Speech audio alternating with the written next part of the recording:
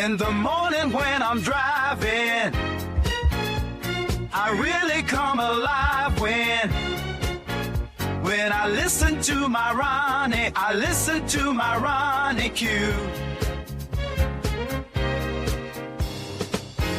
They are rare and they are few who can compare with RonyiQ.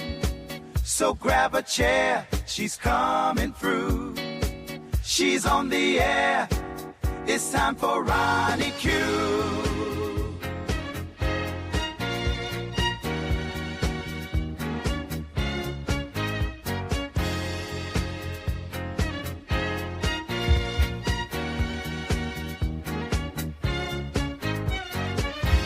They are rare and they are few who can compare with RonyiQ. So grab a chair, she's coming through. She's on the air, it's time for RonyiQ. RonyiQ. It's time for RonyiQ. RonyiQ.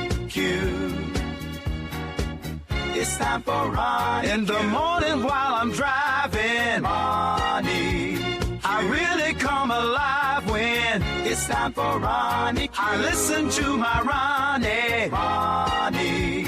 I listen to my Ronnie. It's time for RonyiQ.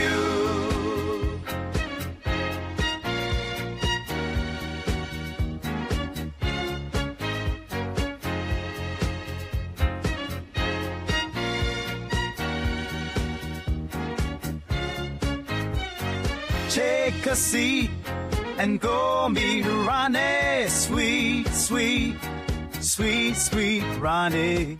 No day complete without my Ronnie. She can't be beat. Sweet, sweet Ronnie.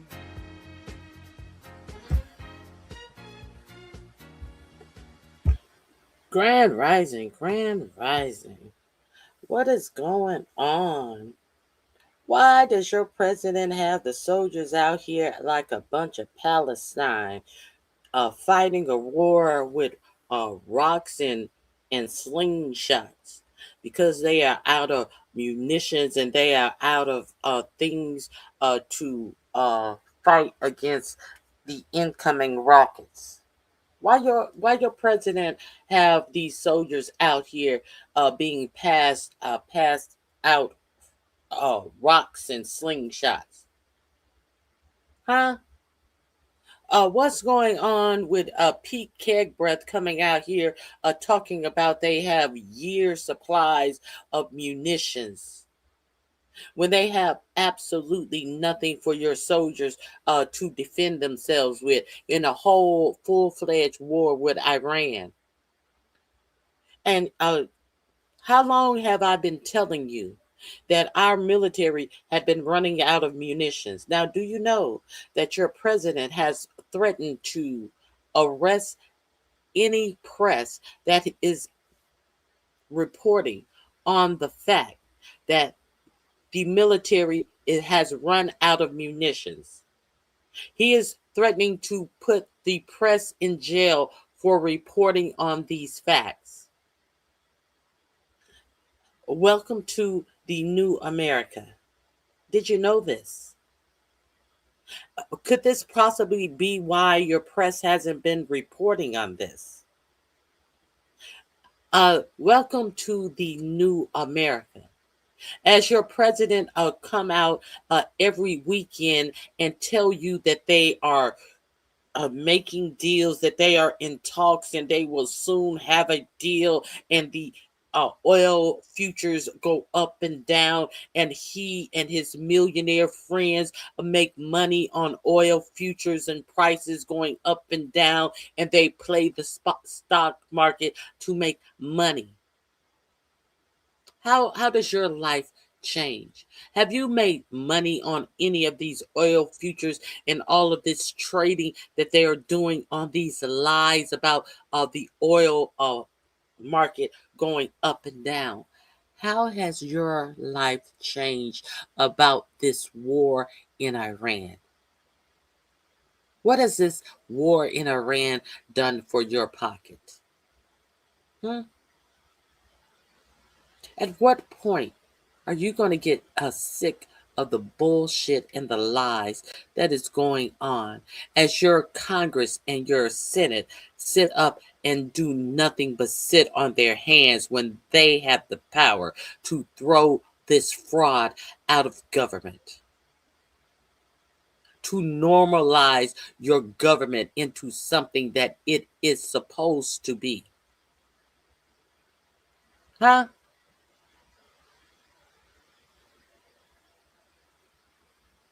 This shit is ridiculous. So, our military has nothing to defend themselves.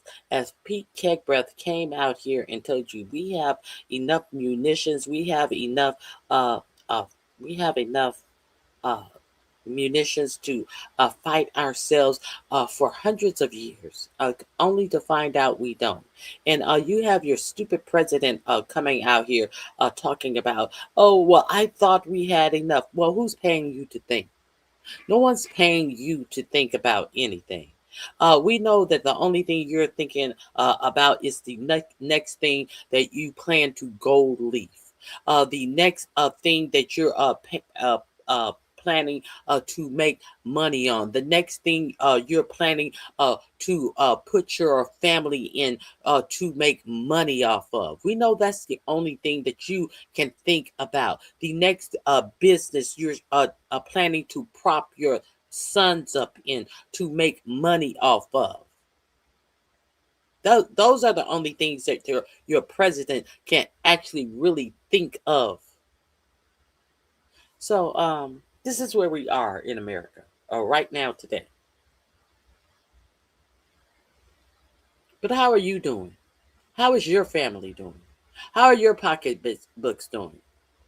As millionaires and billionaires are allowed to breach into your pensions and your 401ks to prop up the IE, the AI bubble. Huh? How are your future retirement earnings doing? Huh? I'm curious. Or do you even know? Are you even aware? Because the media is too busy asking dumb questions. Hi, everyone. Please hit the like button. Thank you for being here.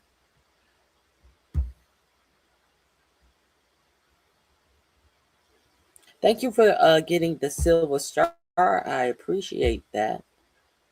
Who is this? A Southern Belle. It's been a long time. It is good to see you.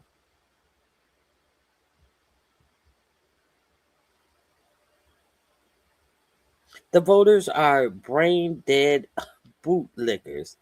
Um, I concur. I really concur. I really concur. Liz Walter. Uh, what red hole did you come out of? I believe the Secretary of War over any of you mediaites. They are not taking money out of my 401k. I'm leaving. Thanks. You're more than welcome to leave. You can believe whomever you want to believe.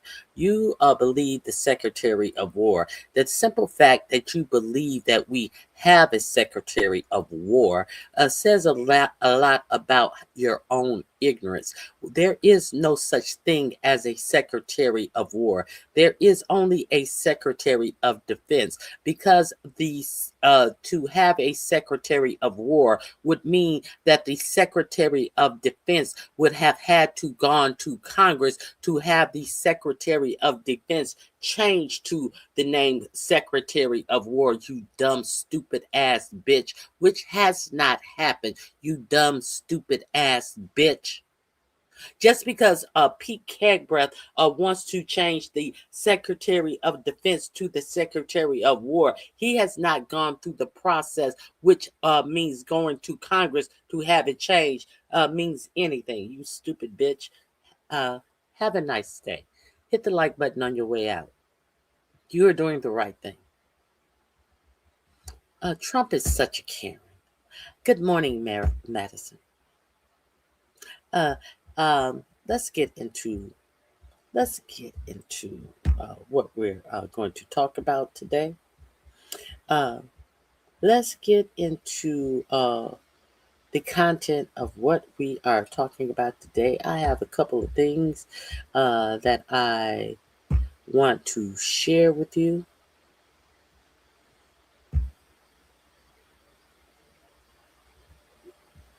Let me get into it.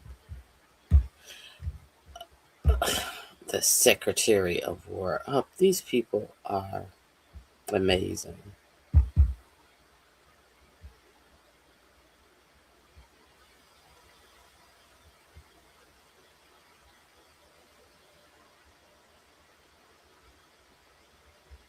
Where is it? Where is it? Hold on 1 second.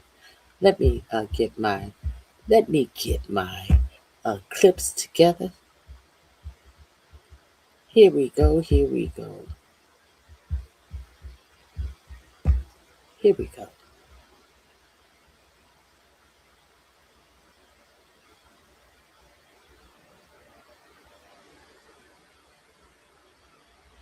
Mm.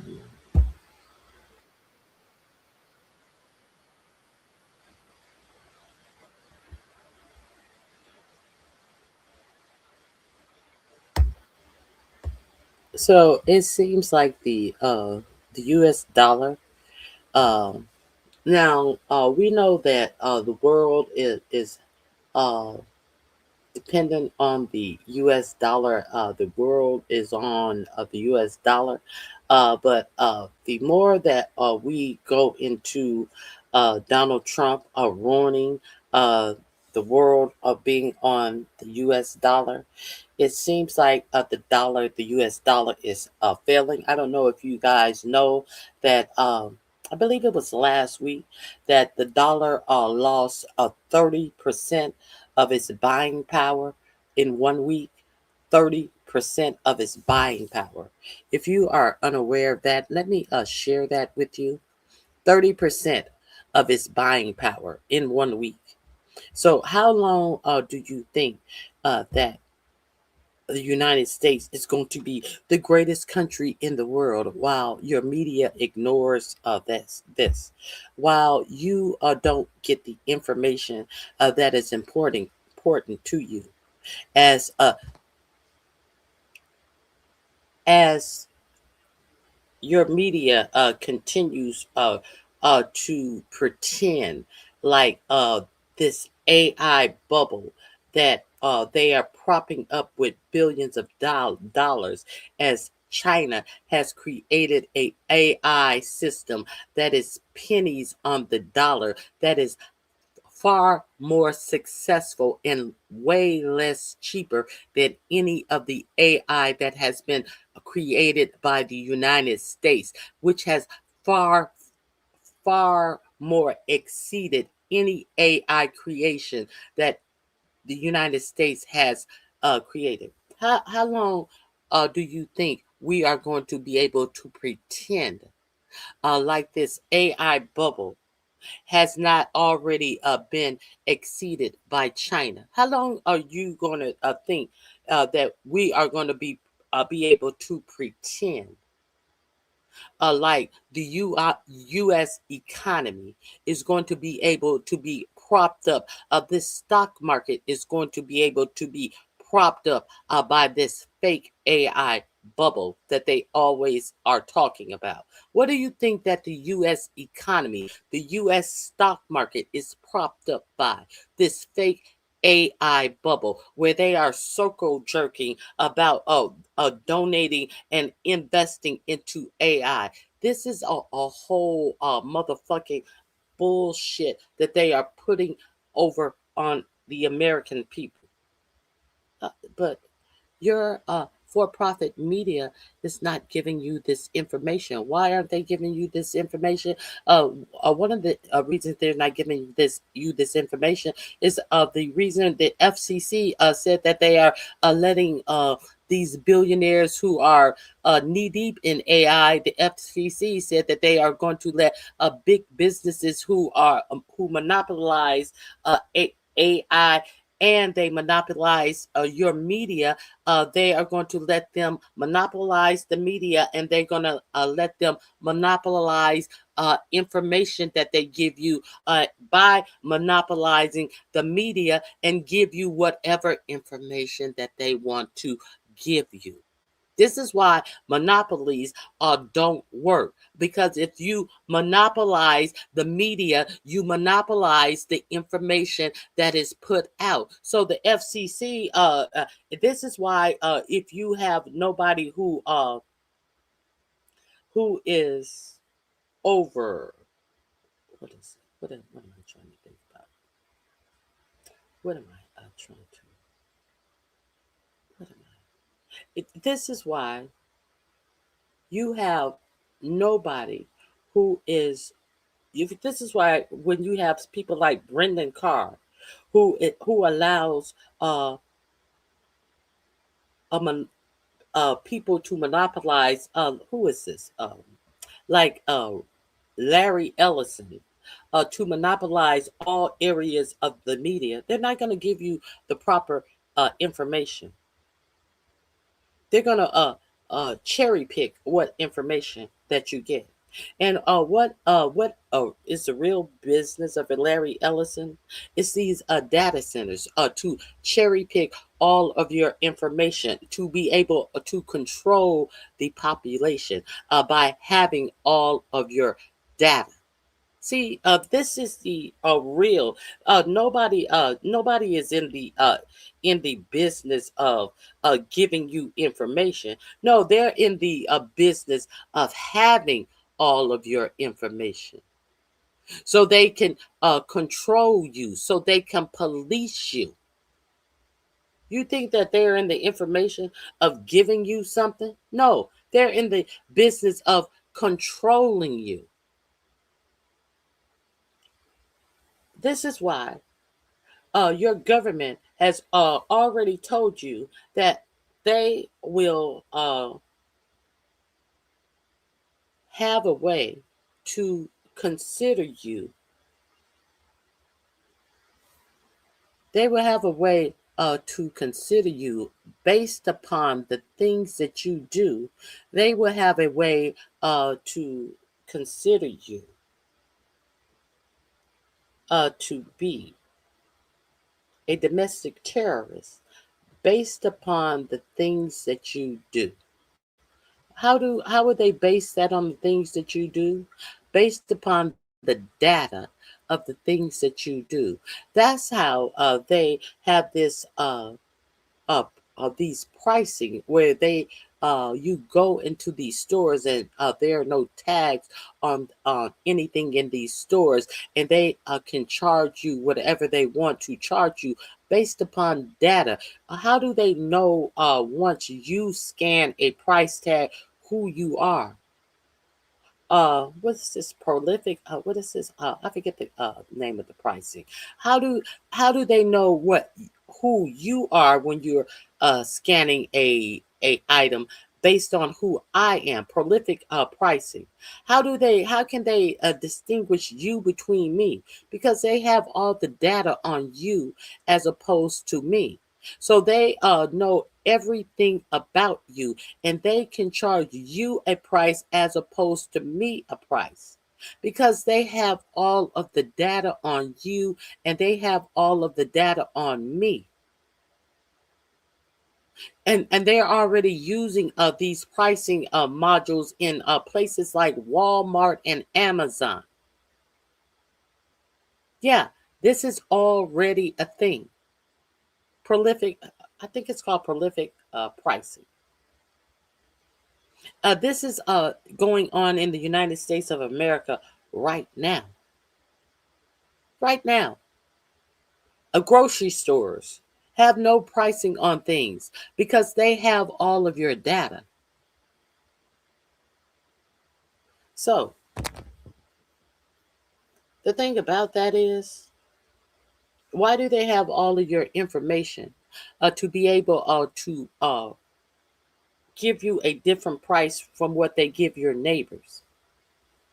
To press you for a different price. Your government said that they will be able to debank you based upon being able to identify you as a domestic terrorist based upon information that they get from things that you do, based upon information about things that you do even before you commit a crime, based upon indicators, not indicators of you committing a crime. No, you don't have to commit a crime. They will be able to deem you as a domestic terrorist to your own country based upon indicators. This has already been uh, instilled into your country. Your own president, your own government has already instilled this as a way to control the population, to instill a way to deem you, to debank you, to take all of your money, to isolate you and separate you from your money and deem you as a domestic terrorist based upon these certain indicators that you don't have to do anything illegal, but they are going to call these things indicators, and they are not specific indicators, and these indicators that they are using are not specifically anything that you have done that are illegal. This is what your government has instilled effective July 7th, 2026. I have been telling you about what is it? What is it? NSPM 7, since way back in September of 2025. NSPM 7 is in full effect. NSPM 7 is in full effect. You are able to be deemed a domestic terrorist in your own country. As millionaires and billionaires, your president, the friends of your president, the family of your president are looting the treasury of this country. And they are able to demean you as a domestic terrorist as you do nothing illegal in your own country. This is what's going on in America right now today. They are going to be able to lock up all of your finances as the American Treasury is being looted right now today. But hey, everybody wants to be on the internet having fun, and RonyiQ don't know what she's talking about, and she doesn't know what she's talking about, and she has to go to Google, and why does she have to use?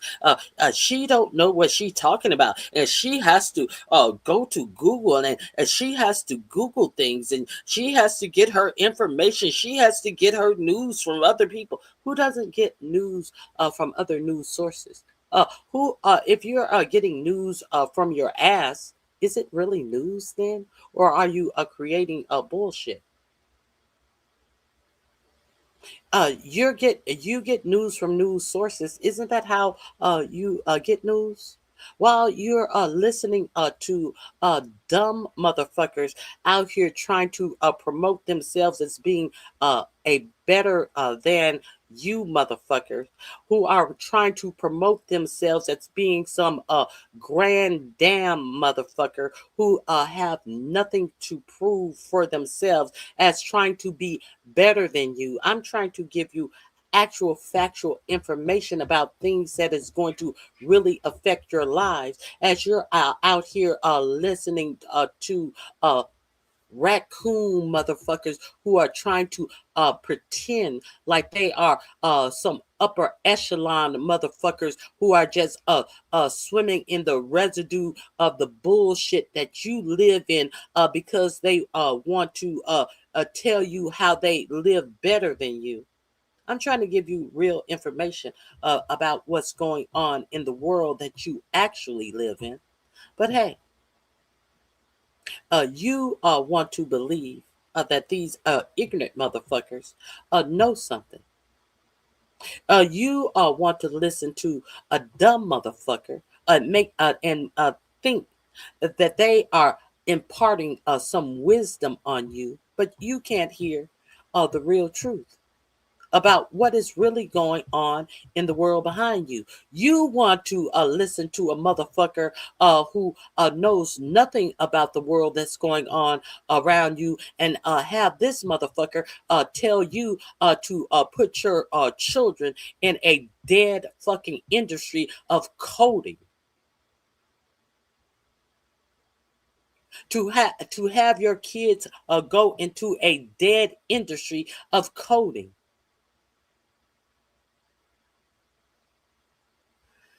Okay. Um, This is what's going on in the United States of America. A motherfucker who's chasing RonyiQ around on a platform at the platform. It's not like RonyiQ even goes on any platform. A motherfucker who's so in his feelings because he got checked about the dumb shit that he's walking around acting like he is the end all and be all on information on the internet. That he is the uh,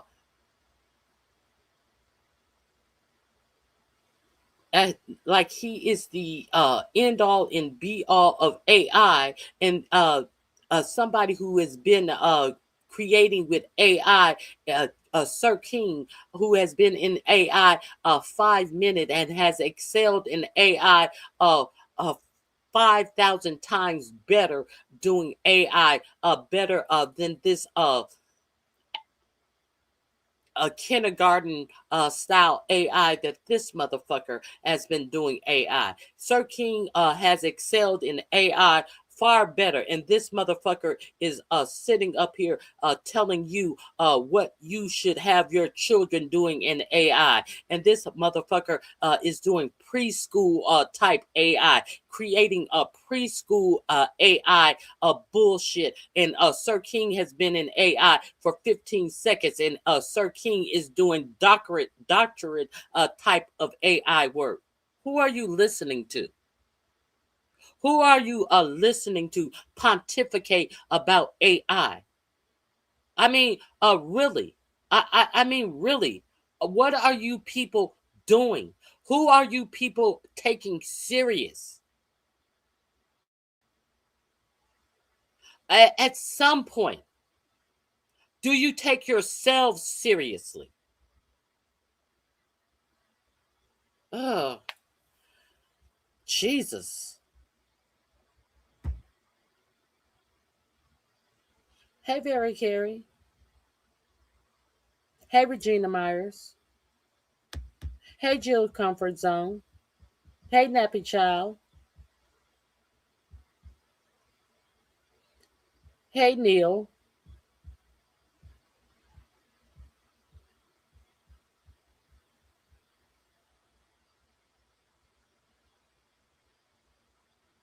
Bye, Pirate. Hit the like button on your way out.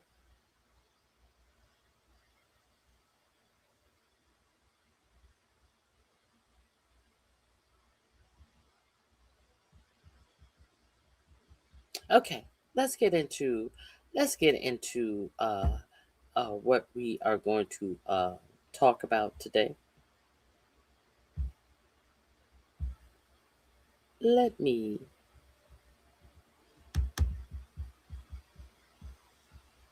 let's get into what we're going to talk about today. We are in a full-fledged war. And our president had is out here lying about munitions that we don't have. I talked about that.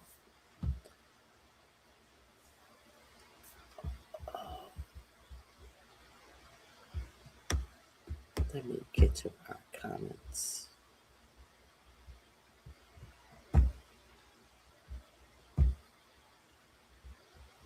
Yes, tap the screen twice to hit the like button. Subscribe if you're not subscribed. Let's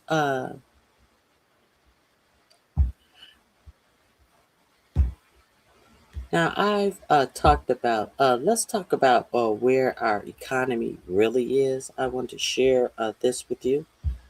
Uh, as we know, a lot of as we you may or may not know, uh, a lot of China and a lot of country has started taking all of their gold out of the Federal Reserve. Let's get into that. If you are not aware of that, you should be aware of that. Why are they doing that? Because they want their fucking gold.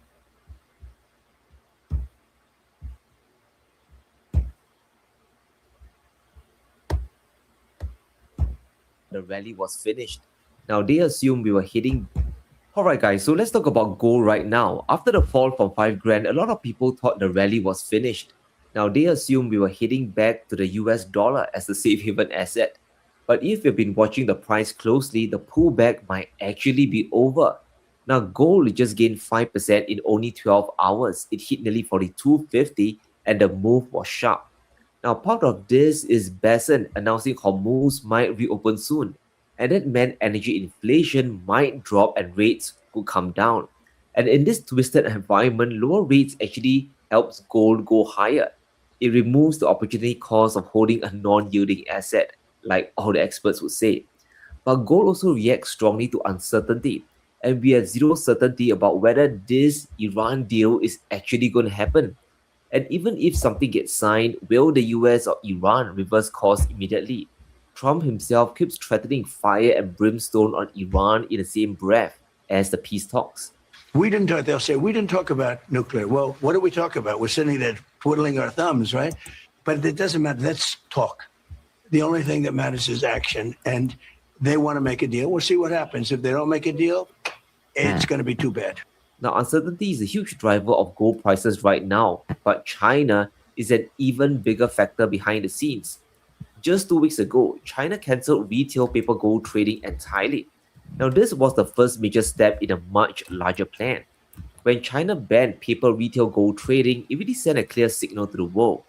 We want the real physical metal inside our country, not paper contracts, not futures, actual gold sitting in the vaults. Now, the reasoning behind this is straightforward when you understand China's strategy. China is using their enormous manufacturing advantage to get the world to trade with them. Now, China's trade surplus hit an incredible $125 billion in June 2026 alone. They exported 412 billion in goods while importing 286 billion worth of products. Now, the growth rate is running at 27% year on year, and that means more and more countries are using Chinese currency to conduct trade. And when the world starts using more RMB, those holders need somewhere to put it. They need a way to earn a return on their yuan holdings. Now, you could put it into Chinese bonds, but the yield is well below 2%, and for some investors, might not be worth the effort. Now, you could buy Chinese stocks, but those swing 5% up or down on any given hour. So it's not a stable store of value for a country managing their reserves. And that is why And we know that they're not putting it in U.S. bonds because U.S. bonds have become worthless. We know that they're also putting it in gold because a lot of countries are are doing trade with the BRICS because they need gold to trade with the BRICS because usually when they were trading with the United States that they needed the American dollar. But because your president has decided to do all of these fucked up tariffs with all of these other countries, all of these other countries have decided that they were going to trade with a more stable trading partner, and therefore people have decided to find a more stable trading partner. And that's why more countries are stockpiling gold to trade with the BRICS. Let's continue. We talked about this over a year ago. Let's continue. China is pushing more towards gold as the answer for everyone. Now, China has been accumulating gold for the longest time, but something has changed significantly in the recent months. Their central bank is now physically moving gold into Hong Kong vaults specifically. The Chinese are draining gold from the West and building up their own storage in Hong Kong. And that points to one very clear conclusion: China wants to make Hong Kong the global hub for buying and selling physical gold. So whatever gold China still had stored in London is now being shipped directly to Hong Kong. And the shift is deliberate and it is accelerating. Now, this is a serious and strategic push with a clear end goal. Once there is enough physical gold in Hong Kong, China's real agenda comes into full view. It will naturally drive up demand for gold as both a long term investment and a safe haven asset. And that is a very big tailwind for prices moving higher from here. Now, just look at the major banks that are supporting the Hong Kong Gold Hub. Standard Chartered, HSBC, and UBS, they are all involved. Major US banks like JP Morgan and Citigroup, they're also in on the action. So American banks, they want to make money from this. They understand the enormous amount of cash that will flow through Hong Kong. And being the middleman in that flow is simply very good business for them. So while the world is still obsessed with holding US treasuries, China is already reshaping the system. They are chipping away at the US bond market's dominance piece by piece, and they are bringing in as much physical gold as possible. And this is the critical first step we have to see. Now, since April, Chinese gold shipments flowing to Hong Kong, they have been flying higher. This was exactly when gold started falling from 5 grand down to 4 grand. But China used that dip to buy even more and more inventory to Hong Kong. And this is simply more demand driving prices higher over time. Now, gold has been suppressed by Western paper exchanges for far too long. And it's not just the Hong Kong vaults accumulating. Chinese retail investors, they're driving massive additional demand as well. Now, the men on the street and professionals in China have been buying non-stop for at least 14 straight days. A total of $1.2 billion worth of fresh gold demand has been added in that window alone. And these funds flow out to global markets and they buy physical gold they can find. They are buying from the Swiss, who are ironically sourcing it from the US. So American gold is flowing to China. The Chinese, they're draining gold directly out of the United States. And there's no sign this process is going to slow down at all. So if you're China, holding US debt simply does not make sense anymore. You are funding the adversary, and you are funding your adversary, actively waging a chip war, an AI war, and a So, the US dollar is worthless. This is what they're telling you. If you are Chinese, if you're Chinese and the US dollar is worthless, what is the US dollar worth to the American? What is it worth to you as an American? Huh? I'm curious. trade war against you. How does that make sense? So buying US treasuries today is incoherent for Beijing. That's why they're moving their reserves somewhere that cannot be frozen, debased, or confiscated. That's why China is moving on two fronts simultaneously. Now they are bolstering their own domestic economy and they're protecting their financial reserves. And a big shout out to our sponsor today, Indigo Precious Metals. When it comes to buying gold and silver, I trust Indigo Precious Metals in Singapore. They have made investing in precious metals safe, fast, easy, and simple for both small and large scale. Okay, so I just wanted to give you this information. The the dollar is on the decline. The link is in my description box. Go over there and it's under the title of gold, not the dollar. That is it, it is in my description box. Please go. Who is this big head under like video? Why do I have Jill's comfort zone big head under like videos? Let me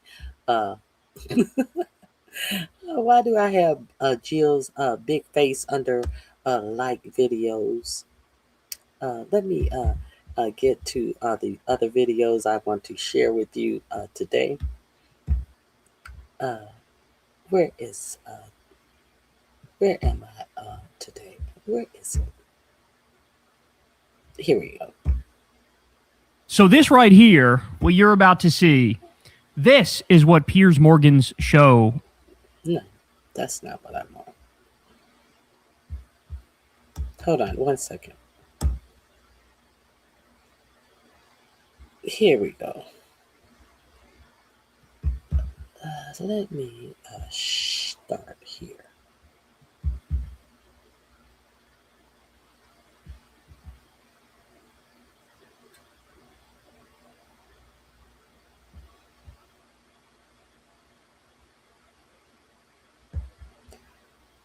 Let me start here.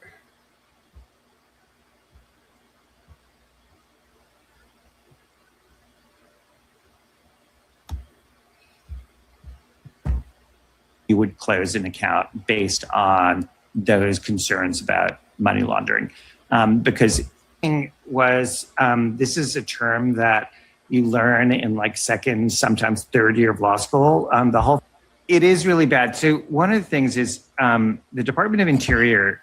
Your president has been crying about how Capital One has closed over 300 of his accounts.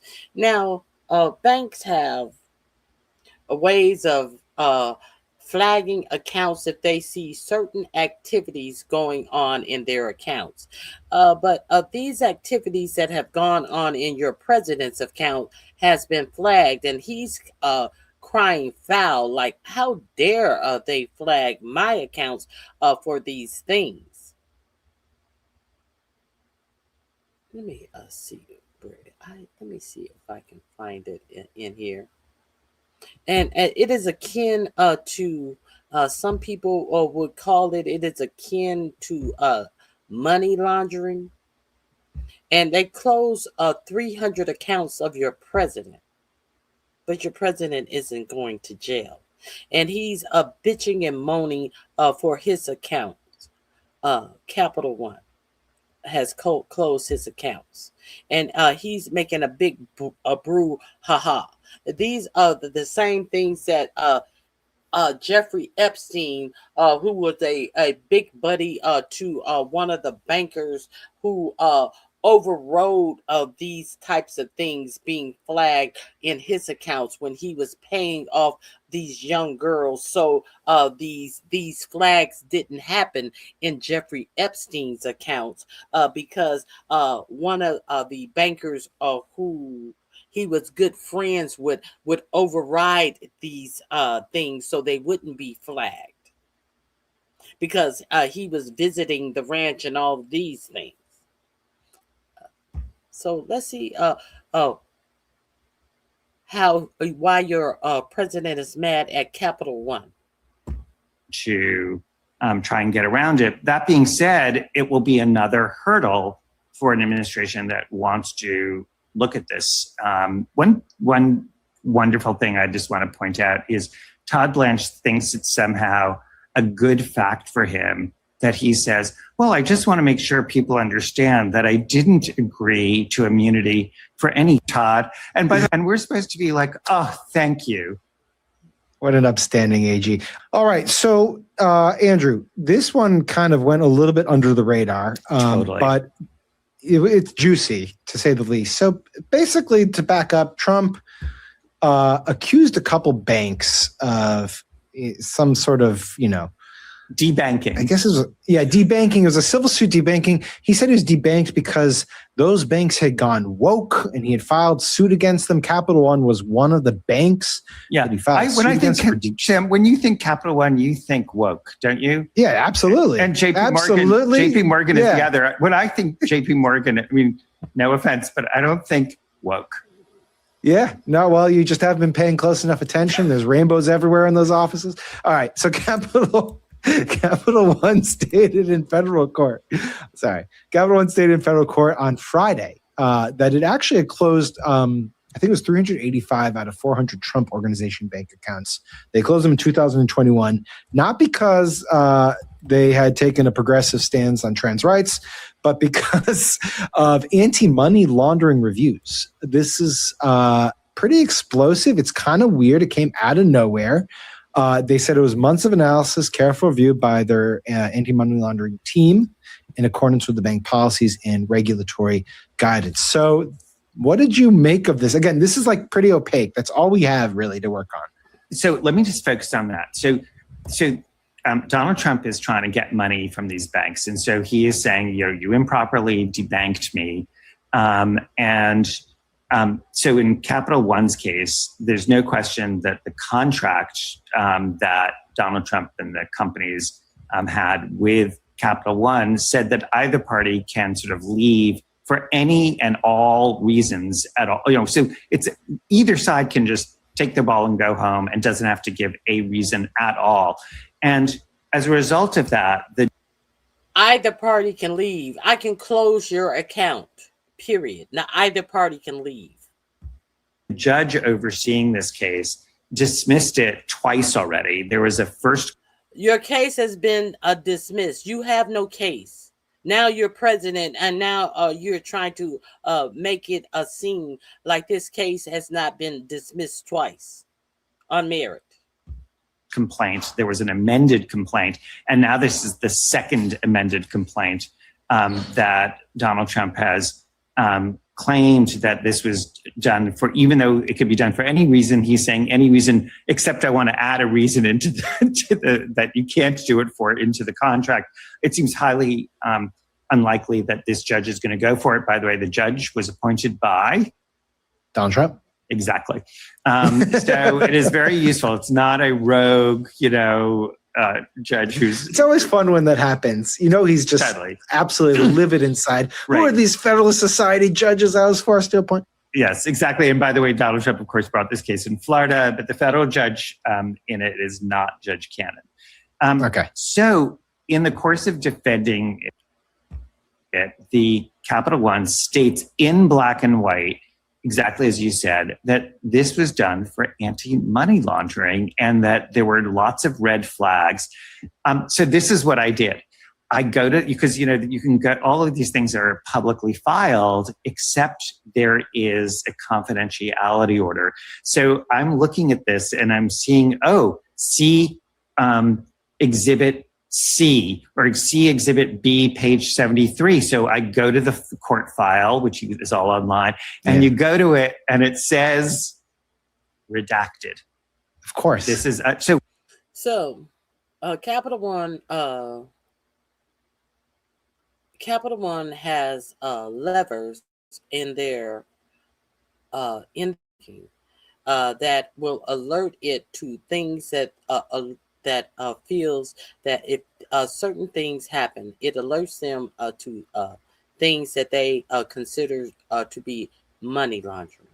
And the alert levers sounded in the 300 accounts of your president that alerted it to things that they feel would be money laundering. And these accounts were closed. It was appealed, and it is being appealed again by your president. Let that sink in. Did you know about that? Or has that been hushed? Has that been hushed? Let's continue. Let's continue.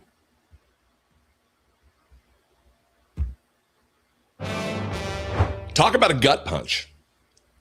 Donald Trump, we're now learning from this exclusive reporting from the Associated Press, Donald Trump allowed, and this is being allowed by Pete Hegseth and being orchestrated by Mark Wayne Mullen and the. Now, we have people over fighting the war in Iran. We got people fighting the war in Iran. The best and the brightest. People over there fighting, losing their lives in the war.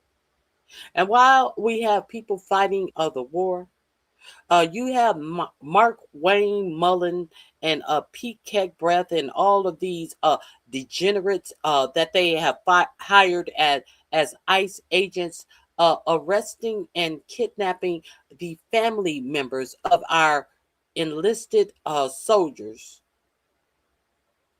Arresting and kidnapping family members of our soldiers and putting them in ICE detention and actually deporting family members of our soldiers. Were you aware of that? Are you aware of that is going on? As you have soldiers fighting and losing their lives with not even enough ammunition to fight and protect their own lives over in Iran. Their family members are being picked up by degenerates who have complaints of stalking their and domestic abuse against their own family members over here, taking the lives of people in the streets of America. Because they have domestic violence complaints against them being hired by the Department of Homeland Security. And they are picking up the families of military personnel and putting them in ICE detainment centers. As our soldiers don't have enough to protect themselves in a war in Iran. Did you know that this is what's going on in your government? Let's continue. DHS and ICE and Border Patrol are kidnapping the families of active duty United States military personnel. My brothers and sisters in arms are expected to serve with selflessness while their families are being tracked, hunted, kidnapped, and deported from the country, while they give of their life, give of their service to this country. They are being assaulted by this country. This is the headline from the Associated Press. Trump's immigration crackdown has detained more than 50 military spouses and parents. President Donald, and by the way, three guesses what color they are. Three guesses if they're white or not.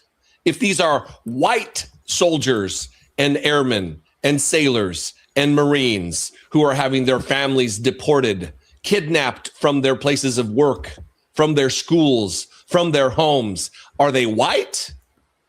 Yeah, right.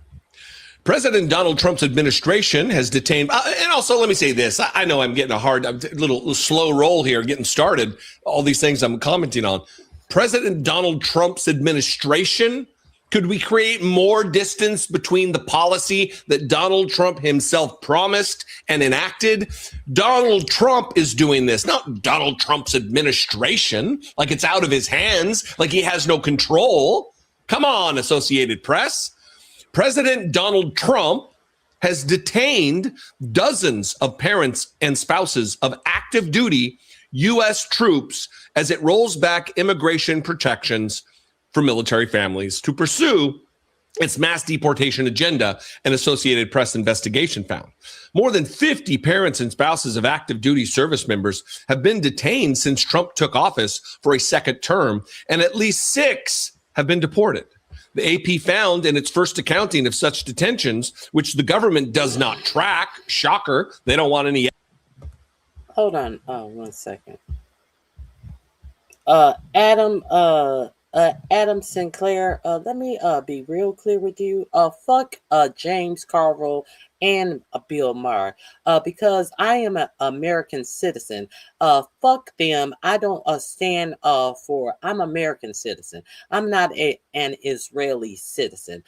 Because Bill Maher wants to lay down his whole life for the Israeli issue. Fuck Bill Maher. Let him take his yarmulke and move over to Israel. Because all of the Israeli issues are most for in the front and foremost important to him. Let James Carville and all of his biases against a Muslim who has won the hearts and the interests of the American populace, who has stated what he wants to do to the do for the American voters. If James Carville wants to lead the Democrat Party, by James Carville. Nobody gives a fuck if your old ass wants to lead the Democrat parties. Nobody is buying into your old. You don't deem who is a part of the Democrat parties, your antiquated ways. You are not the be all say all who gets to be a part of the Democrat Party. Take your old ass and leave the party. You are not the gatekeeper of the Democrat Party, because people are tired of the Democrat Party bowing down to special interests and moneyed group. People want their personal lives to change without bowing down to moneyed interests. The fuck out of here. Fuck James Carville and especially Bill Maher.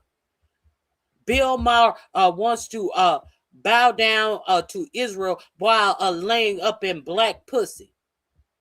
Fuck out of here. Anyway, let's continue. You can't have it both ways. Evidence of what they're doing. At least 8 immediate family members of U.S. service members remain in federal immigration custody. Parents and spouses of people in the military have generally been shielded from deportation under bipartisan consensus for decades. But the AP found that they're now routinely being detained for months as they try to adjust to their legal status through the policies available to service members' close relatives, and even as the military continues to recruit by advertising immigration benefits for enlistees' families. Experts warn that the reversal could undermine military preparedness even as the U.S. is at war in Iran. It's left military members without emotional support and caretakers for their children, delayed deployments, and forced some to take leave. Quote, "How can I even focus on my military career because I have to worry about how my wife is doing?" said Army Sergeant Juarez, who was stationed in Fort Bliss, Texas, when his wife was detained outside a Walmart in front of their 6-year-old daughter in July. But we support the troops, right? It's the family, not only of family values, as I started the show a few topics ago, it's also the party of loving the military and supporting the troops. Is this supporting the troops? A handful of detentions of service member spouses have prompted public backlash and led to intervention by Homeland Security Secretary Mark Wayne Mullen to secure their release. The Department of Homeland Security has said it does not compile data on these cases. Again, we know why. The AP obtained information by analyzing thousands of federal court records compiled by habeas dockets, a project run by the Immigration Justice Transparency Initiative, by reviewing existing media coverage, and by verifying information with family members and attorneys. The actual number is likely much higher than the 51 cases the AP found. The AP asked for comment from the DHS on each case, including the individual's immigration and criminal history, and the agency did not provide specific information about the majority of cases. Now, if you didn't serve in the United States military like I did and many others, maybe in your family, You might not know how much impact this has on readiness, on morale. When you're in the military, they talk a lot about readiness and they tie it directly to, it maps on, morale maps on to readiness.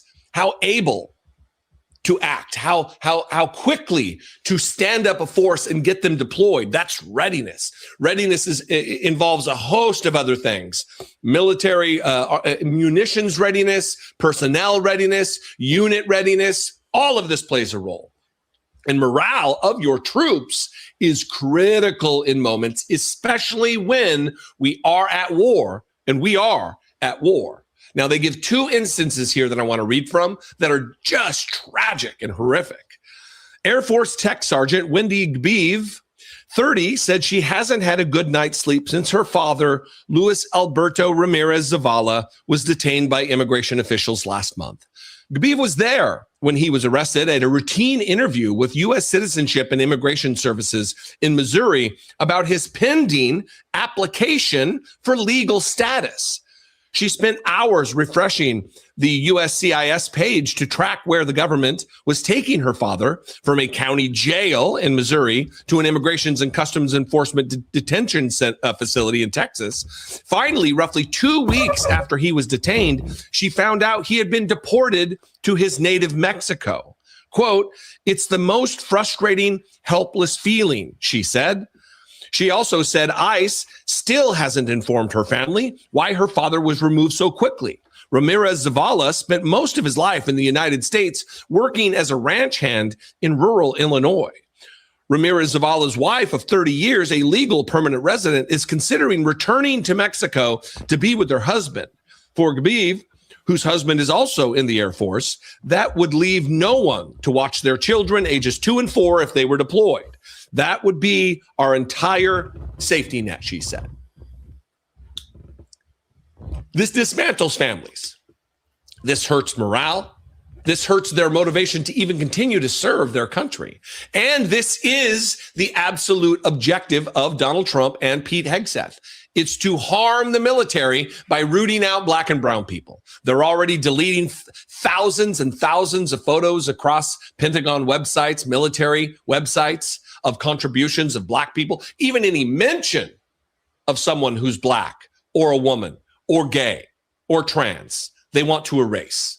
They want our military to be comprised of strictly straight white men. The same weak, straight white men who are always acting like they're victims. Not all the military, but the conservative ones, the Republican ones, they want to act like, oh, we're the true victims. My low sperm count and low testosterone. Give me a shot, Pete. Give me gender affirming care, Pete Kegbrand. I need gender affirming care. Okay. That is in all of these links are in my description box. Please avail yourself to them. Trump's new executive orders. Tonight, President Trump is trying a new way to restrict birthright citizenship and crack down on so-called birth tourism by denying visas to some pregnant women. Very big crackdowns, and this will give us the right to do it in a much more forceful manner.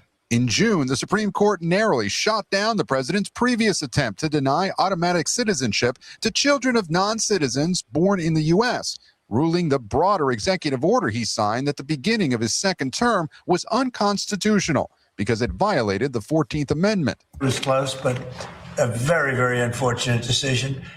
So we're making adjustments because it's very unfair. These new executive orders are more narrow, including applying to children born of foreign diplomatic staff working on behalf of another government while in the U.S., children of people who belong to federally declared terrorist groups, and children born of mothers who enter the U.S. solely for the purpose of having a child on U.S. soil, known as birth tourism. They've taken birthright citizenship and they've made a joke out of it. They're buying their way in, and we're not going to let it happen. The White House calling it a broken system, allowing foreigners access to U.S. government benefits. If you're telling a consular officer you're here as a tourist, but your true purpose and intent is to go to a baby mill, give birth, and try to mint an American citizen while you're here, then you're committing a fraud against the American government. But tonight, LULAC responding the 14th Amendment is not a policy preference. And Gabe, tonight we're already hearing from potential legal challengers to the president's actions. Yes, Tom, several groups are looking through these executive orders tonight. The ACLU tells us no matter how many executive orders President Trump signs, birthright remains the law of the land. These people are just deplorable. They had a first swipe that's swiped down by the Supreme Court, and now they're going back and back and back with that big bobblehead. It's why we've been doing interviews with Black media. Now, James Tallarico, I don't know why there is a question if James Tallarico should win the vote, why Black people should vote for James Tallarico.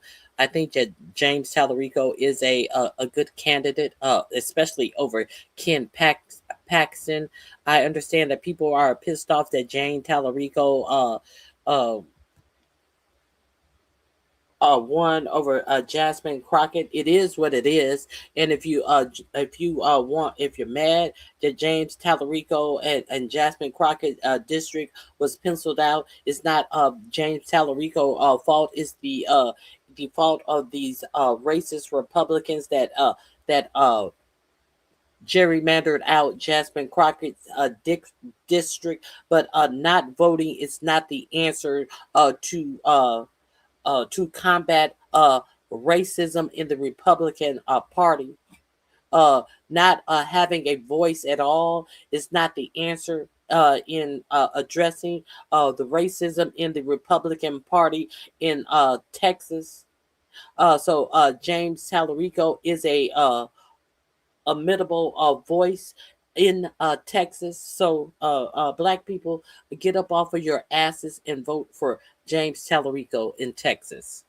So I have been talking about James Tallarico in Texas since James Tallarico was in I think he was in the state Congress or state Senate in Texas when he was the voice fighting to keep the 10 Commandments out of the schoolroom, the 10 Commandments out of the classroom, and what was it? The 10 Commandments and the Bible out of the classroom.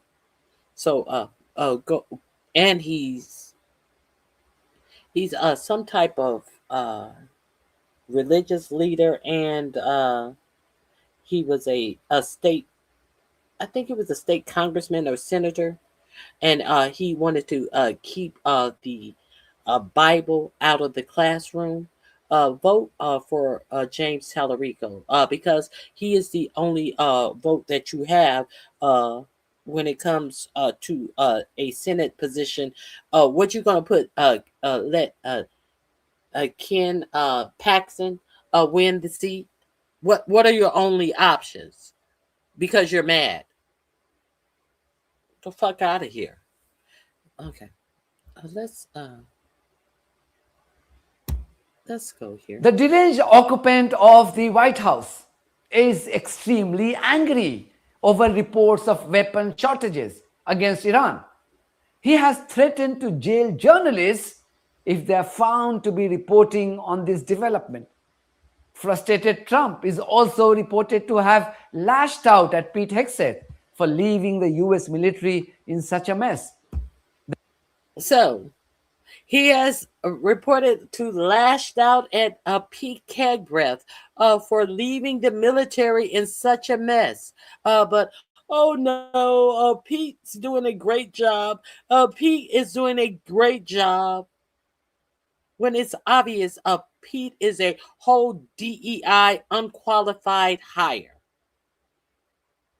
And look at the state of our military in the middle of a fucking war. The Iranian parliament speaker has mocked Trump for his fake threats and another embarrassing U-turn. The Houthis have attacked the Saudi-backed forces of the Yemeni government, leaving at least 58 dead. More than $150,000 have been raised to support a young, brave girl, Ariana, who was fired by Burger King for chanting Free Palestine slogan to an Israeli man. This will be the broad focus of my video tonight. Also in this video, an Australian judge currently heading the Royal Commission on Anti-Semitism has condemned Israeli sympathizers for threatening and abusing a lawyer for the Palestinian group using Islamophobic tropes. So please stay tuned. Israeli slave Donald Trump today reacted furiously to a Reuters report on the complete depletion of weapons stockpile in the US military. He took to his social media, Truth Social, to threaten journalists with lengthy jail sentences if they reported on the weapons shortage gripping the US military. In one of his posts, he wrote, and I quote, "The US has massive amounts of munitions, especially of certain types. Additionally, large amounts are being manufactured and shipped to the US as needed. Defense companies are building the largest numbers of plants and factories in our country's history. The leakers of these treasonous statements are being hunted down. Long-term jail sentences will be sought. President DJT," end quote. But that was his public posturing to stop reporters from reporting the truth, since this exposes his criminal act in jeopardizing the safety of US military personnel. Is America great again? Is America great again? Threatening journalists of these leakers. These leakers came from the military. The military has been leaking this information, this factual information. Your president came out and said that they have, while we are out of these different interceptors that may be that may be the more preferred interceptors. We have these other ones that are, they may not be the best interceptors. They may not be the best interceptors, but they are good enough. And you're talking about you're going to put people in jail who are reporting the facts. These leakers. And we have these, and they're not the best, but they're good. These leakers, these people who are doing their jobs, reporting stories. You're threatening them with jail time. Is America great again yet? Have we made America great again yet? Is this something that you're putting out on your live social media and charging $100,000 a month that people can get earlier and by paying $100,000 a month to get these type of tweets early, so they can profit off of? In his war of choice. But privately, he's trembling with fear. Behind the scenes, reports suggest that Trump has privately expressed frustration to his racist thug cabinet colleague Pete Hegseth over a dwindling US precision missile stockpile. And as we approach another weekend, Trump is back to manipulating stock markets by claiming that the war with Iran will be over soon. Pretty soon again, based on everything I see, as soon as the war ends. And I think it's going to end pretty soon. I don't think they can go much longer. Yeah, please. Has a deal been reached to reopen the Strait of Hormuz? Well, I don't want to say it has been. It's sort of open right now. We have a thing called the blockade headed up by the U.S. Navy, and we control it. And now we control it, but they can always shoot something. They always have something or drop a mine. And if you have one mine sitting out there, you sort of mess things up because people don't want to take their billion-dollar boats and accidentally get hit by a mine. But I think we're doing very well. I just, I'm involved in the negotiation. I think we're doing fine. It could be soon, yeah. Iranian Parliament Speaker Mohammad Bakr Kalibaf used the opportunity to mock Trump for his fake threats and his imaginary claims on holding direct talks with Iran. He wrote on Twitter, and I quote, "Massive attack coming. Wait, never mind. They want to negotiate." That's theater diplomacy on loop. Using bullying plus broken promises plus fake news as leverage is a failed strategy. Acknowledge the facts and fulfill your commitments. We don't need more theater. End quote. Elsewhere, Yemen's Ansarullah fighters, also known as the Houthis, today launched a brutal military attack against the Saudi-backed government forces in Yemen. At least 58 Yemeni government soldiers are believed to have been killed and dozens more wounded in a series of coordinated Houthi drone and ballistic missile attacks. Basically, the Houthis targeted military training camps in central and eastern Yemen. The devastating assault marks the bloodiest military escalation in Yemen's civil war since the UN brokered truce was enacted in 2022. This is what the Houthis military spokesperson, Brigadier General Yahya Sari, said in a statement. بيان صادر عن القوات المسلحة اليمنية بسم الله الرحمن الرحيم قال تعالى فلا عدوان إلا على الظالمين صدق الله العظيم إمعانا من العدو السعودي المجرم في مواصلة الحصار والعدوان على شعبنا اليمني العزيز منذ ما يقارب 12 عاما فقد رصدت قواتنا المسلحة تحشيدات عسكرية سعودية كبيرة كانت في مراحلها النهائية تهدف إلى التصعيد على المحافظات الحرة والشعب اليمني لثنيه عن موقفه في إنهاء الحصار الظالم وعليه فقد قامت قواتنا المسلحة بعملية عسكرية واسعة ونوعية استهدفت تحشيدات العدو السعودي في مناطق الرويك والعبر والثانية ومعسكرات أخرى تابعة لما يسمى الفرقة الأولى والثالثة طوارئ بعدد كبير من الصواريخ البالستية والطائرات المسيرة. وكان من نتائج العملية ما يلي: مصرع وإصابة المئات من مرتزقة العدو السعودي، تدمير وإحراق عدد كبير من معسكرات وتحشيدات ومخازن وأسلحة العدو السعودي في منطقة الوديعة شرقي البلاد، تدمير عدد كبير من الآليات العسكرية المتواجدة في المعسكرات المستهدفة. إن القوات المسلحة اليمنية تحذر العدو السعودي المجرم من أي حماقة يرتكبها ضد بلدنا وشعبنا، وسيتحمل عواقب أي تصعيد. ننصح المغرر بهم والمخدوعين من أبناء بلدنا بمغادرة معسكرات العدو السعودي والعودة إلى مناطقهم قبل فوات الأوان.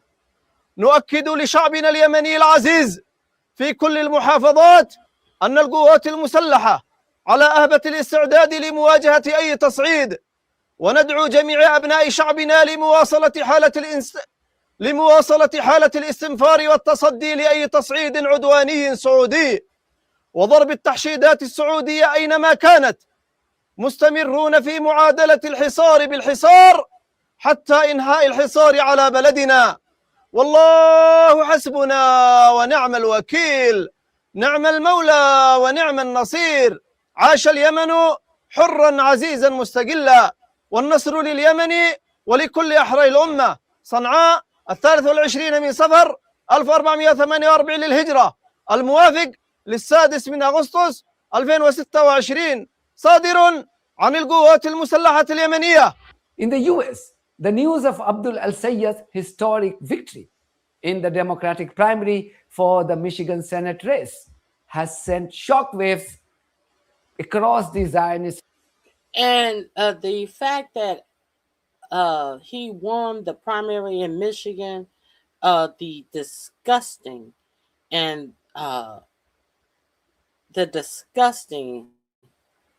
shit that is coming out of the fear that is coming out and the hatred that is coming out of these Americans, these Zionist Americans, that is coming out because somebody has spoken up for the American interests. All of this Zionist hatred that is coming out because somebody spoke up for not representing Israel.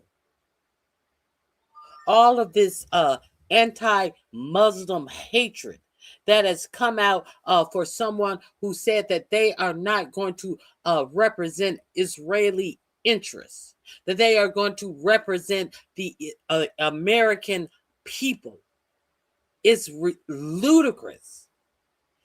This man came out and said that he is going to represent the American interests. And all of this anti-Muslim hatred, which has been proven ineffective with the voters. Keep on with this ignorance. Nobody is supporting this Israeli interest in the United States, and the more you ignorance come out here with this Israeli interest, there was over a $60 million from AIPAC that was put up against Al Sayed in Michigan, and he lost the race. And a lot of people talked about, oh well, he barely won the race. He should have won. He was expected to have won the race by more than what he won the race by, and he barely won the race. You know why he barely won the race?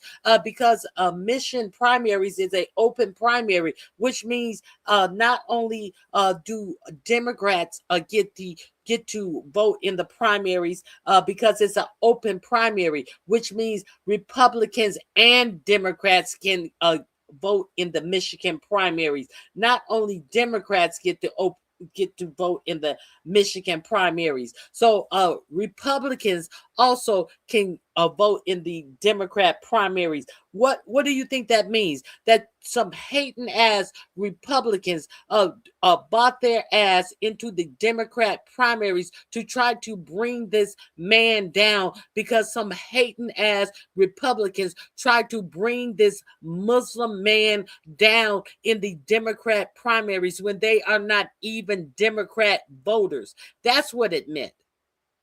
Some hateful ass anti-Muslim people try to get him to lose in the primaries when they don't even vote Democrat, and he still won.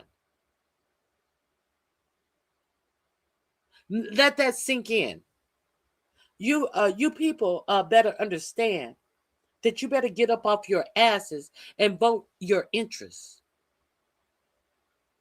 Because motherfuckers who absolutely don't have your interests at heart will try to do anything to subvert your interests. Okay, so let's continue. Landscape in the country. After J.D. Vance used Islamophobic trope to indulge in fear-mongering, his boss, a notorious racist and Islamophobe, went a step further. And the polls were wrong again last night when they thought it would be a landslide victory for a hater of Jews and a hater of Israel. This guy hates Jews. Somebody said, oh, that's a little strong. No, he hates Jews and he hates Israel. Jonathan Greenbelt from the ADL was seething in anger. But I don't think anyone cares about what he or his fake organization have to say. Jews across the state of Michigan are seeing the results come in from the Democratic primary. Throughout the campaign, ADL has called out nominee Abdul El Sayed for peddling in anti-Semitic tropes, saying things like the only reason that people support the state of Israel is money, or for campaigning with notorious bigot Hassan Piker. Campaign trail rhetoric and actions send clear signals about what a person believes and what a political party thinks is permissible. As ADL works to protect, advocate, and educate in order to serve the Jewish community, fight anti-Semitism. You know what? Oh, you know what kills me? They talk about Hassan Piker. They talk about Hassan Piker, but they have no problem talking about the AIPAC money that goes in. They talk about they have no problem talking about all of the money that comes in that support of Israel and what Israel has produced in Palestine. Nobody wants to talk about the results that Israel has had in Palestine. Nobody, people want to ignore what Israel has produced in Palestine. Oh, we supposed to be okay with what Israel has done and produced in Palestine. But we're supposed to talk about Hassan Piker. What Hassan Piker has said. Who has Hassan Piker hurt, harmed? What lives has Hassan Piker taken? But everybody is supposed to be okay with the IDF. And what Israel has done in Palestine. Everybody is supposed to be okay with the IDF and what Israel has done in Palestine. Make that make sense. In taking $60 million from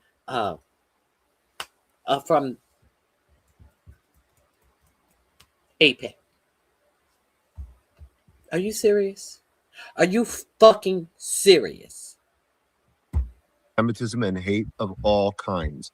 We will continue to call out politicians and parties that traffic in anti-Semitism, that dress up bigotry with the disguise of social justice. We are not going to stop. And we will keep calling on political leaders and candidates from both parties to reject anti-Semitism and to commit to combating it whenever and wherever it occurs. The wind of change has finally blown in the US, heralding the era of a new America. To see another example of Americans showing their disgust to anyone who is even remotely seen as a sympathizer of the genocidal entity of Israel, watch this clip. In this video, a so-called medical professional, a self-professed Zionist, is hounded out by a group of awakened Americans. Their time is up. Enough of fooling Americans to exploit their money to commit the worst Holocaust in living memory. This is a small clip. The longer version is there for you to watch on our Telegram channel. Details are on your screen and also in the description of this video. I am a Zionist. That's Look right. at the definition. That's right. Baby killer. Yep, everybody knows what Zionism is. What do you Supremacy, baby This killing. What do you do for Evil people? What do you do for people? Do you feed the homeless? Do you help anybody? Yes, we do. Or do you just We do. protest? We absolutely do. Seriously? What is your problem? Back off, Steinberg. Back off. This is the rudeness. This is why they're hated by. That's why he needs this protection. He needs protection from everybody. From a woman. Bitch. Do something. Do something. Do something. You were gonna say you were gonna do something, right? That's what I thought. You do That's not. You ruin your cause. Be careful. You ruin your own cause. How do I You and ruin your my big how do I mouth ruin my husband. cause? That's hilarious. How do I ruin my cause? Tell me. Because you're lying. How am One I? lie after another. All these dead babies, mutilated babies, are the whole world's eyes work. Your eyes might be closed because of fucking settler, fucking Zionist settler. Here's another example. A brave young girl called Ariana sees an entitled Israeli man in her Burger King outlet who tries to flaunt his Israeli identity. The girl doesn't hesitate for a moment before yelling "Free Palestine" on his face. Burger King is now facing global condemnation, and rightly so, and a renewed call for a boycott for firing this brave girl. Watch this girl defend her action here. Ariana, what did you say to me? What did you say to me, Ariana? What did Okay, Ariana. Hello, everybody. My name is Ariana Hamilton. I am the person from this video. First is my side of the story. I'm gonna keep it real short and simple.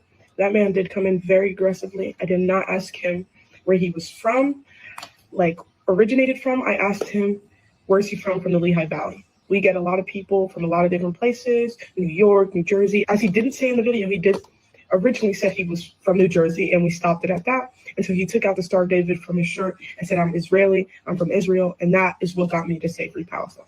Absolutely, I wasn't going to back down on Free Palestine when he put the camera in my face. That's just not somebody I am. I will forever speak on my views, and I will never be scared to say what I think. I just wanted to say my whole point of saying Free Palestine was not to spread hate, because the reason I was fired was because I discriminated against him and I had said hate speech. That is not what I wanted to give out. That was not my intention. My intention was to speak all my views, because absolutely I say Free Palestine, free Gaza, stop the genocide. Because what's going on right now is more than any of us could imagine. We're not living in it, so we don't know what it is or what's happening or like experiencing it. We're not experiencing it, so we think it's nothing, but it's absolutely something. Kids are dying. Kids haven't been to school. Kids are supporting kids. They're not getting food. They're not getting water. Their parents are dying in front of them. There's more amputees in Gaza alone. This is not okay. It's not okay, and I will continue to speak on that fact. Free Gaza, free Palestine. But it's a lot's going on right now, and I'm trying to keep to myself, because the threats I've been getting from people from Israel have been absolutely insane.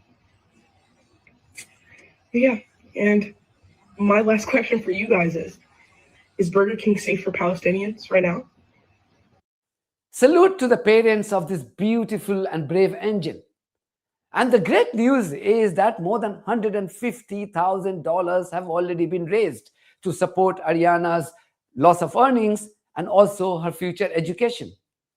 In the UK, Professor David Miller's victory against the University of Bristol has now prompted TV series Lose Women star Nadia Sawalha to take legal action against ITV.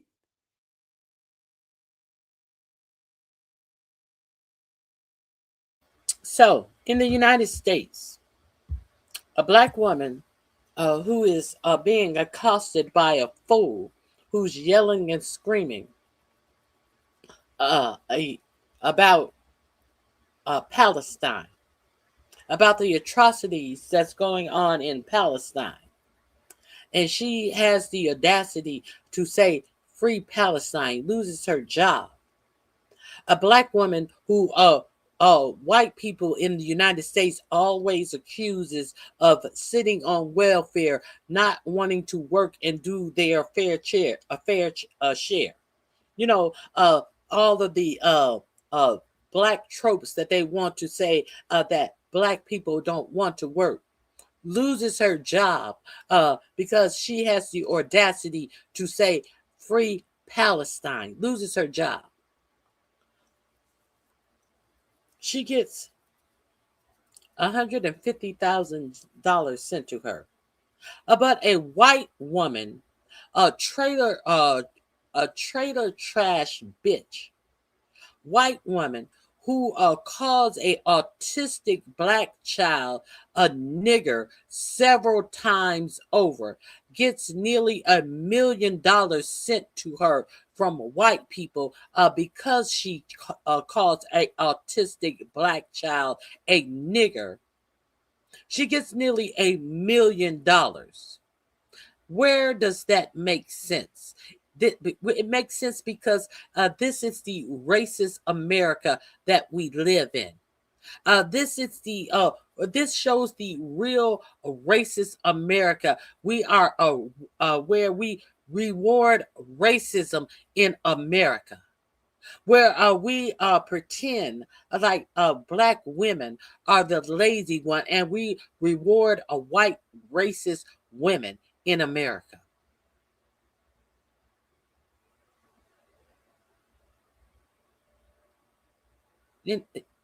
Any questions? Any denials? Are we paying attention? Are we going to deny what America is and what we see of America? And the bitches garnered more money because she has been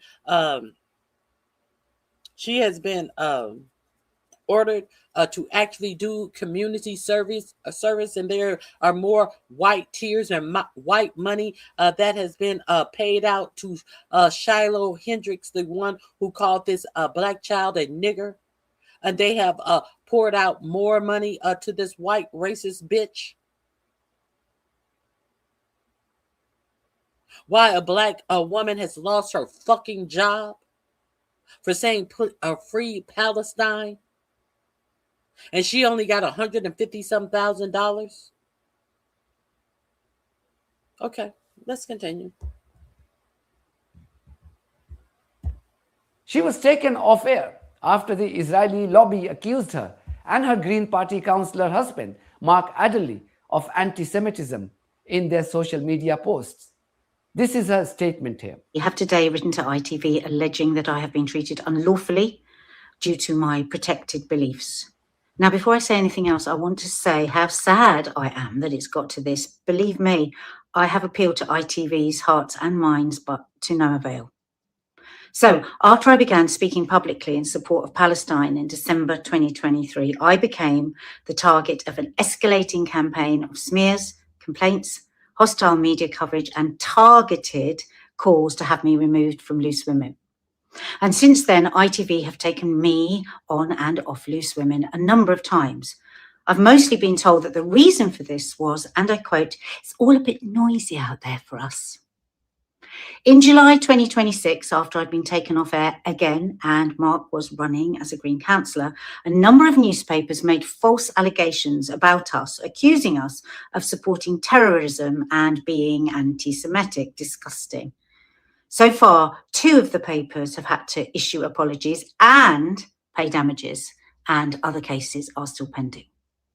Now, around the same time, an open letter from a group of prominent pro-Israel media figures apparently sent a 20-page document to ITV urging them not to reinstate me. No one has yet paid me the courtesy of allowing me to see the letter or answer the accusations.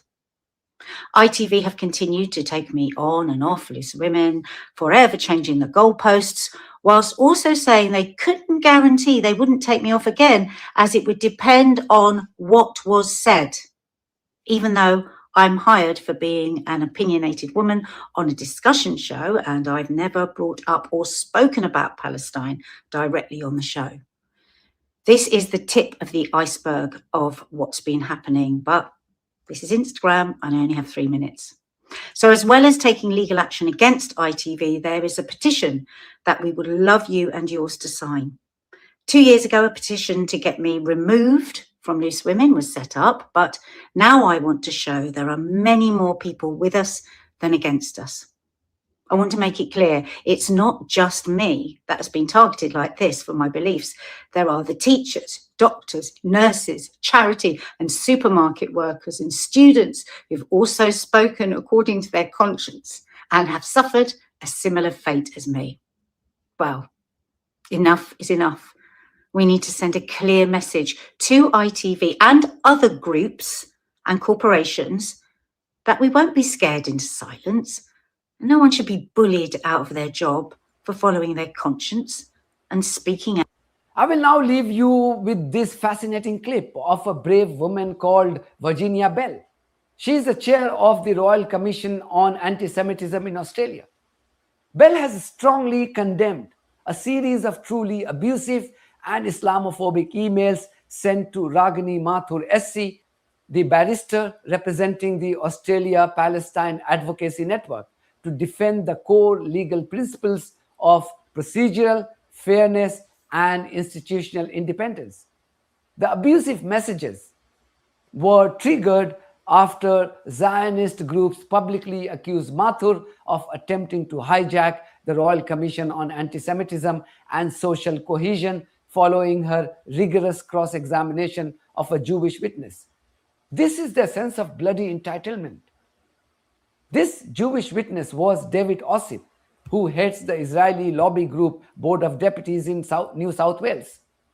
He took objection to the fact that he was subjected to grilling for the genocide. This was one example of his grilling. Between 2008 and 2023, 7 October 2023, roughly 6,600 Palestinians had been killed by the Israeli security forces. That's the context, is it not? I mean, that's your assertion. I wasn't prepared for this. There's no way I can actually comment on that. It's your understanding, isn't it, however, that in the period of 2023, the United Nations Office for the Coordination of Humanitarian Affairs called 2023 the deadliest year for the West Bank Palestinians since it began recording casualties in 2005.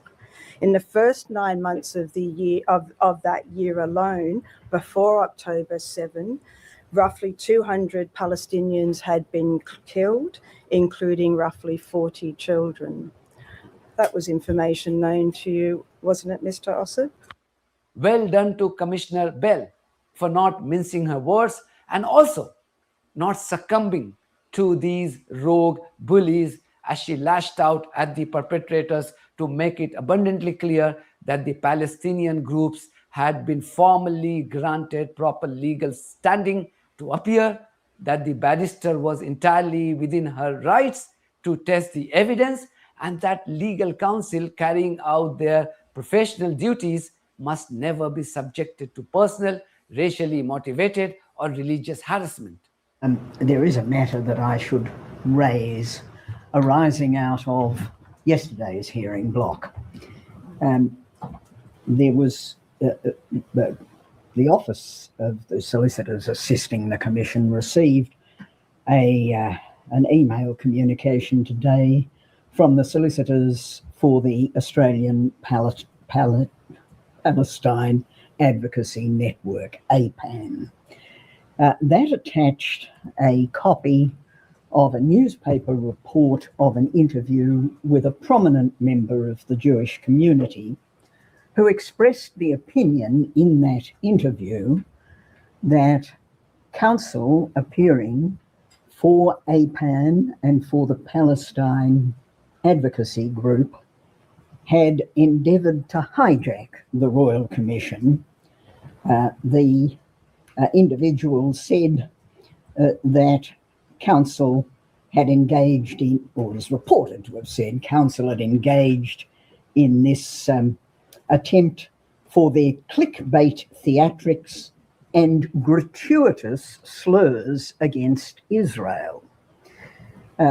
Following the publication of that interview, I am informed that Ms. Mather of Senior Counsel, who appeared yesterday for APAN, received a series of truly abusive Islamophobic emails that I will have marked for identification, but that I don't propose to describe in further detail. 2 points should be raised. The first is that Ms. Mather did not hijack this Royal Commission. Ms. Mather was appearing for an organisation whose interests were substantially and directly affected by the subject matter of yesterday's hearing, in that trenchant criticism was being made of the representatives of that organisation. Ms. Mather's cross-examination proceeded based upon a limited grant of leave.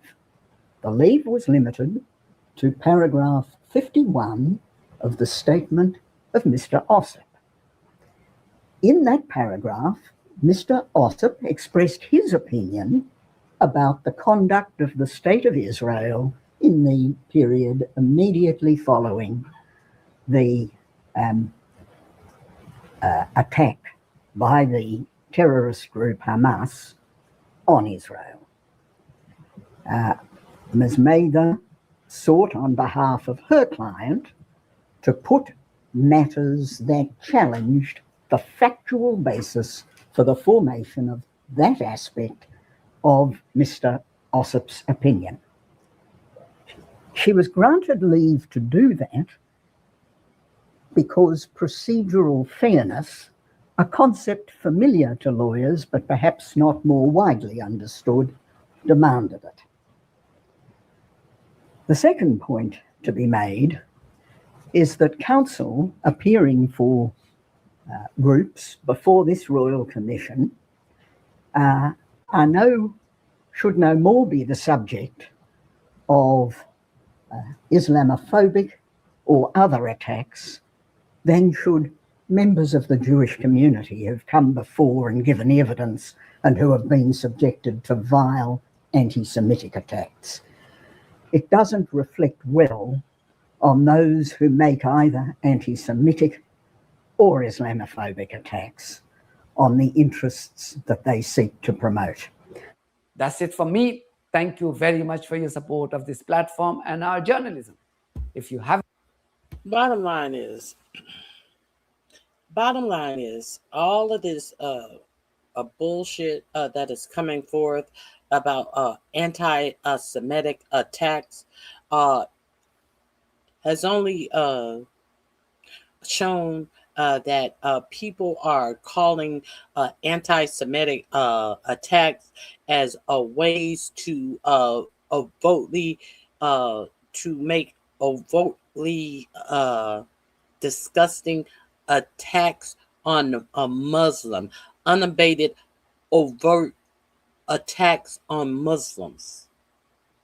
There are no anti-Semitic attacks being put on Muslims. When Dr. Assad says that he wants to offer a free health care for Michigan residents, that is not an attack on Jewish people. The fuck out of my face with this dumb shit. So American people, you better understand who have your best interests at heart, and understand that you better understand what is in the interest of yourself as an American citizen, and understand what country you live in, and who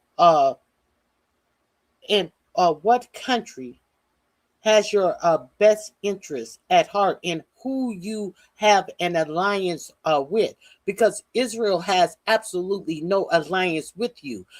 Israel only comes to America to take your dollars, to engage in wars, to enlarge and only protect the interests of Israel, which actually absolutely does nothing for your American interests. Israel is the Israeli interest is only for Israel to enlarge Israel, in my opinion. Let's continue. The fuck out of here. Let's continue. Where are we? Where are we? Where are we? We're not there. Where are we? Here we are. Let me see. Donald Trump is objectively the most corrupt president in American history, and it's something that this channel has spent quite a bit of time discussing at length to try to communicate that to the American people. Now, Republicans are demanding Trump's impeachment. Are you kidding me? Is there something that the Republicans are finally demanding that Trump be impeached for? Can we take this seriously? I'm pretty sure we cannot. Well, Trump just pulled another stunt that is, of all the terrible, disgusting, corrupt things he's done, arguably the most corrupt thing he's done yet. And it's so bad that some Republicans are now openly calling for him to be impeached and removed from office. That's how bad this is. But before we unpack all that, if you end up liking this video and you want to support the channel, please be sure to hit the like, subscribe, and alert bells before you go. All right, folks, before we hear from some of these Republicans, I want you to hear from Democratic Senator Chris Murphy, who breaks down what the hell Trump just did. And then you're going to hear it from a conservative Republican perspective.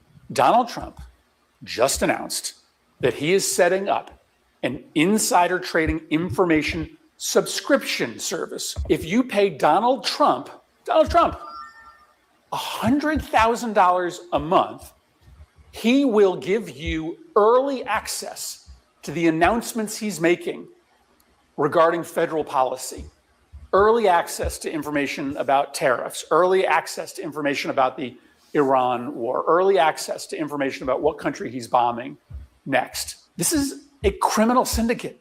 Let's make insider trading legal.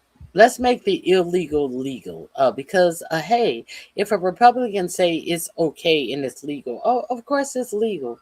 Let's continue. That he is running out in the open. It is illegal to make money off of inside information. Donald Trump is literally setting up a formal process by which you can pay him a bribe in exchange for information that no one else has. $100,000 a month. Big billion-dollar corporations have that money. And when they have advance notice of a tariff announcement, they can place bets on the market to be able to make millions of dollars. Well, ordinary Americans who cannot pay him for inside information get screwed. None of this is normal. A lot of this is illegal. And I will just say to companies out there, if you choose to take part in this scheme and it proves to be illegal as it looks on its face, you are going to eventually be held accountable. Which would, of course, require a Democratic administration and ideally a Democratic Congress to go with it. But don't take Chris Murphy, right? He's a Democrat. MAGA and Republicans, they don't trust Democrats, right? What about the conservatives over at the National Review? This is one of the most famous conservative right-wing publications in the country, staffed entirely by Republicans. So let's look at this. Truth Social's early access scheme is indefensible, from Charles C. W. Cook, leading conservative Republican scholar. Trump is charging Americans a fee for the privilege of receiving news about his official actions earlier than those who do not pay. On Saturday, the Trump Media and Technology Group launched a new commercial offering, a real-time feed on the Truth Social website that will give paying institutions early access to certain high-profile posts for between $60,000 and $100,000 per month.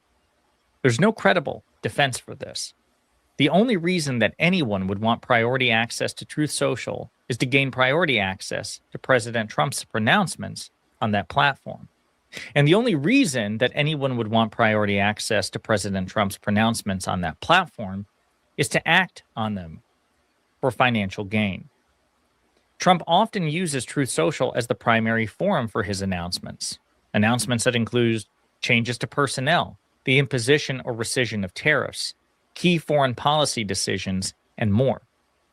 These announcements are extremely useful to financial institutions, and in the age of high-speed trading, the faster those financial institutions can obtain them, the more money those financial institutions can make. Facilitating this access is not a byproduct of Truth Social's API offering. It is its core, perhaps its sole purpose. Simply put, President Trump is charging Americans a fee that in part goes into his family's pockets for the privilege of receiving news about his official actions earlier than those who do not pay. If one lifts the layers of abstraction, it becomes obvious how unequivocally corrupt this setup is. Technically speaking, the beneficiaries will not gain the information they seek directly from Trump himself, but indirectly via an API, application programming interface, whose output will be processed by a bunch of semi-autonomous servers and acted upon according to a set of predetermined parameters. But the results will be the same as if Trump had personally picked up the phone. Good traders do not react to the news on the fly. They have plans of action, which are to be implemented if a war starts or ends, if taxes are raised or cut, if the Federal Reserve's next chairman is expected to be hawkish, dovish, or somewhere in between, and so on. If, instead of using Truth Social as the middleman, Donald Trump announced that for a hefty annual charge, he would call a select group of brokers at the stock exchange to inform them of his important decisions, and thereby give them a head start in executing their plans, we would call that what it is: corruption. Why not here? The BBC notes that Truth Social has not, quote, directly said the service includes the account of the president himself, but confirmed only that it covers, quote, the highest ranking Truth Social accounts. But this is a distinction without a difference. Absent an explicit promise to exclude Trump's account, one must assume that as the highest ranking Truth Social account, it would be in the product. And why wouldn't it be when it's the only account on that site, or most likely any social media site, that customers would wish to pay for? To observe that nobody in their right mind is likely to pay tens of thousands of dollars for millisecond level access to the thoughts of Truth Social users is not to slander those users, but to hone in on an obvious reality. Trump is the product at Truth Social, and he is the product in this add-on too. Senators Warren and Schiff have described Trump's plan as, quote, an outrageous abuse of the president's office for his personal benefit that undermines everyday investors and the integrity of our markets while enriching Wall Street and other wealthy insiders. They are correct. This is the Conservative National Review. This is a nexus of Republican voters and intellectuals and reporters and journalists and commentators. And the dumb Republican voters act as if they don't see this happening. The dumb MAGA cult sits up and act as if they see absolutely nothing wrong as their president grifts for money and grovels for cash, like there is nothing wrong with it. A whole money pig. This is in my description box. You can finish reading the rest, listening to the rest of his Republican calls for Trump's impeachment. It is in the description box. Let's move forward. If you don't believe the disgusting, deplorable shit that is being done right out loud, right out front, the shit that this administration is doing because they are unembarrassed, because they no longer have any reason to be embarrassed. Okay, so we're talking jobs. We just hold on, because they have no reason to be embarrassed because they understand that the Trump voter is stupid. Let's see what's going on with the jobs. It's way worse than anyone expected. We always get finance and jobs report. Let's see what's going on with the jobs. got a new jobs report out today, and you got to see what they're saying. Go ahead, Lauren. Minus 23,000. No rebound for the July jobs report. Negative 23,000. Unemployment rate drops in July to 4.1% from 4.2% in June, and the same for the expectation. The number of unemployed drops from 7.1 million to 6.9 million. Where are other jobs, Maria? Well, manufacturing, bright spot, better than expected, created 5,000 jobs in the month. But again, a disappointing jobs report. Dow futures way up. So markets are going up, jobs are going down, and they're going to be talking about 5,000 manufacturing jobs. On the positive side, but mostly negative. Jobs. Let's see some more what they're saying. It is a disappointment. So, your president talked about all the manufacturing that is coming into, all the investment in manufacturing that is coming into the United States, the billions of dollars that it's coming in manufacturing and the pharmaceuticals and all of this bullshit, and 5,000 jobs have been created. 5,000. And we know what would happen. What will happen next month? There is going to be a correction of jobs by thousands. There will be thousands of dollar correction of jobs where they will correct by 10 or 20,000 fewer jobs. They will overcorrect by the 10 or 20,000 jobs, and they take 20,000 jobs back from the number that they have reported. So instead of 5,000 jobs, it will be 23 or $25,000, 25,000 fewer jobs than they reported. So instead of the 5,000 jobs, there will be maybe 38,000 fewer jobs that were created. Let's keep it real. Let's continue. I have a surprise here that may throw some confusion into what's going on with the Fed. Negative 23,000 jobs. There have been people who've been forecasting that might happen sometime soon. Ian Lingen over at BMO turns out to be right today. The unemployment rate, though, drops to 4.1%, and I imagine what we're seeing there is another decline in the labor force. We'll take a look at that in just a second. Change in private payrolls, 30,000, and also the 2-month net revision, 103,000 taken away. So what we're looking at is a labor market that is much weaker, at least on the hiring side. So negative jobs this month, and then they were talking about revising the last couple of months down. What do you say, 100? A labor market is much weaker. A lot of revisions downward from the last job reports. And they had to make revisions down. And they are only saying that they have created 5,000 jobs this month. And they are already revising down the same thing that they have been doing every month. And they will be doing that next month as well. There are no jobs being created in the United States, is what they're telling you. As millionaires and billionaires are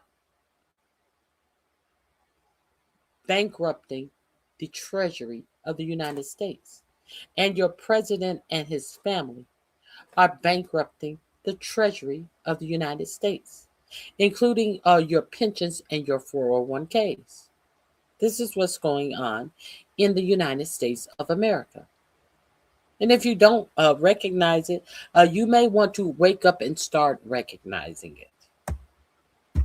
3,000, so not good. So then even the numbers we're getting right now at negative 23,000, it could get revised downward again. This is bad. Actually, they were projecting a possible gain this month. Again, we're going negative. July employment figures populating, buckle up on this one, minus 23,000 on non-farm payrolls. I can hear the bond yields fall. And what is this ignorance of these excited voices about no jobs? Is it supposed to make it better? This excited voice in announcing that there are no jobs in the United States of America? Why won't somebody retire this tight-faced, old, ignorant-ass man? Falling right now, minus 23,000. That would be the second worst number of the year, outside of the only other negative number, minus 156 in February. Now, if you look at the 2-month revision, another whopper, minus 103,000. Manufacturing payrolls, actually a bright spot. Manufacturing up 5,000. That would be the best since it was up 15,000 in March. And that was the high water mark going all the way back to 23. Okay, average hourly earnings, big miss, up 1/10. That's 1/3 of what we were expecting. Up 1/10 will be the lightest reading of the year. It would equal where we were last year in December. So basically, wage growth not good. To be fair, we got. So basically, you're not earning more money this year over what you were last year. Wages are stagnant, but what you already knew, and as these Trump administrators come out and tell you that you're making more money, as they come out and lie and talk about how much more money you are making than you were last year. A bunch of bullshit. As these numbers come out. And, people are making more money than they were last year. A bunch of bullshit. Let's continue. Some manufacturing jobs, 5,000. Obviously, it's not a lot considering the size of the country, but, I'm telling you the numbers. And I mean, the way that we're talking about it, the first thing that came to my mind, it's like, we're in the Joker house, and the Joker gives you the thing that makes you laugh because it's like laughing from insanity. The way these people are talking about is kind of whacked out. So I guess the bet at the moment is the Fed can't raise rates because growth is slowing down too much. So I suppose if you're cheering that on, that's great, but at what cost? Again, losing jobs here. A headline then from the Wall Street Journal: U.S. lost 23,000 jobs in July, while unemployment ticked lower, but that's going to depend how you calculate it. Like, are people dropping out of the job market effectively? That's why the one gentleman mentioned the shrinking job force. And then the revisions, just make sure it's clear. The Labor Department said Friday an unexpected decline. The springtime job gains were revised sharply lower.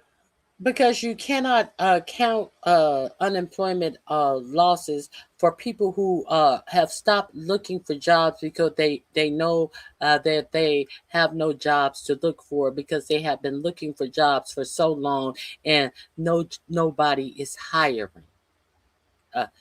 These are the people that they are no longer counting as unemployed. So that's how the unemployment job market doesn't read higher.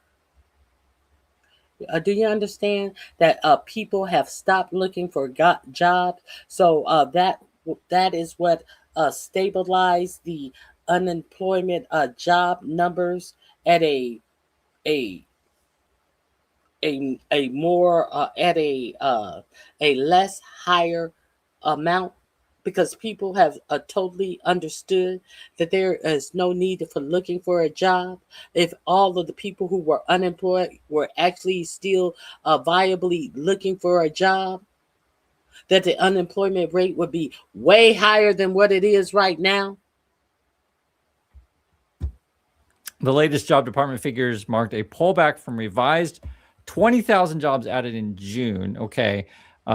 Economists polled by Wall Street Journal expected the U.S. would gain 83,000 new jobs last month. Okay. So they were thinking it was going to go up by quite a lot. 83,000 last month. Was that really the forecast? That's crazy. Am I reading that correctly? Yeah. Now we're down 23,000. This is some charts on it here. Monthly job creation in the USA. So this is 2022. So, I mean, that's sizably different, right? So plus what, like 869,000, and it started, decline in terms of growth. Recently, we had 323,000 to the upside, and we're getting a lot of these negatives. So look at all these light blue. These are all negatives. Well, I mean, one positive is at least we're not negative, triple digit kind of thing. But yeah, it is negative, and it is trending in the wrong direction. You can clearly see the line there like that. And then you also have growth in average hourly earnings. So basically that is going down. That's something that Heather Long talks about all the time. In fact, we'll see what she has to say here. She says a surprisingly bad jobs report. The U.S. economy lost 23,000 jobs, way below the expectations of plus 80,000. Okay, so that does confirm the number that some people were expecting 80,000 to the plus side. So that is a major swing. May and June were revised down by combined negative 103,000. So you could argue that the original projections is like, hey, we were losing like 200,000 jobs in terms of projections, because like if you say we're expecting plus 80, came in negative 23, right? And then we got another downward revision of negative 103. It's like down way more than what people were thinking. Unemployment 4.1. She said this went down for the wrong reasons. Over 260,000 left the labor force. Okay, so the unemployment rate going down is not necessarily a good thing. Wage growth at 3.2. This is entirely wiped out by inflation. Yeah, that's right. The last read we got on inflation, I think, was 3.7. So if your wage growth is 3.2, inflation 3.7, again, not good. I think you guys know this stuff already. We're just going through the numbers, what she says. This is a bleak July jobs report. Okay. Wage growth 3.2, lowest in 5 years. The Fed's job just got a lot harder because you have inflation is a problem, right, for the Fed. And also you got weak job growth. Let's see a little bit more. People are saying the focus for the Fed will now shift to the Consumer Price Index report, which will be released on Wednesday. Unexpectedly hot report would add more fuel to debate around raising rates at the central bank meeting in mid-September. So there's that. And this is the news in USA right now. This is then from the New York Times. They basically interviewed people. How are you dealing with high grocery prices? Seriously, that's what it was. Groceries are expensive. Here's how 5 shoppers are adjusting. And they're talking about some people are getting smaller portions or not getting the brands that they normally like, going generic, these kind of things. And basically people are getting hurt across the board. And you put that together with a weak job market, it's not good. Report, and it was obviously weaker than expected, but it did cause a big rally in stocks as it suggests that a rate hike is perhaps lesser of an eventuality for the Federal Reserve. So here's some numbers here. And again, they're celebrating the stock market going up, but again, jobs are down. So leisure and hospitality down negative 40,000. Private education, health services up 25,000. Manufacturing up 5,000. Construction up 22,000. And government jobs down 53,000. And remember, we had Hassett on before. He was celebrating that we're firing government workers, right?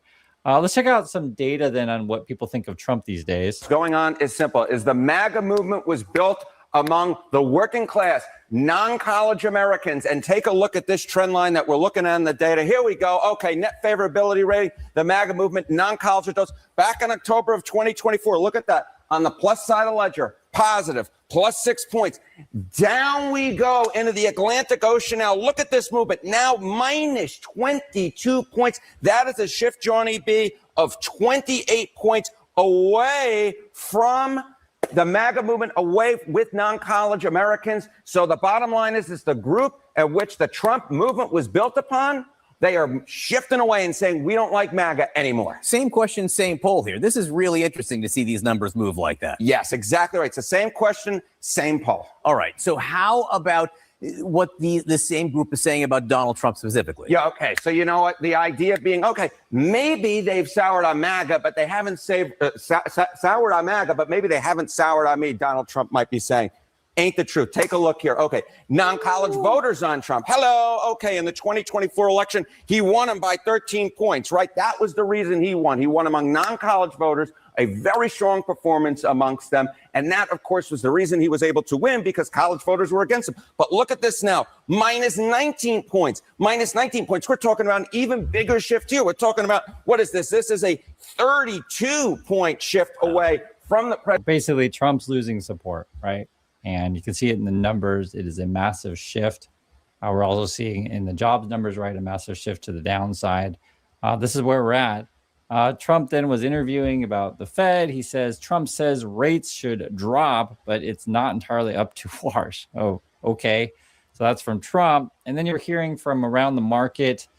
Today, we're talking about how AI is going to raise the profit margins of companies, right? They're going to automate as much as they possibly can. This was about garbage trucks. Garbage truck margin boost shows the AI profit boom has begun. They mentioned waste management. They're going to try to automate if they can, right? That's the garbage one. Equifax would be in there. So taxes and things of that nature. Wilson Towers, Watson Place, another one. The quote was primarily by process automation, right? We're improving margins and such. And that's essentially what all the companies are talking about. So you have a clear K-shaped economy here where some people are cheering on, job losses. Oh, well, that means the Fed can keep, rates lower so we can borrow more money to build more data centers. Wow, fantastic. And this is also going on the market. Listen to this. This is what industries are booming right now. We are always up for competing.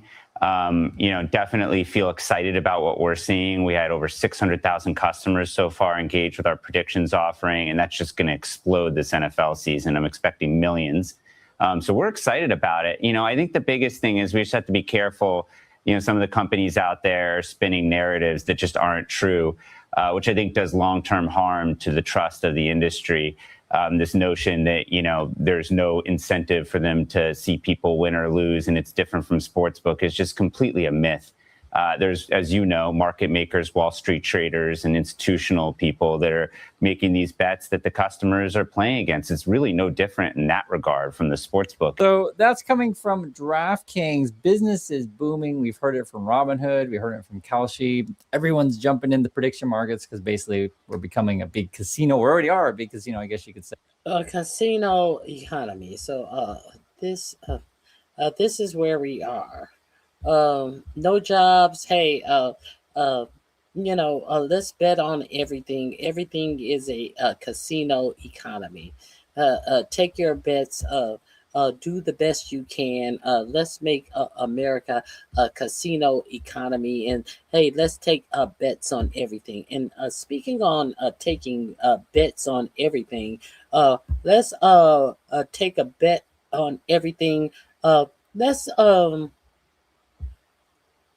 let's take a bet on everything by these losers in the Senate and Congress, such as Bill Cassidy. Where is he from? Louisiana or Mississippi? He was the one who approved R.F. Kennedy Jr. as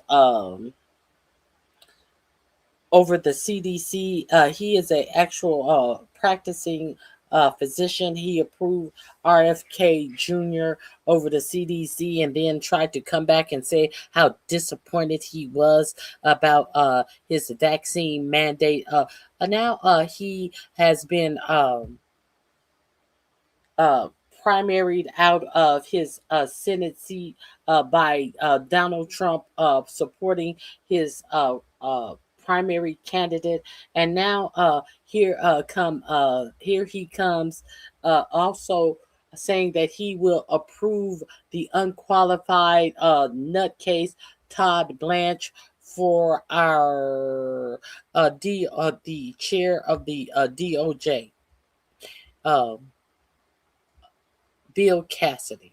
Let's get into this bullshit, this simpleton, this country bunking, no backbone bitch having Bill Cassidy. All considered, I will vote for Mr. Blanche. I'll be criticized for this vote. What's new? But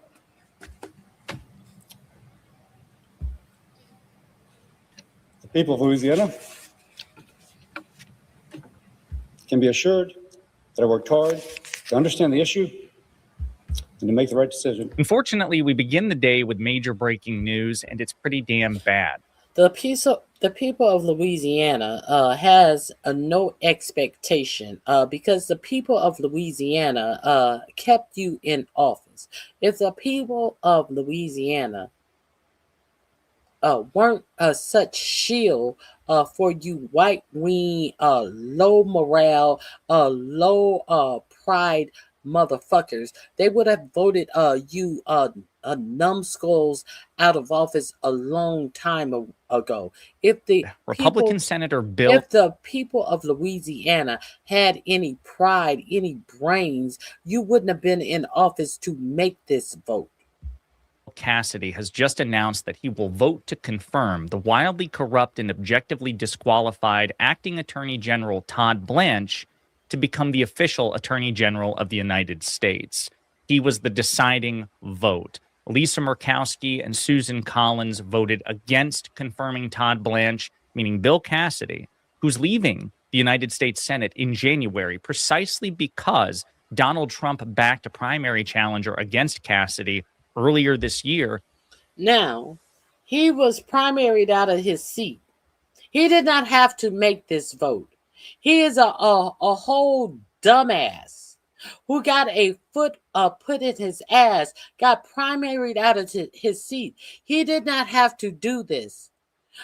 He gets nothing for doing this. He's just a stupid motherfucker.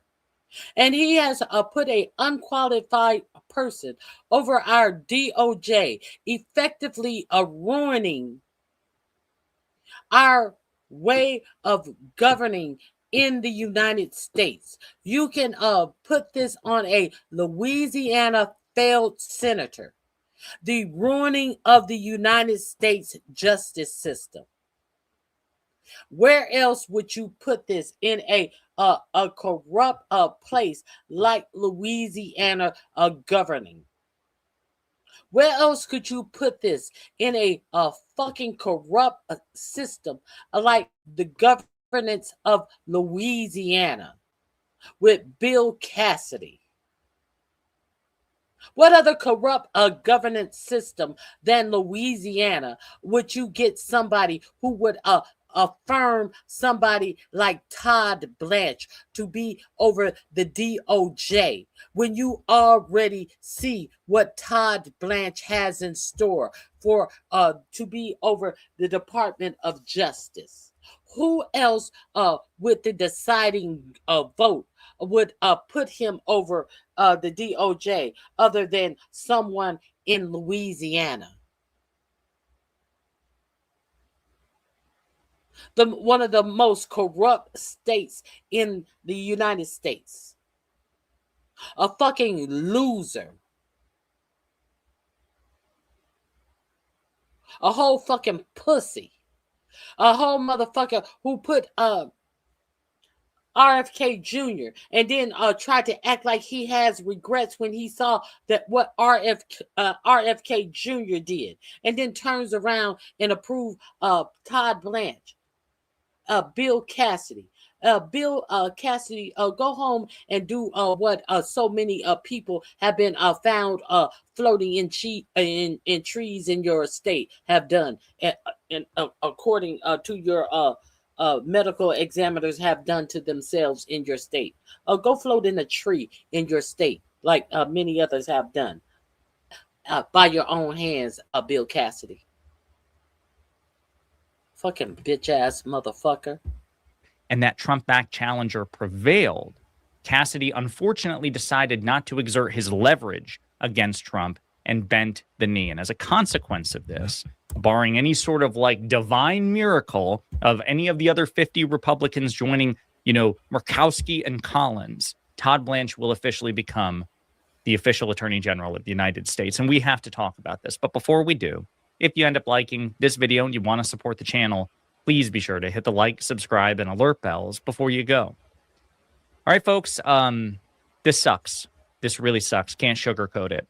It came down to the wire. Cassidy was literally the deciding vote. And given that Trump had screwed him over, given that he and Trump even recently got into a screaming match, which we've covered extensively on this show, given the fact that he also got burned on RFK Jr. Remember, Bill Cassidy is a physician, and he was the chairman of the Health and Human Services Committee. And he had a lot of objections and disagreements with RFK Jr. because he understood that RFK Jr. was truly a threat to national health, but to save his own ass. This is in my description box under Cassidy is a cuck. Before the primary elections, to get back into Trump's good graces, he advanced RFK Jr. And then they've been battling it out ever since. So some people, and I felt myself even think maybe this is it. Maybe finally, especially since his political career is over, being pissed off at Trump and RFK Jr. and the constant humiliation, maybe this will finally be the point where he gives Trump the finger in a meaningful way. But unfortunately, he did not. Let's hear from the man himself. I think it is a reality. Barr specifically addressed the allegation that Mr. Blanche would be a yes man for the president.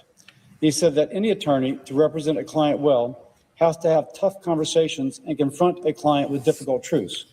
That because of his previous attorney-client relationship with President Trump, Mr. Blanche would be precisely the person to push back on President Trump. But that ultimately, and here Barr echoed what I heard from Blanche, decisions are made by the president. Mr. Blanche is not perfect, and he will tell you this, but the choice is not between perfection and Mr. Blanche. It is between Mr. Blanche and another acting attorney general who may not run the department effectively under President Trump and who indeed may not be as good as Mr. Blanche. This puts at risk the progress made fighting violent crime, human and drug trafficking, and fraud. And this does not serve the American people well. This is not a referendum on President Trump. It is a decision regarding Mr. Blanche in very specific circumstances. All considered, I will vote for Mr. Blanche. I'll be criticized for this vote. What's new? This man is trash. This man is a monstrous piece of shit. He just is. He was a monstrous piece of shit after he voted to confirm RFK Jr. as the head of national health in this country, our leading health figure in this country, knowing damn well trash that RFK Jr. with his anti-vax conspiracy theories and skepticisms would likely preside over one health crisis after another, and that is precisely what we've seen. There are people dead as a consequence of this decision. There are people suffering as a consequence of this decision. He was a monstrous piece of shit then, especially as a physician who should have known better.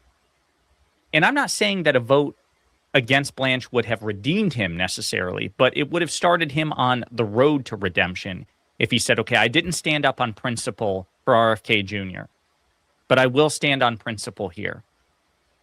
Instead, he revealed that really at the end, it's not just like so many people thought, well, you know, what he did was wrong with RFK Jr., but there were political considerations, right? He was an incumbent senator. He was going to be up for re-election.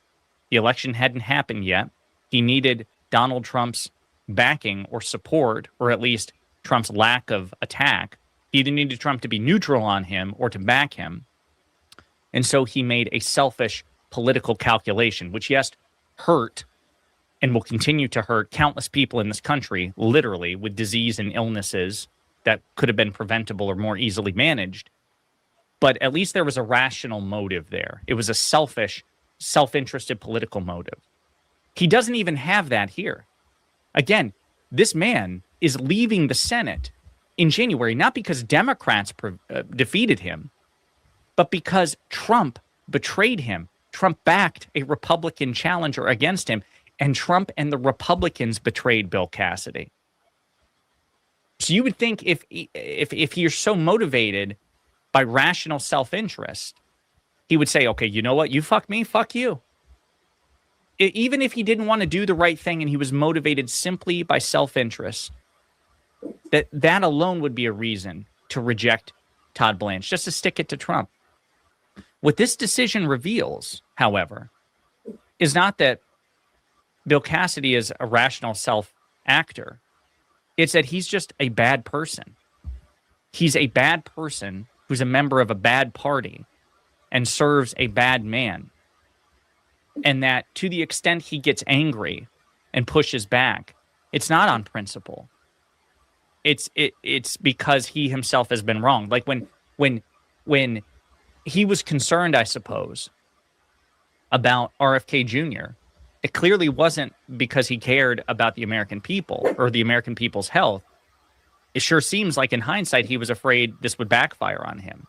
And when push comes to shove and Trump has no leverage over him, Bill Cassidy will naturally do the wrong, bad thing. We now see with full clarity who Bill Cassidy is. And the terrible things he's done is not out of self-interest or because he had to do so for politics. It's because he's a bad person, naturally. But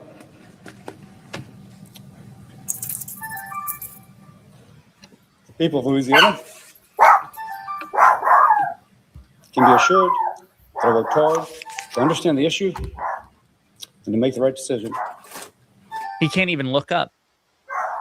He's a pussy. He can't even look at the camera. He almost sounds like he's about to cry here. He's not pure evil. He's just a bad guy. And it sounds like he's a bad guy who knows he's bad and knows he shouldn't be. But he does the bad thing anyway. In some ways, that makes him worse than a sociopath like Donald Trump. Not as dangerous, to be sure. Trump is much more dangerous because he's much more powerful. But Bill Cassidy knows better.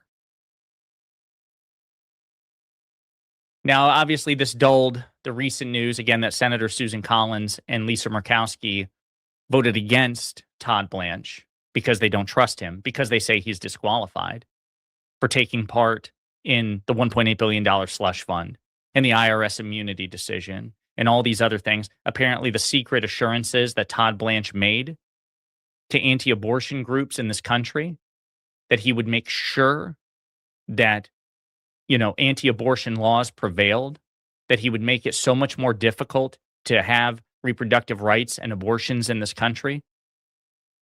And these are two moderate women, moderate in the Republican Party. I also don't think they should get too much credit for this because, as the lamented, the despicable Graham Plattner, the lamentable, I should say, Graham Plattner, and despicable Graham Plattner said during his campaign, one thing he said was true, is that to the extent that Susan Collins pushes back on Donald Trump, it's only ever when it ultimately doesn't matter.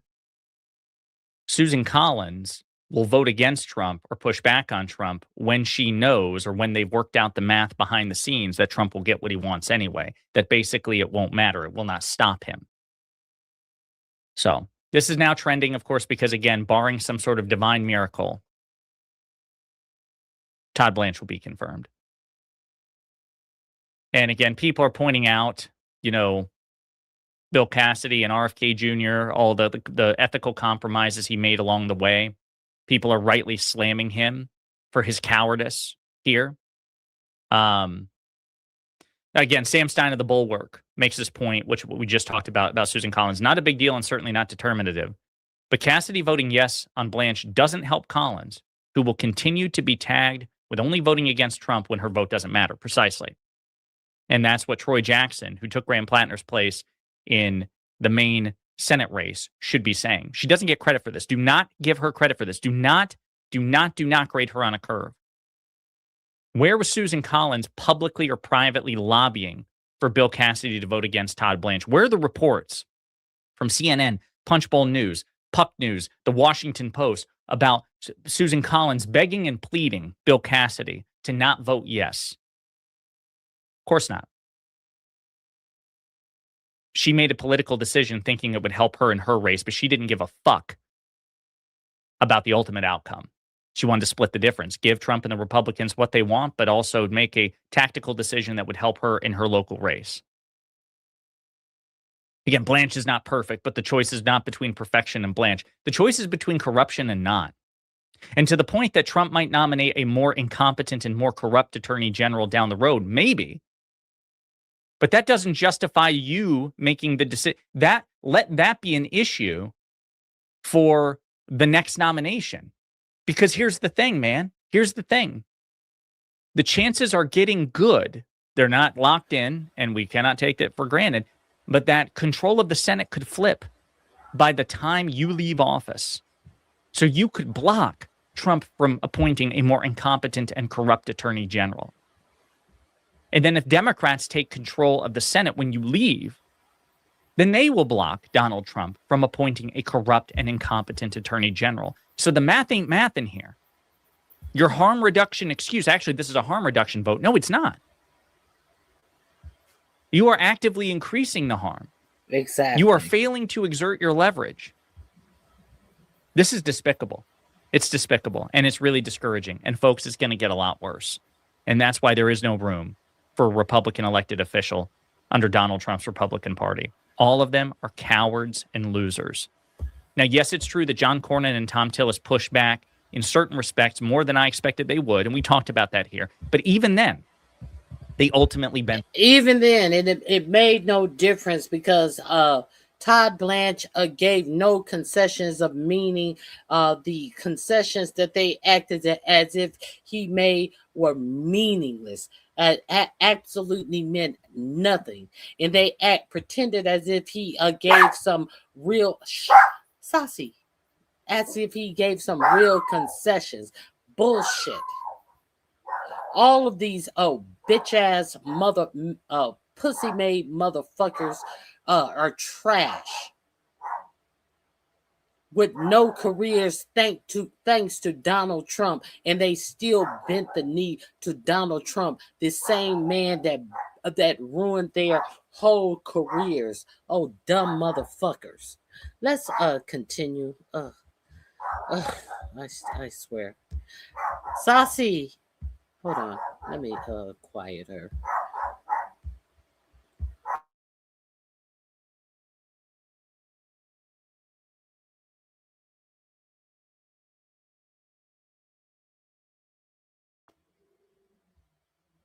Okay, let's continue. Oh, I can't believe it.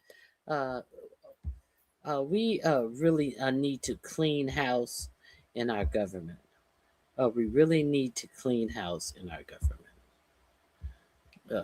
because we have a whole lot of idiots in our government.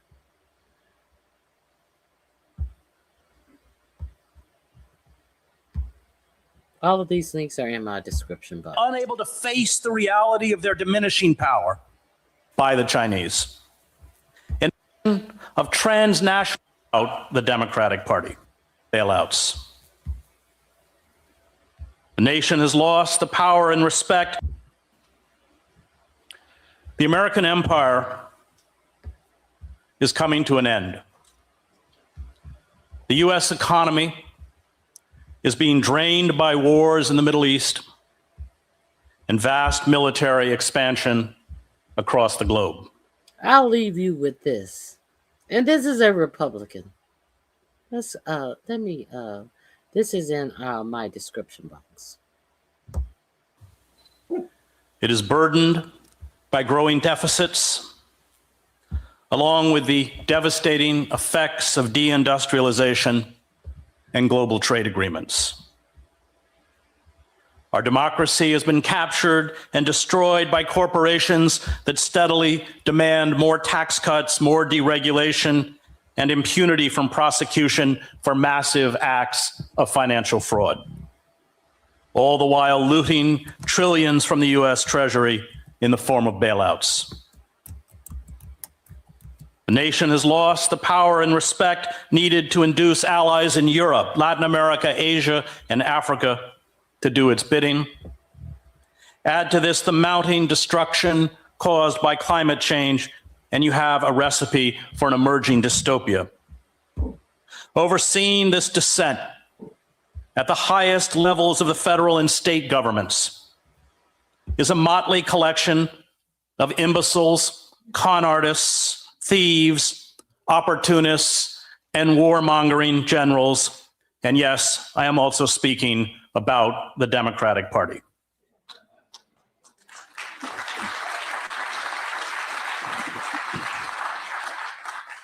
The empire will limp along, steadily losing influence until the dollar is dropped as the world's reserve currency, plunging the United States into a crippling depression and instantly forcing a massive contraction of our military machine. Short of a sudden and widespread popular revolt, which does not seem likely, the death spiral appears unstoppable, meaning the United States as we know it will no longer exist within a decade or at most two.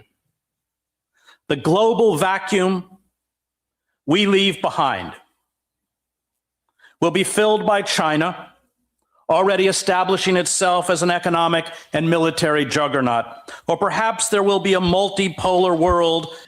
China is going to beat us in AI. We can't have China's beat us in chip. We can't have China beat us in AI. China is already beating us in chip. China is already beating us in AI. China is already beating us and being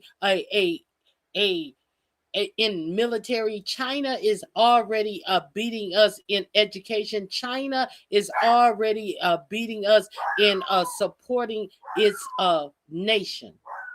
China is already beating us in supporting its society.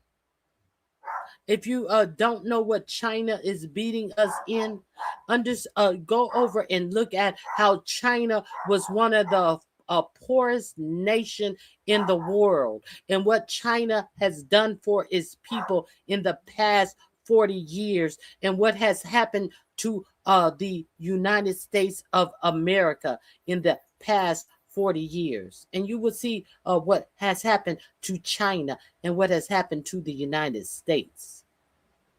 As you hear this motherfucker who is robbing our nation talk about China and try to scare you about China as he robs our nation. Carved up among Russia, China, India, Brazil, Turkey, South Africa, and a few other states. Or maybe the void will be filled, as the historian Alfred McCoy writes, by a collection of What nations did he just list out? He listed off the BRICS nation. He listed off China, South Africa, Russia, India, He just listed off the BRICS nation. Do you know the BRICS that I have been telling you all? India. Military juggernaut. Or perhaps there will be a multipolar world carved up among Russia, China, India, Brazil, Turkey, South Africa. Brazil, South Africa. He added Turkey.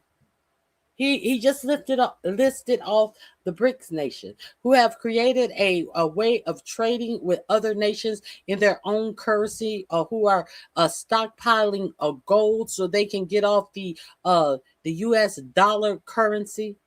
This has been and designed in plans for a long time, and your stupid president got into office and talk about charging people these tariffs off the whim of his dumb ass, thinking that he was going to hurt other nations by charging them these tariffs when they have already had their trade in lined up how to trade with one another, exiling ourselves from other nations as these other nations come together to trade with one another, as we exile the United States, as the United States have zero jobs, have created zero jobs, as billionaires are depleting our 401ks, our pension funds.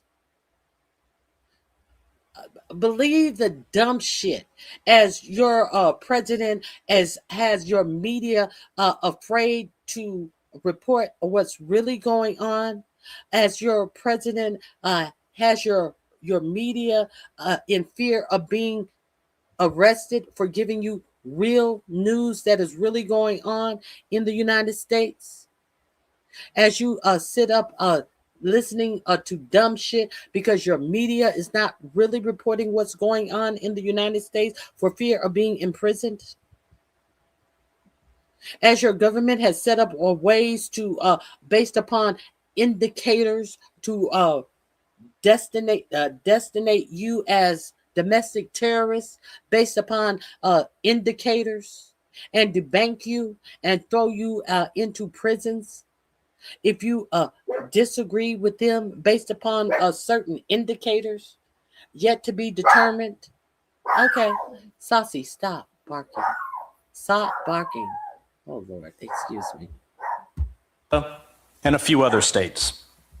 Or maybe the void will be filled, as the historian Alfred McCoy writes, by a collection of transnational corporations, multilateral military forces like NATO, and an international financial leadership self-selected at Davos and Bilderberg that will forge a supranational nexus to supersede any nation or empire.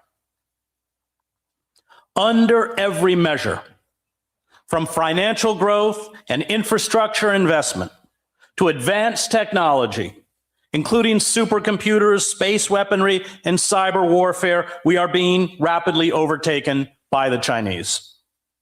In April 2015, the U.S. Department of Agriculture predicted that the American economy would grow by nearly 50% over the next 15 years, while China's economy is predicted to triple and come close to surpassing America's by 2030. China became the world's second largest economy in 2010, the same year it became the world's leading manufacturing nation, pushing aside a United States that had dominated the world's manufacturing for a century. The Department of Defense issued a sober report.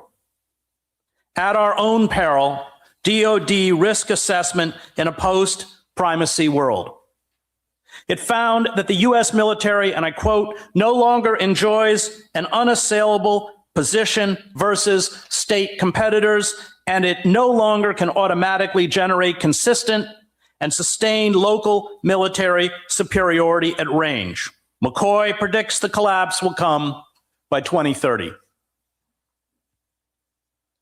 Empires in decay embrace an almost willful suicide. Blinded by their hubris, and unable to face the reality of their diminishing power, they retreat into a fantasy world where hard and unpleasant facts no longer intrude. They replace diplomacy, multilateralism, and politics with unilateral bombastic threats and the blunt instrument of war. This collective self-delusion saw the United States make the greatest strategic blunder in its history, one that sounded the death knell of the empire, the invasion of Afghanistan and Iraq. The architects of the war in the George W. Bush White House and the array of useful idiots in the press and academia who were cheerleaders for it knew very little about the countries being invaded, were stunningly naive about the effects of industrial warfare, and were blindsided by the ferocious blowback. They stated and probably believed that Saddam Hussein had weapons of mass destruction, although there was no valid evidence to support this claim. They insisted that democracy would be implanted in Baghdad and spread across the Middle East. They assured the public that U.S. troops would be greeted by grateful Iraqis and Afghans as liberators. They promised that oil revenues would cover the cost of reconstruction. They insisted that bold and quick military strikes, shock and awe, would restore American hegemony in the region and dominance in the world. But it did the opposite.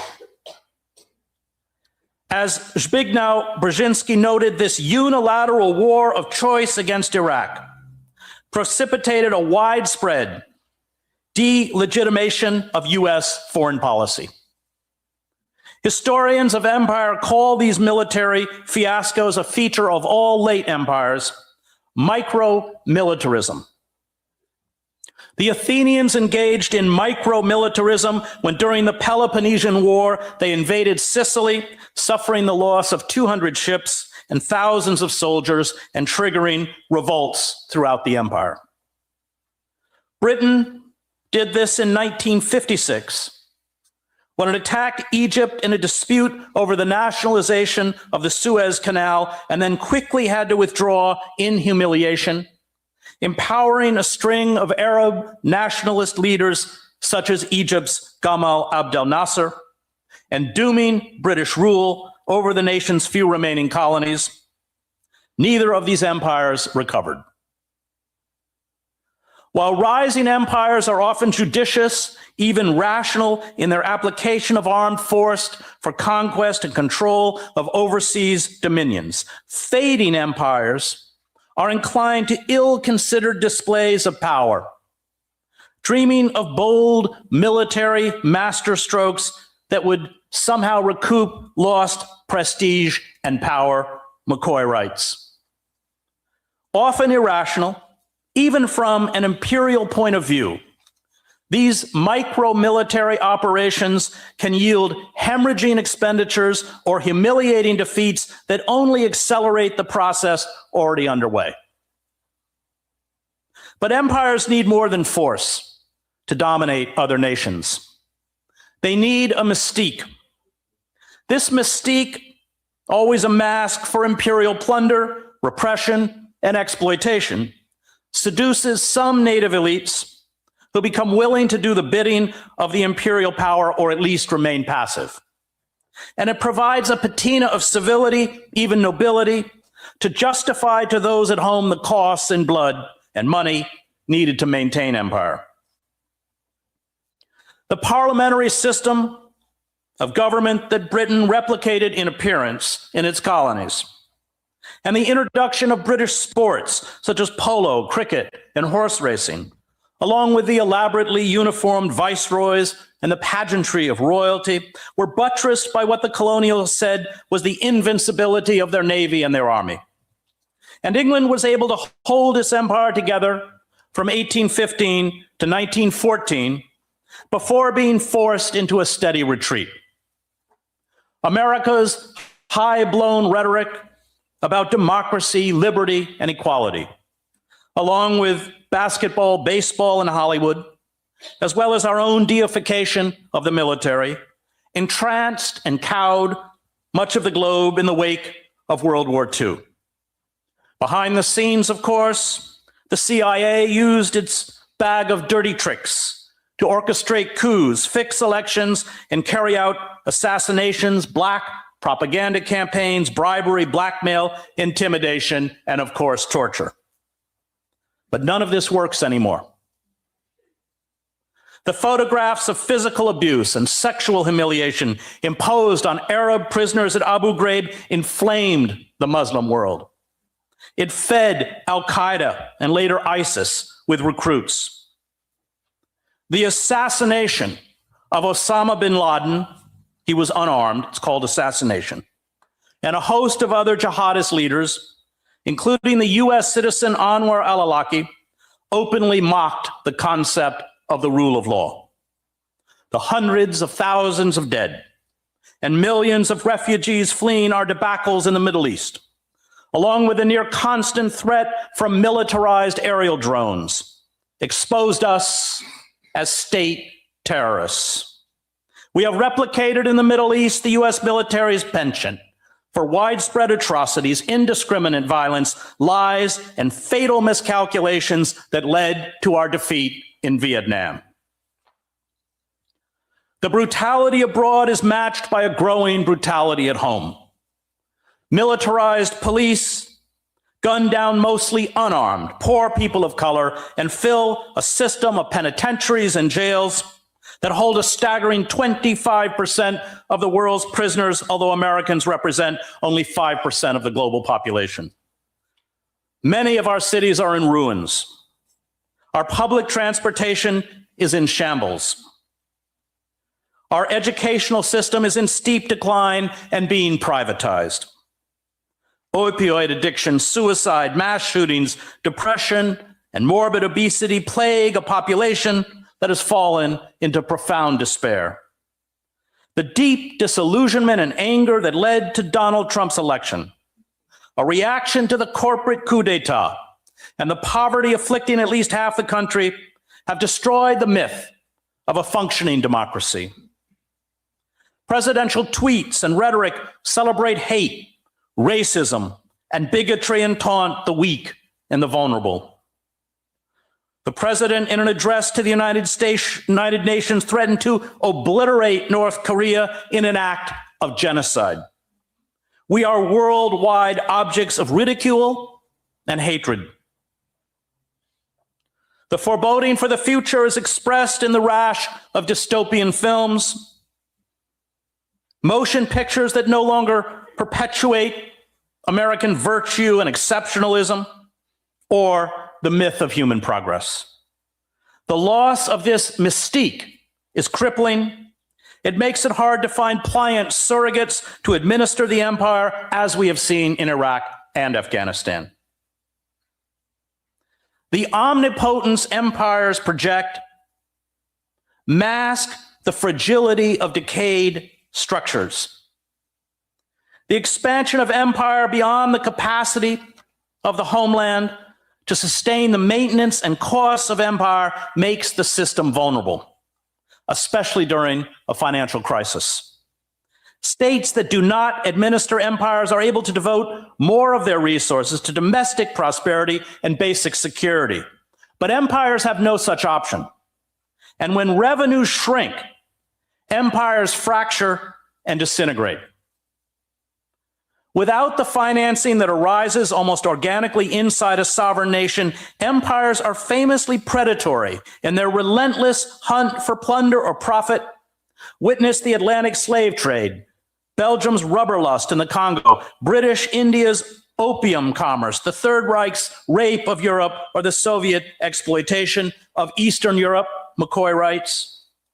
So delicate is their ecology of power that when things start to go truly wrong, empires regularly unravel with unholy speed. Just a year for Portugal, 2 years for the Soviet Union, 8 years for France, 11 years for the Ottomans, 17 for Great Britain, and in all likelihood, just 27 years for the United States, counting from the crucial year 2003. The loss of the dollar as the global reserve currency will instantly make it impossible for the United States to pay for its huge deficits by selling depressed Treasury bonds. There will be a massive rise in the cost of imports. Unemployment will explode. Domestic clashes over what McCoy calls insubstantial issues will fuel a dangerous hypernationalism that could morph into an American fascism. The nihilism and rage sweeping across the globe are not generated by warped ideologies or medieval religious beliefs. These destructive forces have their roots in the obliterating of social, cultural, and religious traditions by modernization and the consumer society. The disastrous attempts by the United States to carry out regime change, often through coups and wars, and the utopian neoliberal ideology that has concentrated wealth in the hands of a tiny cabal of corrupt global oligarchs. The rage is directed at discredited elites. This vast global project of social engineering during the last century persuaded hundreds of millions of people, as Pankaj Mishra writes in The Age of Anger, to renounce and often scorn a world of the past that had endured for thousands of years, and to undertake a gamble of creating modern citizens who would be secular, enlightened, cultured, and heroic. The project has been, for all but a handful of global elites, a spectacular failure. The wretched of the earth, as Frantz Fanon called them, have been shorn of any ideological or cultural cohesion. They are cut off from their past. They live in crushing poverty, numbing alienation, hopelessness, and often terror. Mass culture feeds them the tawdry, the violent, the salacious, and the ridiculous. And they are rising up against the forces of modernization, driven by an atavistic fury to destroy the technocratic world that condemns them. This rage is expressed in many forms: Hindu nationalism, proto-fascism, jihadism, the Christian right, anarchic violence, and other beliefs. But the various forms of resistance spring from the same deep wells of global despair. And this resentment is fueling a virulent nationalism, xenophobia, chauvinism, and violence, poisoning the civil discourse and fueling an assault on basic civil liberties. Yet Western elites, rather than accept their responsibility for the global anarchy, self-servingly define the clash as one between the values of the enlightened West and medieval barbarians. They see in the extreme nationalists, religious fundamentalists, and jihadists an inchoate and inexplicable irrationality that can only be quelled with force. They have yet to grasp that the disenfranchised do not hate us for our values. They hate us because of our duplicity, use of indiscriminate industrial violence on their nations and communities, and our hypocrisy. The dispossessed grasp the true message of the West to the rest of the planet. We have everything, and if you try to take it away from us, we will kill you. The more the Western elites are attacked, the more they too retreat into a mythological past, self-glorification, and willful ignorance.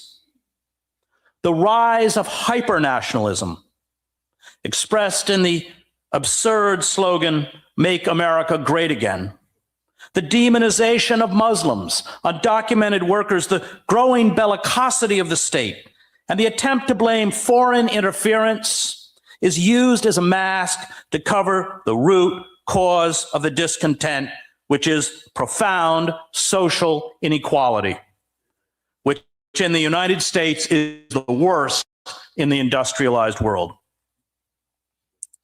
Huge segments of the world have been cast aside by globalization, treated in an age of corporate capitalism as human refuse. And their rage is expressed in the kind of anarchic and nihilistic violence that characterized another era of vast inequality, the end of the 19th century and the beginning of the 20th century. Our rash of mass shootings at schools, churches, concerts, malls, and cinemas, our reaction to the lies fed to workers across the globe by the architects and ideologues of corporate capitalism. These lies, fueled by an arms industry that has saturated the country and the planet with weapons, have spawned homegrown terrorists that have carried out indiscriminate killings at the Boston Marathon, a South Carolina church, Tennessee military facilities, and a Texas Army base. The proponents of globalization promised to lift workers across the planet into the middle class and instill democratic values and scientific rationalism. Religious and ethnic tensions would be alleviated or eradicated. The global marketplace would create a peaceful, prosperous community of nations. All we had to do was get government out of the way and kneel before market demands held up as the ultimate form of progress and rationality. Neoliberalism, in the name of this absurd utopia, stripped away government regulations and laws that once protected the citizen from the worst excesses of predatory capitalism. It created trade agreements that allowed trillions of corporate dollars to be transferred off into offshore accounts to avoid taxation, jobs to flee to sweatshops in China and the global South, where workers live in conditions that replicate slavery. Social service programs and public services were slashed or privatized. Mass culture, including schools and the press, indoctrinated an increasingly desperate population to take part in the global reality show of capitalism. What we were never told was that the game was fixed. We were always condemned to lose. Our manufacturing migrated abroad. General Motors, for example, pays Mexican workers in Monterrey $3 an hour without benefits to make cars and trucks. American workers with unionized wages that came with benefits were cast aside. Wages have declined, our working class is impoverished, endless war is a lucrative business, and the world's wealth has been seized by global oligarchs. Kleptocracies such as the one now installed in Washington brazenly loot the nation's wealth. Democratic idealism is a joke, and we are knit together only by commerce and technology, forces that Hannah Arendt called negative solidarity. Nowhere is this more true than with the modern calls. And then sells the trucks to you for $60,000 to $90,000, and then makes the trucks so complicated to fix that the technicians are leaving. That mechanics are leaving the field to fix trucks because it is so complicated to fix the trucks, and the manufacturers are only giving a limited amount of time to fix the trucks, that they do not have enough time to fix the trucks because they have to take so many mechanics out of these cars that they do not have enough time to fix these cars, and they must buy all of these tools to fix the cars, they must buy all of their own tools. They have all of this technology into fixing these cars that these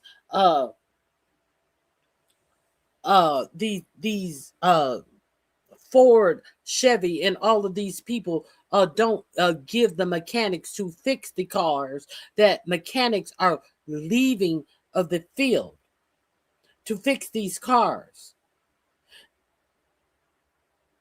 Make any of this make sense? Make any of this make sense? And then they're talking about the backlog of mechanics, that the backlog of the time that it takes to fix your cars, because instead of the 6 or 7 hours that it actually takes to fix your cars, they are down playing the time to 3 hours to fix your cars, and any amount of time over that, the mechanic is working for free. So therefore, mechanics are leaving their field. Make any of this make sense? And these people, these owners in Ford, and all of these people are just sitting up making money, and the worker are being robbed. Let's continue. You don't know anything about that? Are you aware of this going on in the workforce? For jihad by self-styled Islamic radicals, most of whom have no religious training and who often come out of the secularized criminal underworld. The jihadist leader Abu Musab Zarqawi, nicknamed the Sheikh of Slaughters in Iraq, was, before he became a radical jihadist, a pimp, a drug dealer, and a heavy drinker. The Afghan-American Omar Mateen reportedly was a frequenter of the nightclub in Orlando, Florida, where he massacred 49 people and had been seen there drunk. Anwar al-Awlaki, who preached jihad and was eventually assassinated by the United States, had a penchant for prostitutes. Abu Muhammad al-Adani, a senior leader of the Islamic State when he was killed, called on Muslims in the West to kill any non-Muslim they encountered. These are his words: smash his head with a rock, or slaughter him with a knife, or run him over with your car, or throw him down from a high place, or choke him, or poison him. These crude, and I would mention deeply anti-Islamic sentiments, have far more in common with Bakunin's propaganda by deed that characterized the nihilism of the late 19th century. It is updated and amplified in videos and live stream feeds and social media. This anarchic violence fills the void left by the destruction of indigenous beliefs, traditions, and rituals. And as Mishra notes, these jihadists represent the death of traditional Islam rather than its resurrection. It is this rage, this resentment at being left behind, that drives terrorist attacks in Paris, London, and now New York. It is what led Timothy McVeigh to bomb the Alfred P. Murrah Federal Building in Oklahoma City in 1995, killing 168 people, including 19 children, and injuring 684. And when McVeigh was imprisoned in Florence, Colorado, the prisoner in the adjacent cell was Ramzi Ahmed Youssef, the mastermind of the first attack on the World Trade Center in 1993. After McVeigh was executed, Youssef commented, "I have never known anyone in my life who has so similar a personality to my own as his." It is becoming harder and harder to distinguish us from our enemies. Trump, given the political, economic, and cultural destruction carried out by neoliberalism, is not an aberration. He is the result of a market society and capitalist democracy that has ceased to function. An angry and alienated underclass is entranced by electronic hallucinations that take the place of literacy. These Americans take a perverse and almost diabolical delight in demagogues such as Trump that expressed contempt for and openly flout the traditional rules and rituals of a power structure that preys upon them. Similar demagogues like Modi have risen up in India, the Philippines, Poland, Hungary, and other states. And this is almost always a characteristic of the final stage of the some 69 empires that have risen and fallen throughout human history. These demagogues and mythologizers, we see them on Fox News and other right-wing outlets, eschew truth for historical and cultural myth.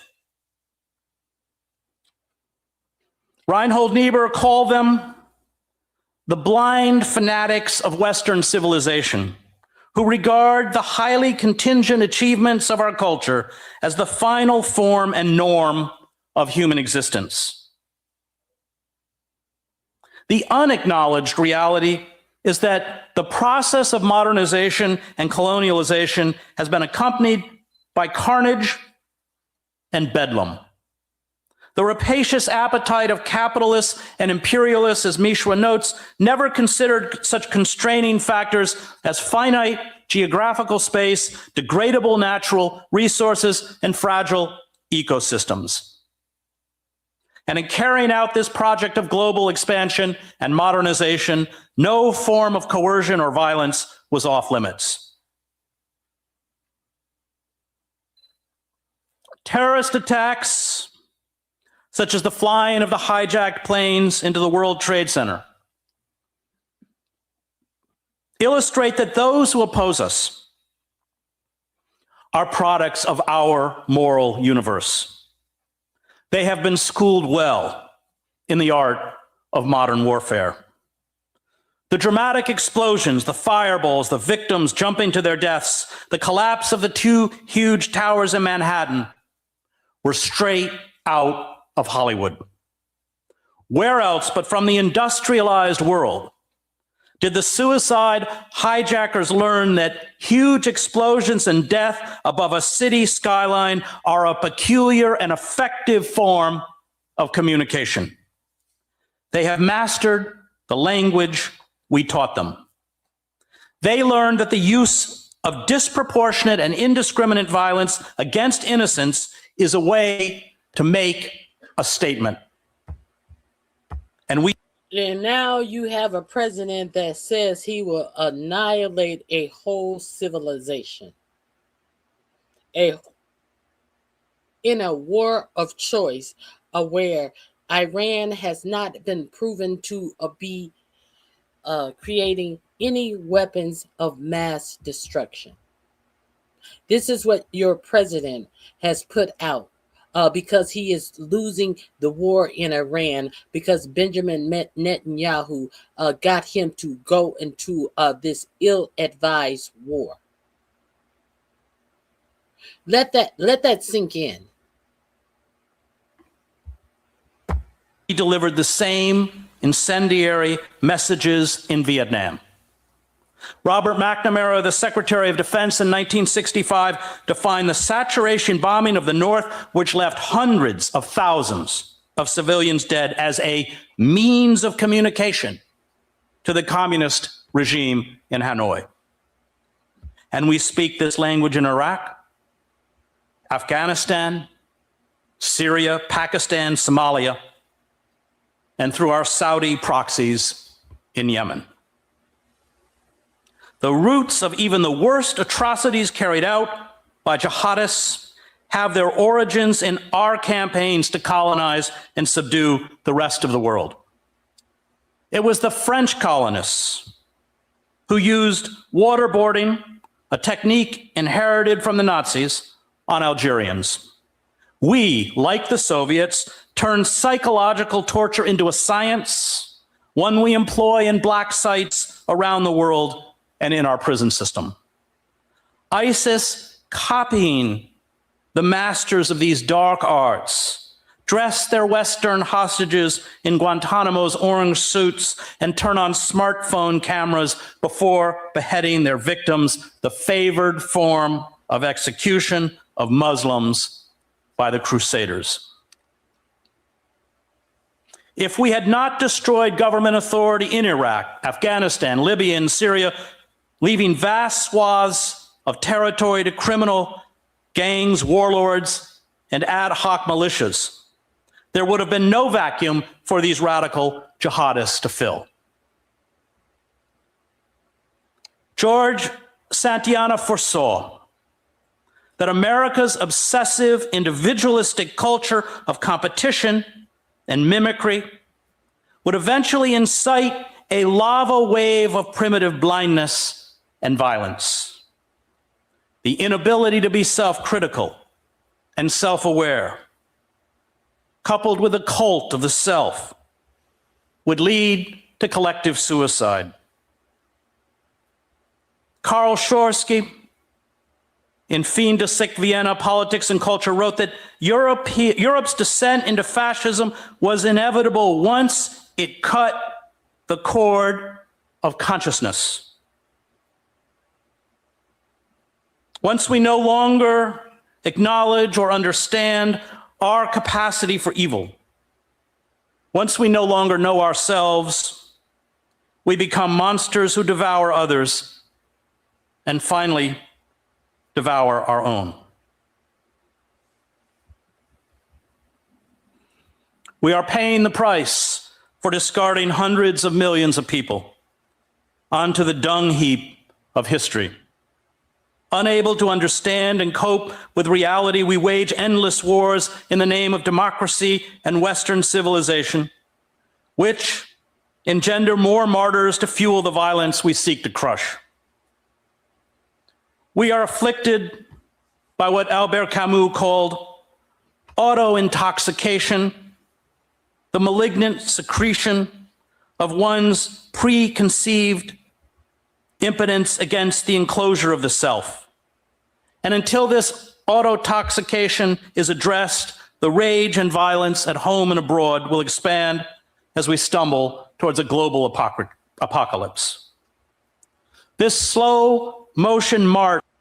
And if you don't understand, as your own government seeks to and has already put up the parameters to deem American citizens as domestic terrorists and already have the parameters to deem you, American citizens, as domestic terrorists based upon indicators, even if you have not committed a crime under something that they call pre-crime indicators, which means you have not committed a crime. This is already in effect in the United States of America under President Donald J. Trump, right here in America today. And your American media is not talking about it. Let's be real clear. NSPM 7, Marco Rubio and Stephen Miller was all what were they? Talking about this NSPM 7, about how American citizens were domestic terrorists. But the American media wasn't covering this. Pre-crimes based on you not committing crimes. But you don't know anything about this. What do you think is going to happen to you? Let's continue. Towards apocalypse is assured if we towards a global apocalypse. This slow motion march towards apocalypse is assured if we refuse to confront the ecocide we are carrying out on the planetary systems that sustain human life. Seas and rivers are being poisoned and emptied of their stocks of fish. wildfires, droughts, flooding, monster hurricanes, typhoons, and tsunamis, along with soaring temperatures and the evaporation of the polar ice sheets, along with glaciers, ravage the planet. This ecocide exacerbates the breakdown of social structures, fuels the mass migration of the displaced and refugees, which in turn creates more political instability. Unchecked, these forces will lead in many parts of the globe to complete systems breakdown. The greatest existential crisis of our time is to at once accept the tragic reality before us and find the courage to resist. It is to acknowledge that the world as we know it will become harsher and more difficult, that human suffering will expand, but that we can, if we fight back, perhaps reconfigure our lives and our society to mitigate the worst savagery, dramatically reduce our carbon footprint, and save ourselves from complete annihilation. How are they going to determine that you have committed these pre-crimes? How are they going to get this information about these pre-crimes that you have allegedly committed? All of this intelligence they are collecting on you, all of these rich oligarchs, all of this information that they are collecting on you via this these data centers, via Palantir that is sitting in every part of the government, the DMV, the CIA, all of these agencies, all of these three-letter agencies that are collecting data on you, that you are sitting up being so ignorant. Well, if you're not doing anything wrong, you don't have anything to worry about.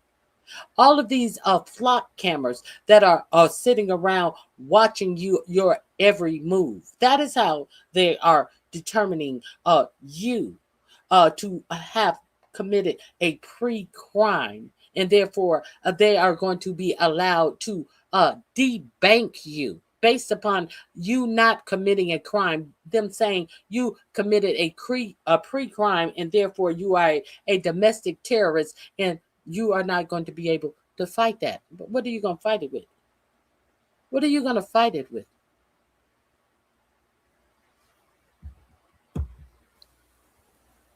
The power elites will do nothing to save us. To be hopeful in bad times is not just foolishly romantic. The power elites are the ones who are going to be the ones who are going to enable it. Of course, they're not going to be going to help you fight it. They are enabling it. Howard Zinn wrote, "The power elites will do nothing to save us. To be hopeful in bad times is not..."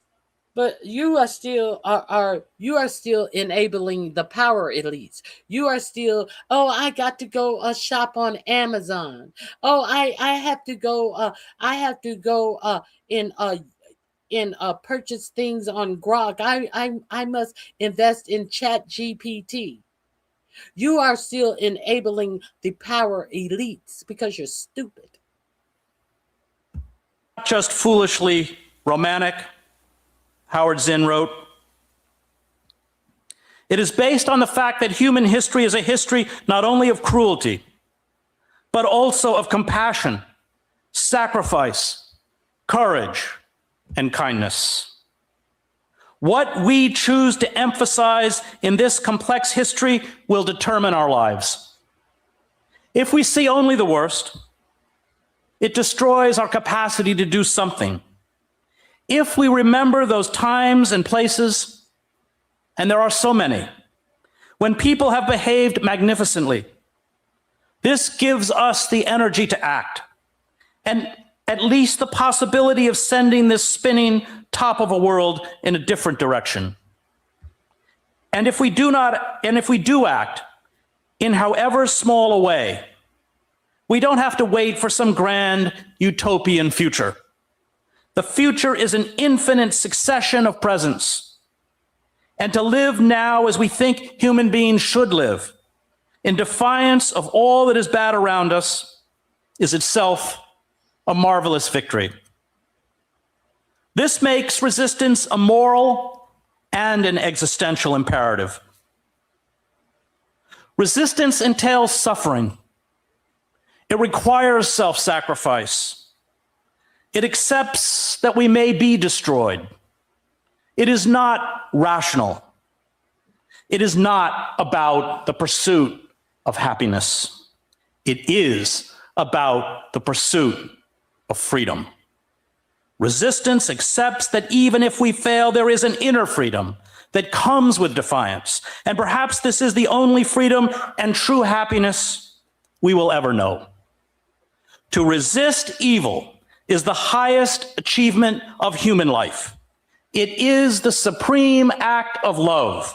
It is to carry the cross, as the theologian James Cone reminds us, and to be acutely aware that what we are carrying is also what we will die upon. Most of those who resist, Sitting Bull, Emma Goldman, Malcolm X, Martin Luther King, are defeated, at least in the cold calculation of the powerful. And the final and perhaps most important quality of resistance, as Cone writes, is that it inverts the world's value system. Hope rises up out of defeat. Those who resist stand regardless of the cost with the crucified. This is their magnificence, and it is their power. The seductive inducements to conformity, money, fame, prizes, generous grants, huge book contracts, hefty lecture fees, important academic and political positions, and a public platform are scorned by those who resist.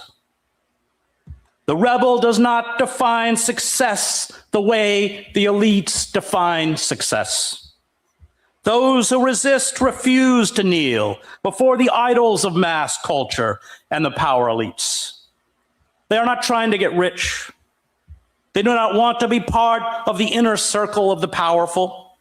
They accept that when you stand with the oppressed, you get treated like the oppressed. The inversion of the world's value system makes freedom possible. Those who resist are free not because they have attained many things or high positions, but because they have so few needs. They sever the shackles used to keep most people in bondage. And this is why the elites fear them. The elites can crush them physically, but they cannot buy them off. The power elites attempt to discredit those who resist. They force them to struggle to make an income. They push them to the margins of society. They write them out of the official narrative. They deny them the symbols of status. They use the compliant liberal class to paint them as unreasonable and utopian. But resistance is not fundamentally political. It is cultural. It is about finding meaning and expression in the transcendent, in the incongruities of life. Music, poetry, theater, and art sustain resistance by giving expression to the nobility of rebellion against overwhelming force. What the ancient Greeks called fortuna, which can never ultimately be overcome. Art celebrates the freedom and dignity of those who defy malignant evil. Victory is not inevitable, or at least not victory as defined by the powerful. Yet in every act of rebellion, we are free. It was the raw honesty of the blues, spirituals, work chants that made it possible for African Americans to endure. Power is a poison. It does not matter who wields it. The rebel, for this reason, is an eternal heretic. He or she will never fit into any system. The rebel stands with the powerless, and there will always be powerless people. There will always be injustice. The rebel will always be an outsider. And resistance requires eternal vigilance. The moment the powerful are no longer frightened, the moment the glare of the people is diverted and movements let down their guard, the moment the ruling elites are able to use propaganda and censorship to hide their aims, the gains made by resistors roll backward. We have steadily been stripped of everything that organized men and women who rose up in defiance and were purged, demonized, and killed by the capitalist elites achieved with the New Deal. The victories of African Americans who paid with their bodies and blood in making possible the Great Society and ending legal segregation also have been reversed. The corporate state makes no pretense of addressing social inequality or white supremacy. It practices only the politics of vengeance. It uses coercion, fear, violence, police terror, and mass incarceration as its primary form of social control. Our cells of resistance will have to be rebuilt from scratch. Vice President J.D. Vance is throwing Donald Trump's entire cabinet under the bus. Okay. That is in my description box. I hope you, if you haven't saw the whole thing, go over and see that in my description box. It is under the end of America. The end of America, in my opinion, is here, right now, right here in your face. We have been talking about all of this, and this is, in my opinion, just a capsule of an example of the end of America.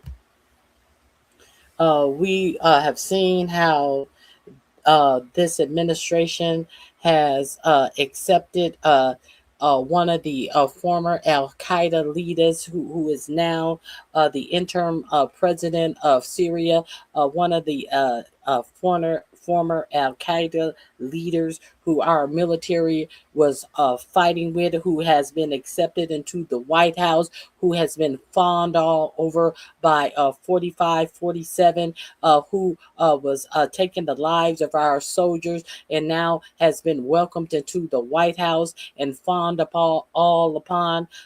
We have seen all of this shit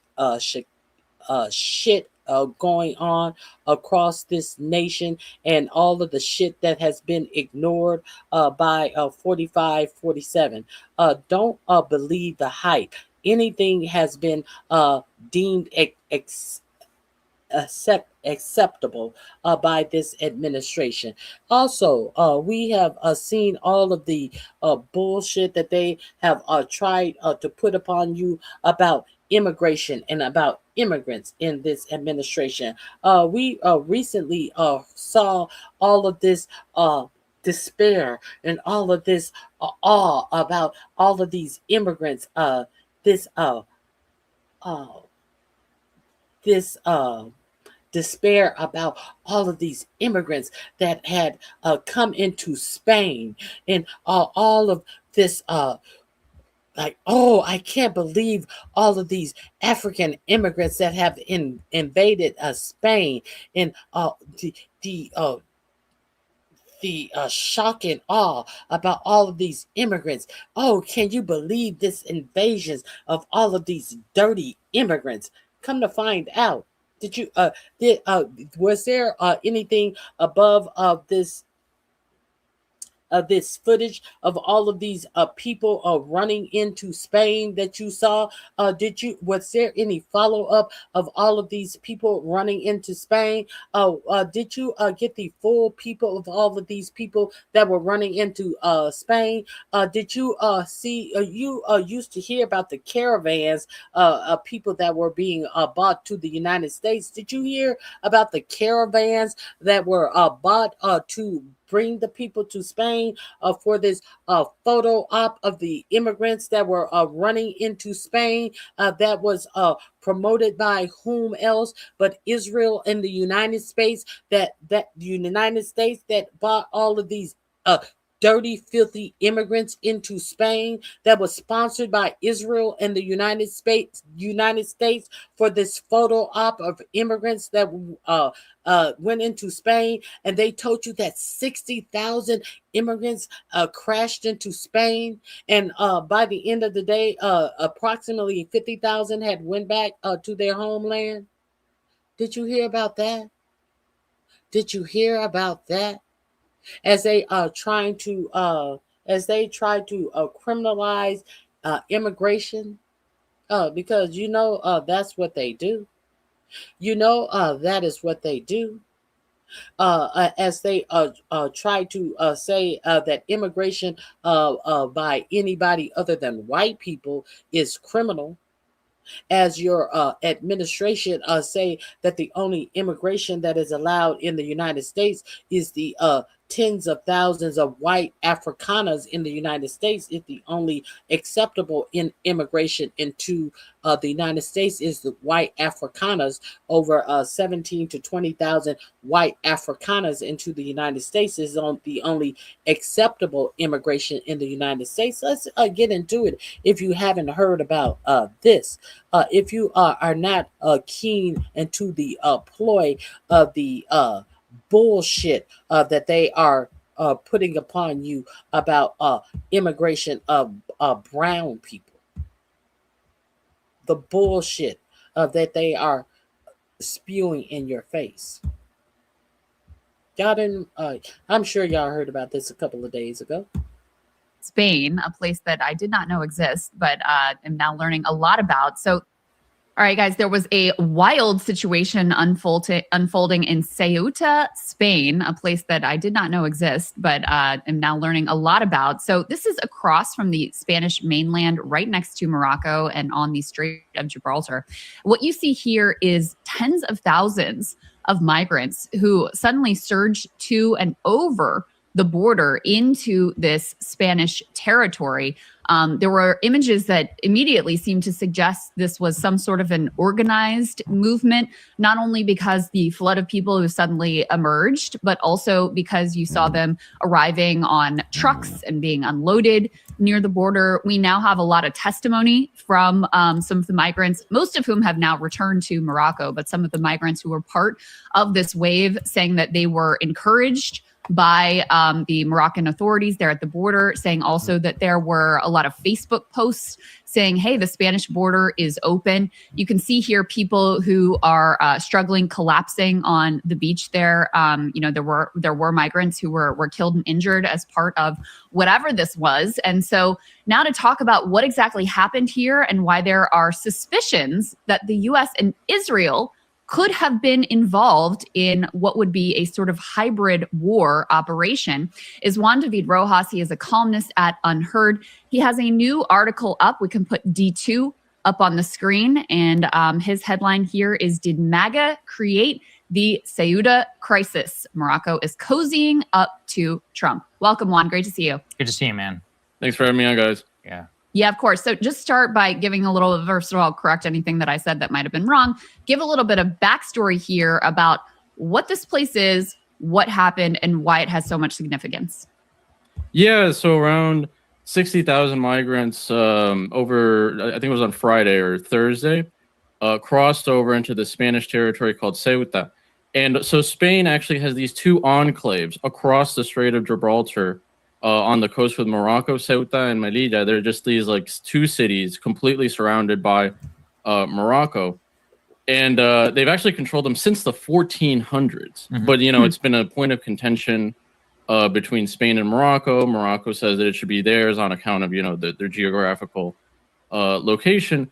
But this area of the world is really interesting if you're into like decolonial stuff, because you have Gibraltar itself, which is controlled by the UK, which Spain says should be theirs. And then on the other hand, Morocco claims all of what's called Western Sahara further south, which used to be a Spanish territory as well. Spain handed control over to it in Morocco, and there's been an insurgency there because the Sahrawis, the native people of Western Sahara, don't want to be part of Morocco, and this is a horrific. It's kind of like a Palestine situation. They built like a wall to keep out like the separatists and have like an exchange fire with these insurgents for a long time. And actually, for decades, Morocco has used these two cities, Ceuta and Melilla, in order to get at Spain and also at Algeria for like supporting these Sahrawi separatists. And so a lot of analysts have thought that because Spain had been like forging closer relations with Algeria, which allegedly provides support to the Sahrawis, Morocco just decided, hey, you know what, we're just going to screw Spain like this. Now, going a step further, Morocco doesn't really take orders from anyone. They're the king there. That they have their own like internal politics and whatnot. But I definitely think they feel emboldened because in recent years, Morocco has really forged close ties with Israel and the U.S. In 2020, under Trump's first administration, the Abraham Accords, Morocco was a signatory. And in exchange, the Trump administration recognized Morocco's control over Western Sahara. Then in more recent years, like the Trump administration hosted these like covert talks with like Morocco and other countries over like the Western Sahara issue. But the interesting thing is, like, if you look at MAGA, all of a sudden they care a lot about these two cities, Ceuta and Melilla. Why is that? Like in March, Representative Diaz-Balart from here in South Florida, he said that Ceuta and Melilla should belong to Morocco and that Spain is a colonial power, which is crazy. He's basically like intoning Fidel Castro, I argued in the piece. Yeah. So it's nuts. Thomas Massey pointed out that last week the House passed a bill that would have given like $40 million to Morocco. And in the bill, it recognizes Ceuta and Melilla as part of Morocco. So this is crazy stuff. Days before this also, Morocco named its highway that goes through Western Sahara after Donald Trump. And Trump has a Truth Social post where he says, "Thank you to the great king of Morocco. I hope to one day ride through this amazing, beautiful highway." And then the question kind of is like, why now? And so I know there's been a lot of speculation, especially around Morocco and Israel's relationship. For example, we have D4, we can put here on the screen, an extraordinary statement from Yair Netanyahu. He is the son of Benjamin Netanyahu, the prime minister of Israel. He said in 2019, May 26, "Let's make a deal. We won't fund NGOs in your country calling you to give away Ceuta and Melilla, and you will stop funding NGOs in our country that calls us to give away Judea and Samaria." This is part of, obviously, the West Bank and Gaza in their parlance. This included actually a thread in a map that Yair posted, including direct threats by Morocco to take over Ceuta and Melilla. So the Israel connection here, somewhat interesting. This was one of many posts, including by Itamar Ben-Gvir, the Israeli Foreign Ministry, and others, attacking Spain after this migration wave. What is the connection there? Is it because of Spain's opposition to Israel and its conduct in Gaza? Exactly. Yeah, that was the last piece. So Spain, under Socialist Prime Minister Pedro Sanchez, has been really critical both of the war in Gaza and now the Iran war. And even went as far as to not allow the U.S. to dock its planes, and that we have two bases inside of Spain. This is a huge deal. The Rota, and I forget the name of the other one. And so MAGA has branded Spain like public enemy number one. And there's also the factor that they refuse to keep up with their defense spending commitments under NATO. But the Israelis also, they've been saying these kinds of things for years just to get back at Spain, because Sanchez has been in power since 2018, I believe. So, yeah, I definitely don't think it's a coincidence. Yeah, I mean, I saw on like Newsmax, they were saying, oh, the Spanish, look at this. It's because they're opposed to like Western civilization. Well, I mean, it looks like you guys are kind of opposed to Western civilization right now. Right. Let's go ahead and play to your point about the right-wing interest here in Spain. Trump recently said sort of issued a threat, said that the Spanish are not, quote, behaving nicely, but they will learn. Let's take a listen to what he had to say. The Spanish, they're members of NATO, but not very good members of NATO. They say, no, we don't want to help other people. What are we doing, huh? They are not behaving nicely, but they will learn. Soon after they relinquished their grip on Cuba and Guam, the Philippines and Puerto Rico, and they were all ours. We got them all. So interesting comments there from Trump. I'm also reminded of a couple of other historical events here. One is my friend Yegor said that in Belarus, Lukashenko did something very similar, bringing in migrants, mostly Iraqi Kurdish migrants, and using them and encouraging them, actually bringing them in on these like cheap flights and cheap tours, supposedly of Belarus, and then encouraging them to flood over the border into Poland to sort of punish them for some things that they had done, sanctioning him and calling his election into question.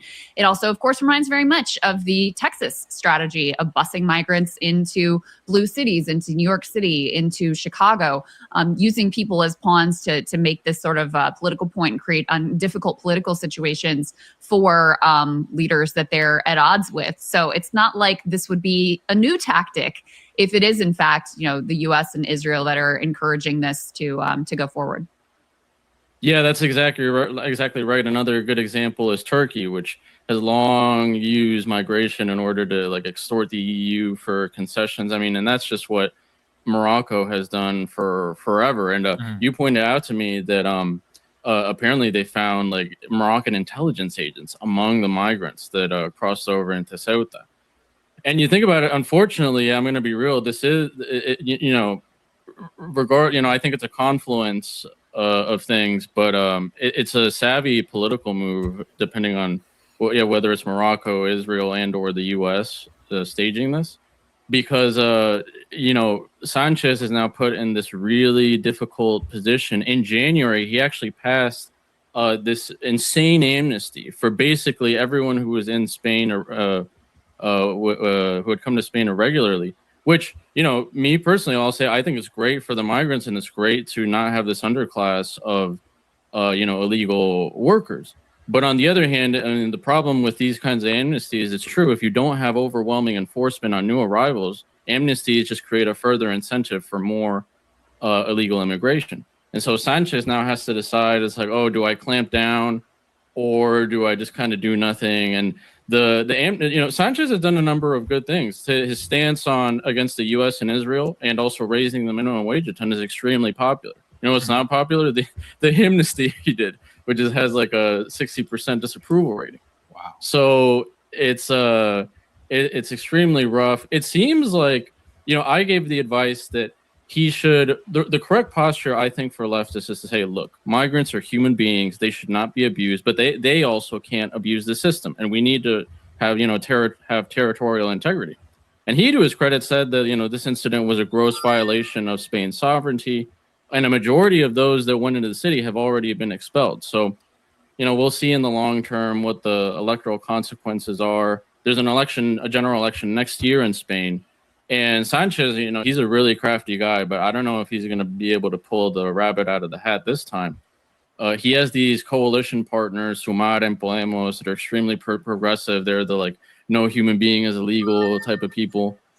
But they've been tanking in the polls. And they and the socialists have consistently won less votes than the PP and Vox, which are the right-wing parties.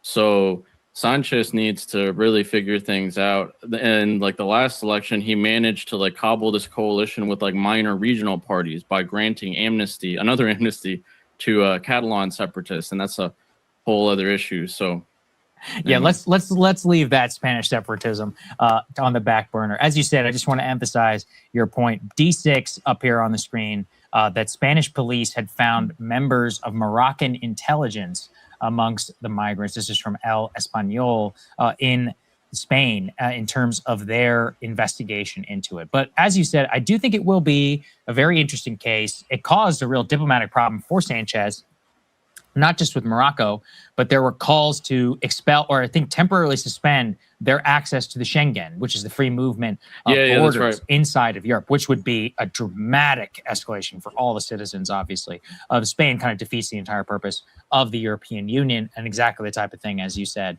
that could invite electoral backlash to him because of how, you know, people in Europe really like that. So, wow, fascinating situation. One last one for you, just on the Israel connection here. Some of the speculation I saw is that, you know, Israel, in terms of being able to support their own, or they got some problems in the Red Sea now, to put it mildly. And so their other alternative route is through the Mediterranean Sea, which of course you have to go through the Strait of Gibraltar. So they have great interest in what's going on right there. Do you think that could be part of the motivation for their interest in Ceuta here?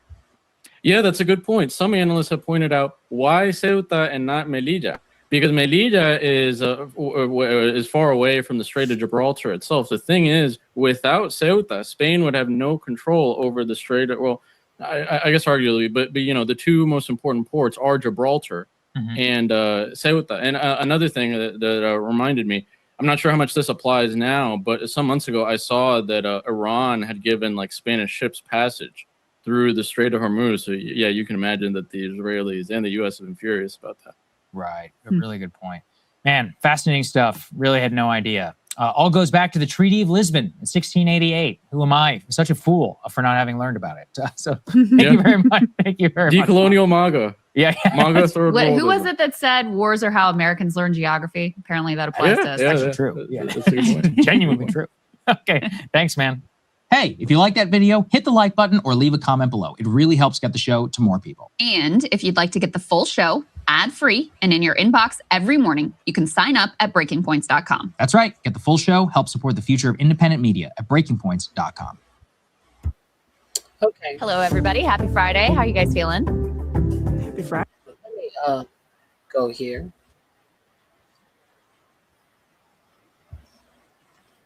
Let me go here. There's one more thing that I want to show you. Let me stop this screen. There's one more thing I want to show you about Ohio.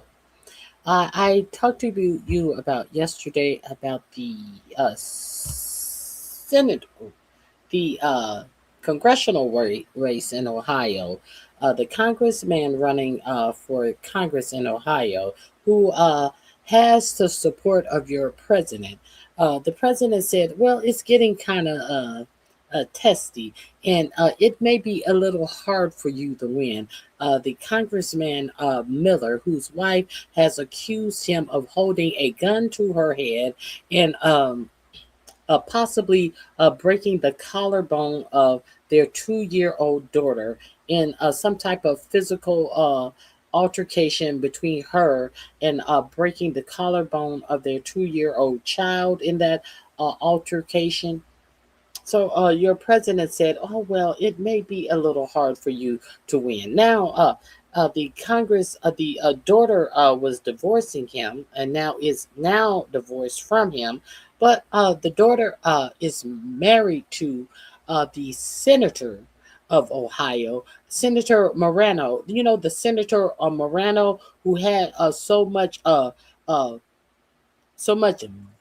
venom for an 85-year-old Dr. Fauci, who he sat on the Senate Oversight Committee with Dr. Fauci and cursed at Dr. Fauci and wanted to know what the fuck was Dr. Fauci thinking. He had so much venom that he was sitting on a committee questioning Dr. Fauci and talking about what the fuck were you thinking. But he had no such venom for the man who was abusing his daughter. who was allegedly abusing his daughter and his granddaughter, and when asked, should his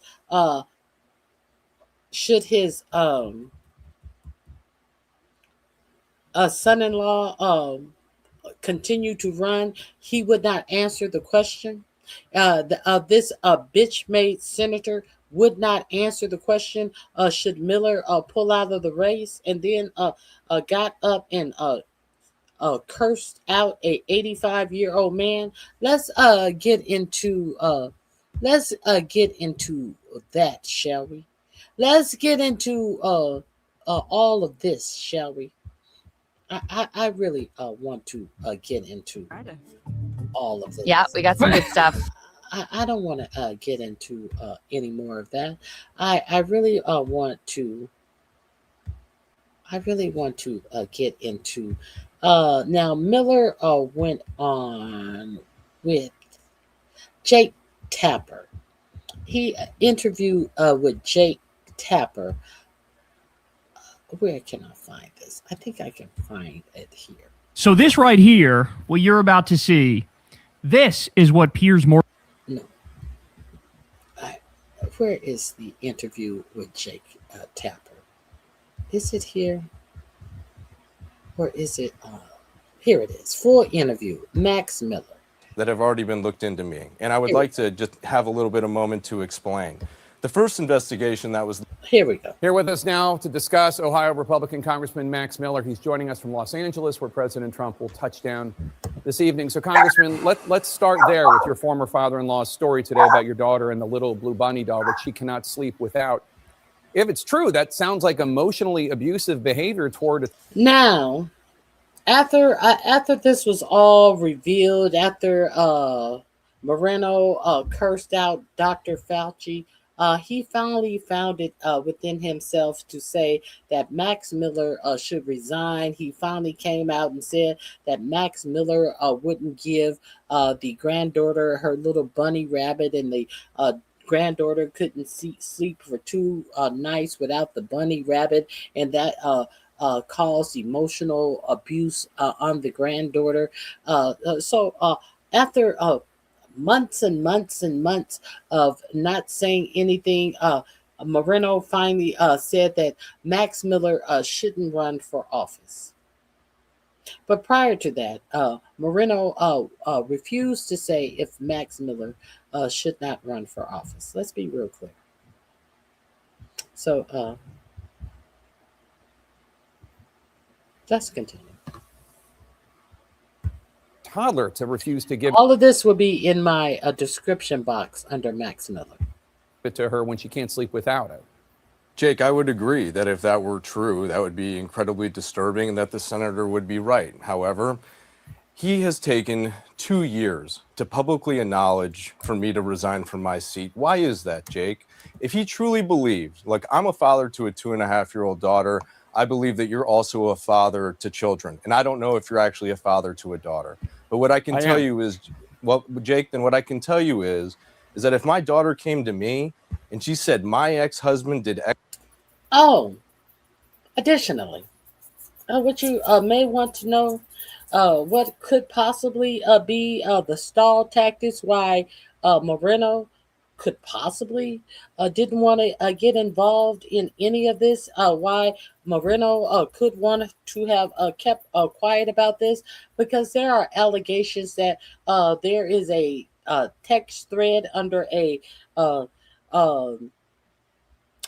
homosexual hookup site where there is someone under a channel that is connected to Senator Moreno looking for a one-night stand, sexual encounters, male-on-male sex that is attributed to Senator Moreno of Ohio, that Moreno is denying that is him.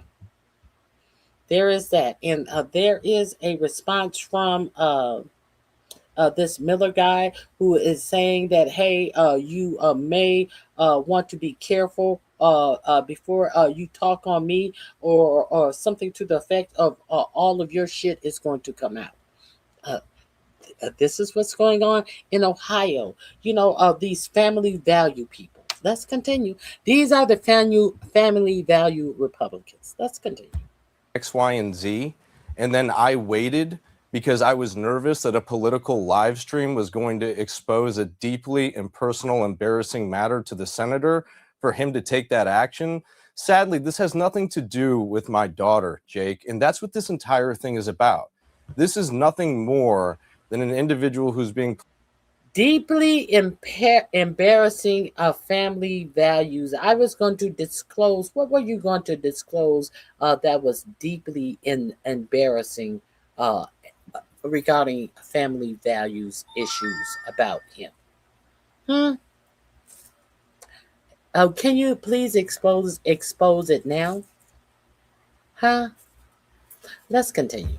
Politically vindictive in talking about a blue bunny when I have text messages I can show you from our parent coordinator, who is a mandatory court reporter, who said that Mr. Moreno would be coming over my home, and then another individual came who I don't know. Well, first of all, Once again, Congressman, yes. you're faulting him for both not saying anything for 2 years and for saying something in the last 2 days. Well, that's because, Jake, it's I mean, to be possible very that he clear, didn't say anything because his daughter didn't want him to say anything, because he didn't want this to become any more of a spectacle than it's become. You could say that, but also dealing with this in a private family matter, then why couldn't have we had a conversation a year ago? If Mr. Moreno felt this was the case, why do we now have to be here on national TV exposing all of our personal family drama? Why didn't he come to me and say, Max, I don't believe privately that you should be in the United States Congress and that you need to look for a pathway out, and I do believe my daughter. I don't know, but I've it's had not many really conversations the issue, though, right? The issue is, the one I asked you about is, did you hold this doll hostage? Because that is emotionally abusive behavior. Mr. Tapper, no. And just to further more than that, there have been 2 investigations that have already been looked into me, and I would like to just have a little bit of moment to explain. The first investigation that was looked into me was that my ex-wife, Emily Moreno, filed a report of child abuse against me. That first incident, 2 individuals were held liable for abusing my daughter at a daycare, which I have a private settlement agreement from. I was found not guilty. They looked at my fingerprints. They made me take off my shirt. They made me look at my body to make sure that I didn't abuse my daughter. And that was number 1, Mr. Tapper. Number 2, when I was reported for child abuse for my daughter for a broken collarbone, my daughter was in my ex-wife's care 9 out of the last 11 days, and she took her to the emergency room, which is a contempt violation from our shared parenting plan. Furthermore than that, Mr. Tapper, is this. These matters have already been looked into. Ms. Moreno has already gone to the police. The police are not investigating it. Ask yourself, why aren't they investigating these things? You see yourself, I am not getting any special treatment. I have never done these things. These things have already been investigated. Yeah. I have no police reports looked into me, and we actually have evidence, unlike the other side. And so, it's an honor for me to have a platform like this to continue to fight and to continue to show the American people that I've already been looked into. Right. I'm happy to be looked into again. Is there anything that your ex-wife or your former father-in-law, Senator Moreno, say about you that is true? I mean, Senator Moreno said on Sunday that you have admitted privately that you need to get help.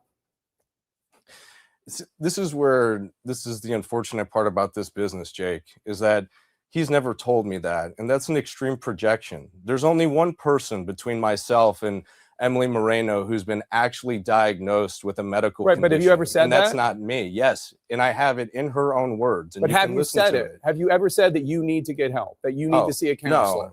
No, not to him. No. No, to anyone. Have you said it to Emily? Oh, well, Jake, I think a lot of people within this country see a therapist. I've been seeing a therapist over the last decade of my life. This isn't anything new. I don't know why this would be any more important than anything else. I think it's healthy to talk to somebody and to share what's going on within your life and to work through problems. I don't look at this as a negative thing for someone to seek therapy, to go through something. And Agreed. yes, Jake, I've been seeking therapy for the last 10 years of my life. Okay. And I'm proud and honored to admit that. When you did your live stream on Twitter or X on Sunday, you said you were doing so to protect your daughter.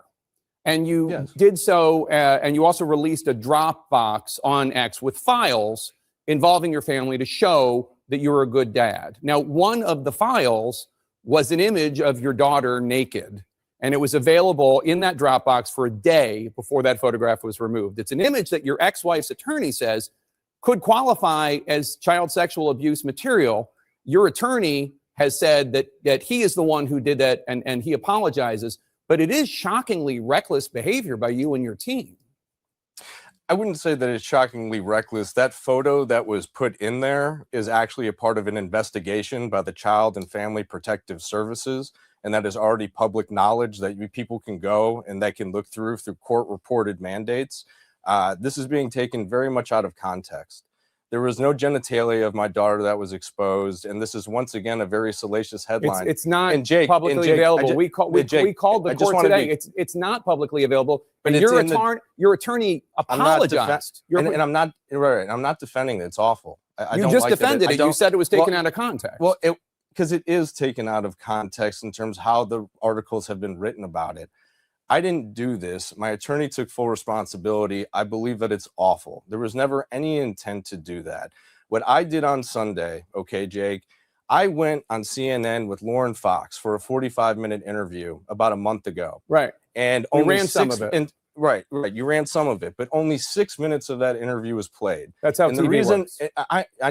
I know, Jake, but here's the deal, okay? She asked me a question, and she asked me a very, laced question and said, your ex-father-in-law and your ex-wife say that your daughter is terrified to go to your home. Every single time they say she's terrified. I then played Lauren Fox 3 separate audio videos, of my daughter saying, I do not want to go to mommy's, I do not want mommy's, and I do not feel safe. None of that made it out there. Why? Because it was recorded without her permission, is my understanding of it. No, it's a one-party consent in the state of Ohio. And this is what I've had to do in order to get my truth out. I mean, you could say this is what the media does. They take a 45-minute interview and they clip it to 6 minutes of what they want the American people to see. That's why I did the live stream to lay everything out. But and I'm not hiding. Congressman, I'm not talking about whether or not it was legal or illegal to record your ex-wife.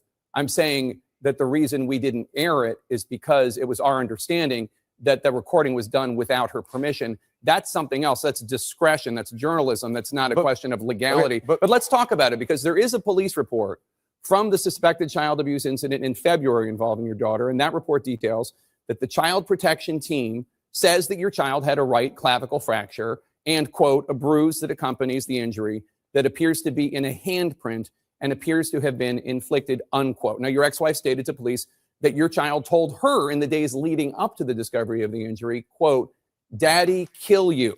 And your ex-wife also said your child had said, Daddy angry and Daddy's house is scary. Now, according to your wife, your daughter articulated these statements to Children and Family Services. So can you explain why your child may have said those things? Jake, I wish you could talk to my beautiful baby girl. She can't string together sentences like that. She's 2.5 years old. She doesn't have the ability to articulate any of what you just said. That is an entire fabrication of the truth. I have actual video, actual documentation. But didn't you just tell me that through two investigations. You just told me that she had said that she was scared to go to mommy's house. She is, and I have video of it. But now you're saying that she's not capable of saying, Daddy, kill you? I mean, it seems like she's either able to say one but not the other. Jake, that doesn't make sense. Jake, to be very direct, this is incredibly disturbing. I am not going to my child to say, Daddy, kill you. You have to look at the timing of everything that is taking place, right? What about due process? I have already been through these investigations, and I know that I've said that now 3 times, and we're kind of just blowing past this. But these are individuals who do their jobs to protect kids. And the main job of the court and the main job of Child Protective Family Services and the main job of our judge who has been appointed to our divorce case is to make sure that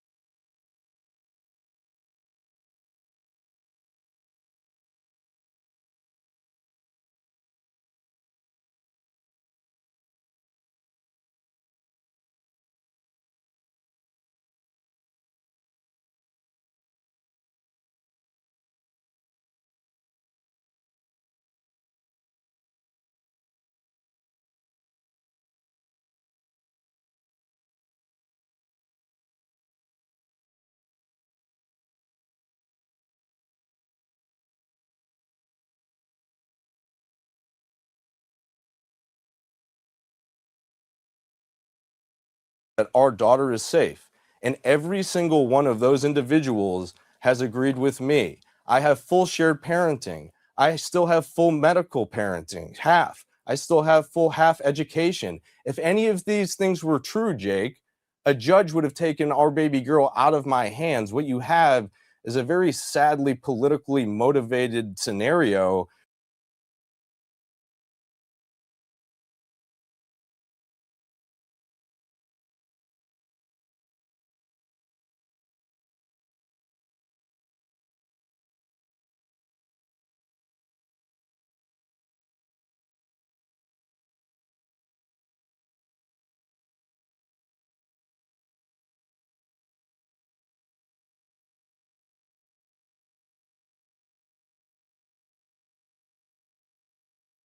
To where, you know, people want to see me go away, and all of this happened, and I'm not joking. Yeah. Take it for what you want. Look, this live stream, the impetus for the resignation, okay, came because an individual thought something was going to be said on that live stream that I had no intention of saying. Here's the thing. You're talking about a level of standard of proof that has to do with judges. And there is separately a different level when it comes to what kind of behavior is tolerated among public officials. Because there are now three women who have accused you of violent behavior. Politico published a report in 2021 that says when you were in high school, you, quote, pushed a girl out of the dorm of his room and she fell down some stairs after he became enraged when she resisted his attempts to touch her, according to 3 people who were there and many more who heard about the incident in the aftermath. Now, you deny that, but the woman in question told Mother Jones reporter Abby Vasulis just days ago that it happened and was, quote, one of the more traumatic nights of her life. Now, I would love for hold that on. individual to go on the record because that. Okay. Jake, I was hold on, because I'm not done with the list of women that have have accused you of violence. Then there is former White House press secretary. Okay, you were young. Then there's former White House press secretary Stephanie Grisham, who was your ex-girlfriend. She accused you of being abusive and having a violent streak. She wrote in her book, quote, I could do nothing right by him. I would wake up every morning shaking with anxiety about his mood that day. I had seen his temper before and it had scared me, unquote. She has recently filed a temporary restraining order against you in a defamation case. And now there are these claims from your ex-wife.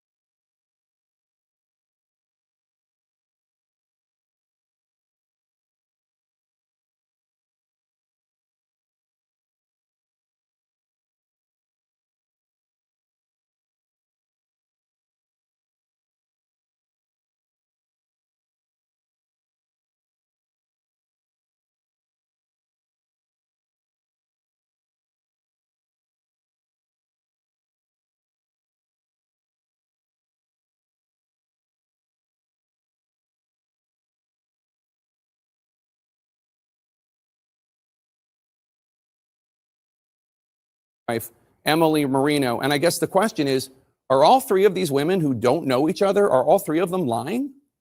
Yes, it's very easy, and I can tell you why. Every single time, and people have asked me, what are you going to do? Are you going to drop out of this race? Are you going to resign? Are you going to get out before the deadline? And my answer to you, Jake, is no. And I can tell you why. In 2016, when President Donald J. Trump faced the most extreme allegations in the world that hit him day after day after day, and people in the media, very much like yourself and others, said that he would have no shot at winning, that he should not be the president of the United States. But guess what? He stayed in and he was resilient. And what the American people can see is that they can see that somebody is fighting who is resilient, and that is a quality that the American people cherish. And so for no second am I going to sit here and continue to be debased by false and baseless allegations and be pushed out of a seat I have worked so hard to represent and done a terrific job for our community. My record in Congress on the Ways and Means and House Foreign Affairs and bringing back money for our district and standing up for the Ukrainian people and also voting to protect Obamacare during this entire time. This is why no one's attacking me on my policy, Jake, because they can't. I've been a good legislator. All they're trying to do is create rumor mills without evidence. It's all hearsay. All hearsay. Do you realize what it's not hearsay if it is firsthand testimony from women, and I just named 3 people that are providing firsthand testimony. That's not hearsay. But do you realize what it is in terms of how tall a order it is for voters and your colleagues and everybody watching right now to believe that 3 women who don't know each other made up accusations of you being violent, and you are telling the truth here? They are lying. That is a difficult thing for people to believe, right? No, not in this instance, because every single one of these things that you're brought up, unlike other candidates throughout the country, I've already had investigations into. The domestic abuse allegation that you're referring to against my ex-wife, Department of Child and Family Services already reviewed that, and they viewed that nothing happened. Bay Village Police Department, Miss Moreno filed the police report. The prosecutor looked at it. They looked at it for a very long time. There was nothing there. My case is much different than everyone else that has been laid out before. Yes, I have tangible evidence, and I have also had investigations that have cleared me of every single thing you have mentioned, except, to be clear. Let's talk about this, because in the custody lawsuit, there was a discovery phase. And Emily Marino's lawyers asked you a series of questions about past alleged incidents. And some of them you denied outright. No, that's not true. No, that's not true. And others you refused to answer at all. Your lawyers claimed they were not relevant. And the ones you didn't answer include the incident involving the stairs or your past alleged drug use. If you ever referred to the birth of your child as, quote, setting your playground on fire. If you were ever kicked out of college. You wouldn't answer them. I mean, I can tell you that I never did any of those things. Why can't you? Because, well, Jake, if you're wondering, I'm happy to answer those I should say I have smoked marijuana. Right. I'm sorry, I take that back. I have smoked pot before it was legal. So I'm getting it all out on the table. Yeah, and that's great. So have I. And I don't think, previously when I was younger or even, a few years ago, there's anything wrong with cannabis uses. It's legal in 39 out of 50 states in the country. Mother Jones story, it said when you were picked up for the drunk driving, you had ecstasy in your system. Look, once again, these are already investigations, and we're bringing up things from 15 to 20 years ago. Well, why wouldn't you answer those questions in discovery? Why wouldn't you answer the questions about whether or not you would push that girl down the stairs? Well, because it never happened. Why would I give something credibility and answer for something that never happened? But you did that for other. You did that for other questions. But this woman isn't even coming forward. I don't know who you're referencing. Unless these people actually put a name to these allegations and come forward, I don't know how the American people can continue to believe things like this. When's the last time you ever used illegal drugs? Because you're being drugs. Yes, because you're being investigated right now by the House Ethics. The last time, I would have to say, the last time I had illegal drugs would have been, I don't know, several years ago. I don't have a time frame on it, but I don't use illegal 20? drugs. No, Jake, this is what they're doing, okay? This whole, needles thing, this is testosterone replacement therapy. People are painting this as something that it's not. Secretary Hegseth, who is the Secretary of War just 3 weeks ago, allowed our entire military, who are males, to take testosterone replacement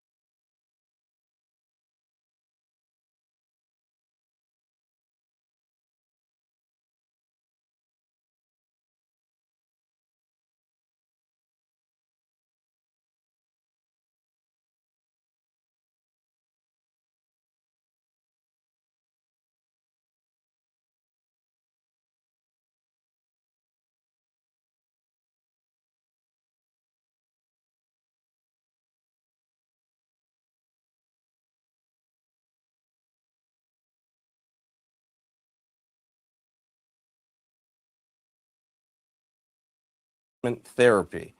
That's what I was doing. I have not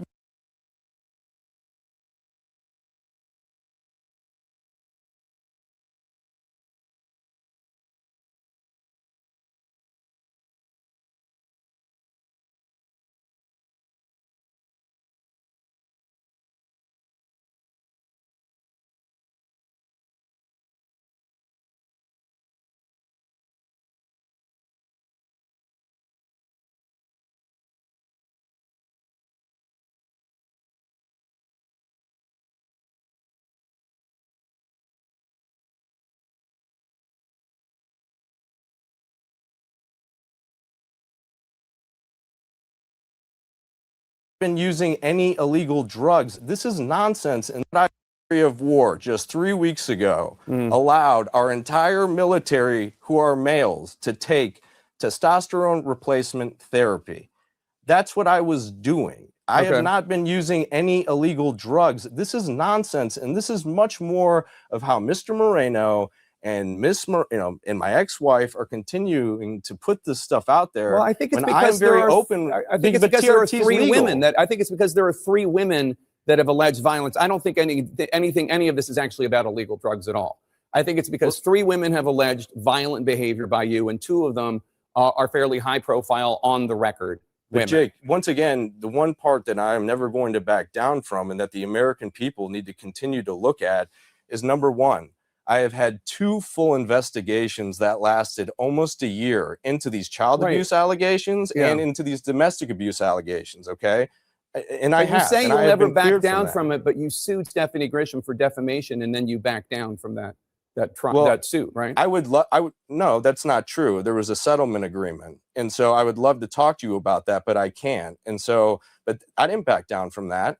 And it was settled. And there's a reason for that. And that's all I can say regarding it. Let me ask you. But if you're asking, sorry, you spoke with the president yesterday. Did he tell you what he is telling aides privately, that he does not think you can win? Look, the conversation I had with him yesterday at 9 a.m., and I've gotten a million phone calls about this, and this is what's so troubling.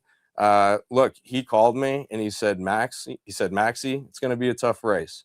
And he said, I don't know if you're going to be able to, pull this one out. And you know what, Jake? I reminded him of the same resilience that he had when people told him that he was going to struggle in 2016 and he became the 45th president of the United States.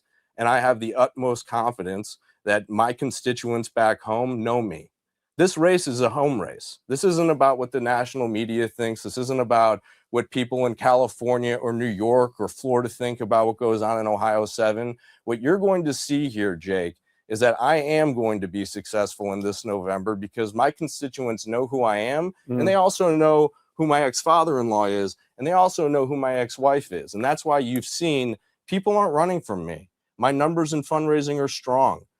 Speaker Mike Johnson, everyone else, they're standing behind me. No one has told me to get off the ballot. And that's because they know I can win this seat and see this through. And that's what we're going to do. You know what? That is a question, Jake, I have been struggling with, look, over the last couple of weeks. But I'm going to look at you the same way I think you would look at me if you were in my shoes, which is I am never going to give up. And what I mean by that is my daughter's going to grow up one day. And she's going to see all of this. And she's not going to see that her father caved to political and social media pressures for something that he never did. And furthermore than that, there are more than 50% of the people within this country who are divorced. And men get a really bad shake when it comes to family court. And it's not addressed enough in any way possible. And so here's what I can tell you is that I've received more support than ever from our community, from the people where I live. And that is why we are going to stay in this race and be successful. And you're right. The allegations, they're incredibly troubling. I agree they're troubling. But if they were true, I'd be in prison. And there's the only reason out of myself and other Republican colleagues that I'm the only one that doesn't have an active investigation into it. And so at the end of the day, I let the truth speak for itself, and the truth is right there. And I will never, ever, ever let my baby girl see her dad walk away as a quitter. I will continue to finish this. And if I have to run all the way to the end and I'm not successful, Jake, then that's a decision that I decide to make. And I can hold my head way up high knowing that I fought for the truth no matter what circumstances and no matter what came my way every single day, that Ruthie Miller will know that she's proud of her dad who bears my last name.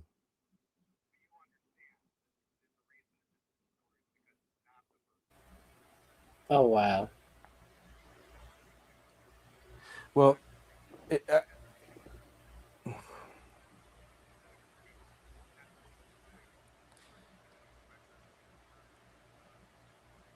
I don't know why we can't hear Jake.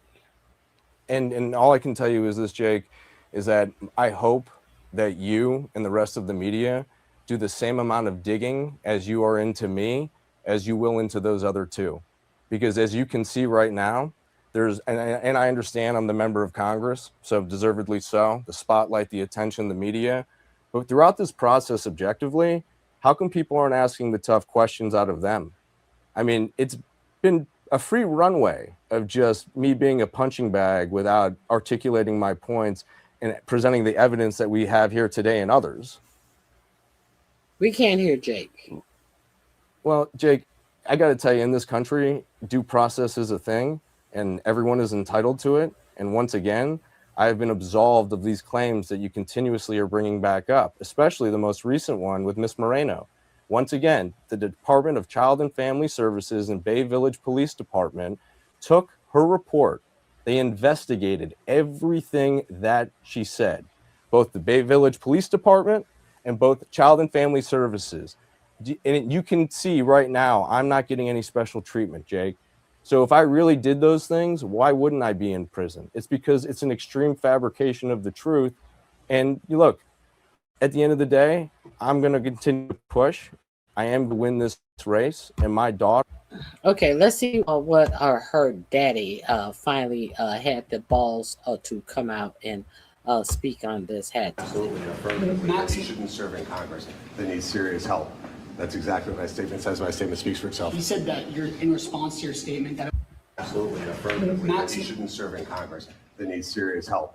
That's exactly what my statement says. My statement speaks for itself. He said that you're in response to your statement that it was to protect from your own circus. To that you say what?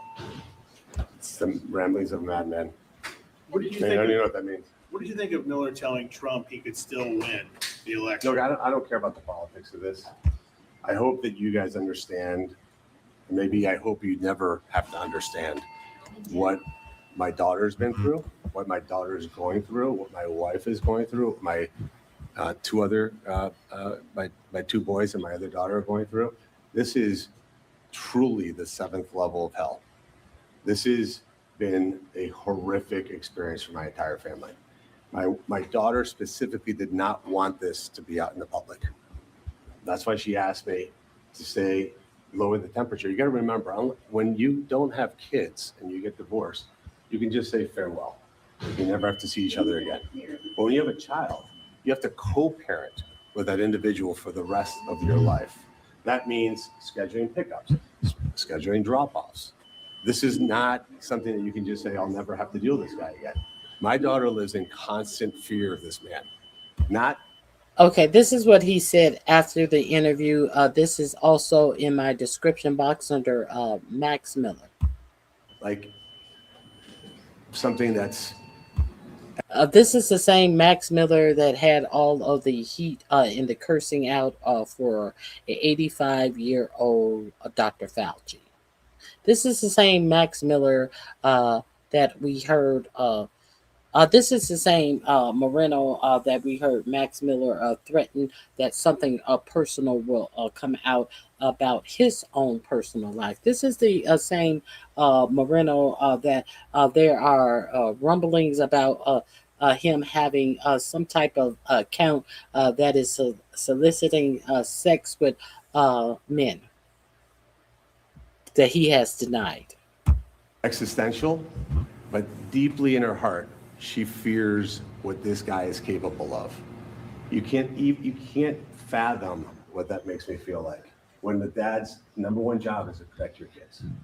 And to have this whole thing out in the public like this is not what I wanted to do. It's not what my daughter wanted to do. But on Sunday, when he went out and did what he did, including releasing photos of my granddaughter completely naked, that now you have hundreds of thousands of psychotic human beings that have that, and to say oops is grotesque. My personal opinion is that this is a felony, and that every single human being that touched that photo and transmitted it electronically should go to jail, because it is illegal to do that.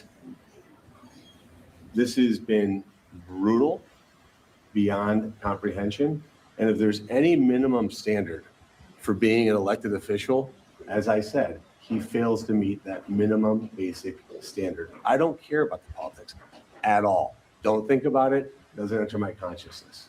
Okay? Thank you, sir. Why didn't you say something earlier? This has been going on for such a long time. I explained, as I just said, and as maybe you don't understand, Yeah. when your daughter tells you you have to de-escalate this thing, because you want to keep it private. This has been going on for 2 years. Why did you just cover it today instead of covering it a year ago? This has been going on. This was about de-escalation. Every single week, she has to go arrange for a pickup and drop off of this little child.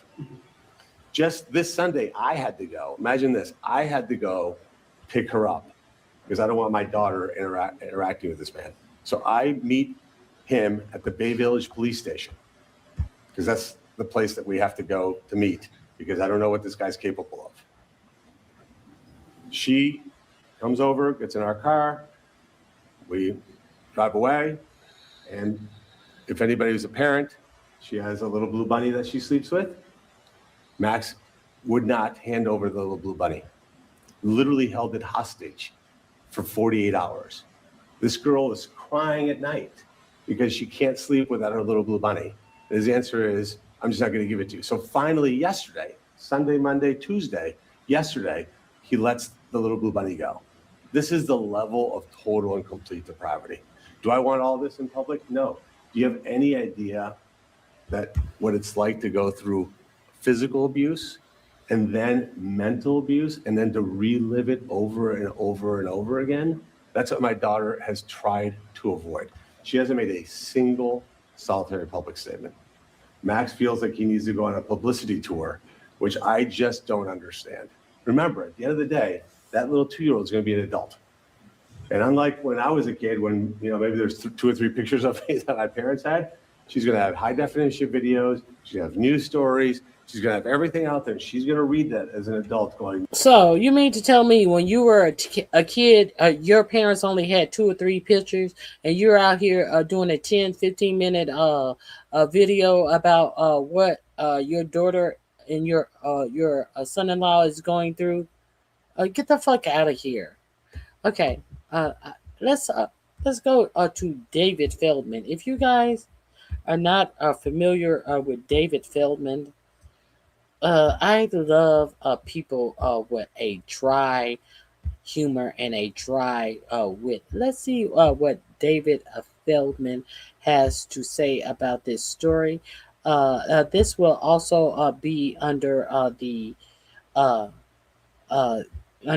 my description box under Max Miller.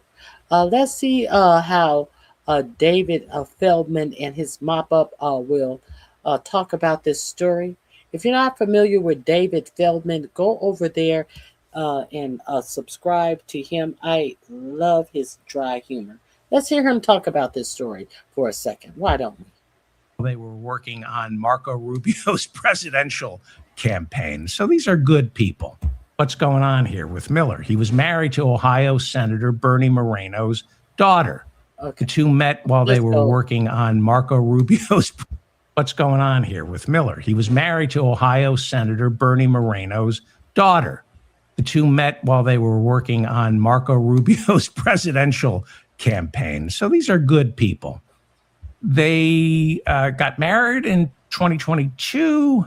They divorced last year, and the accusations against Max Miller right now range from his throwing scalding water at his ex-wife, holding a gun to her head, smashing her face against the wall, and breaking their 2-year-old daughter's collarbone. And now we have the Daily Mail out with pictures of his needles that corroborate his wife's accusations that he was a drug addict. He claims he was shooting testosterone, but there was also the pictures of the gummy bears with 15 times the THC levels that are allowed in the state of Ohio and Washington, D.C., according to the Daily Mail. We'll see. And we'll see more. We will see more. Miller worked in the we will see more unless he drops out at 4 p.m. on Wednesday. We know there's more. He worked in the first Trump administration, dated Stephanie Grisham, Melania and Donald's press spokesperson. In her book, she accused Max Miller of being violent with her while they were dating. Even before he entered politics, Max Miller had a reputation for being, to put it mildly, I don't know, a danger to the community, especially women. 20 years ago, while in high school, Max Miller was accused of pushing a woman down a flight of stairs after she turned down his sexual advances.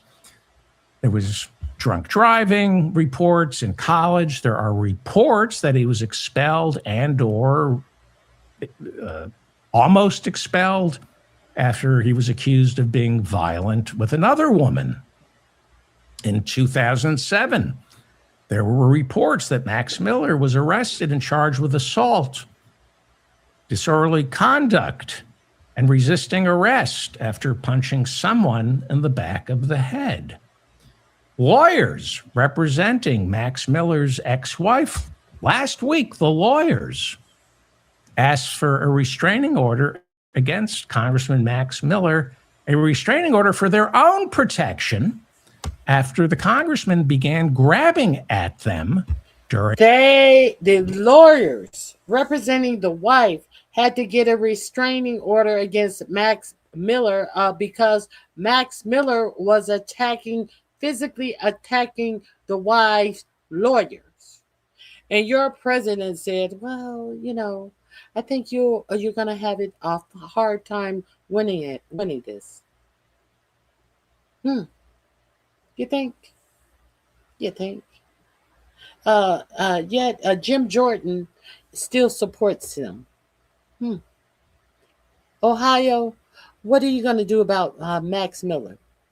J.D. Vance, do you have anything to say about your colleague from Ohio, J.D. Vance? Nothing?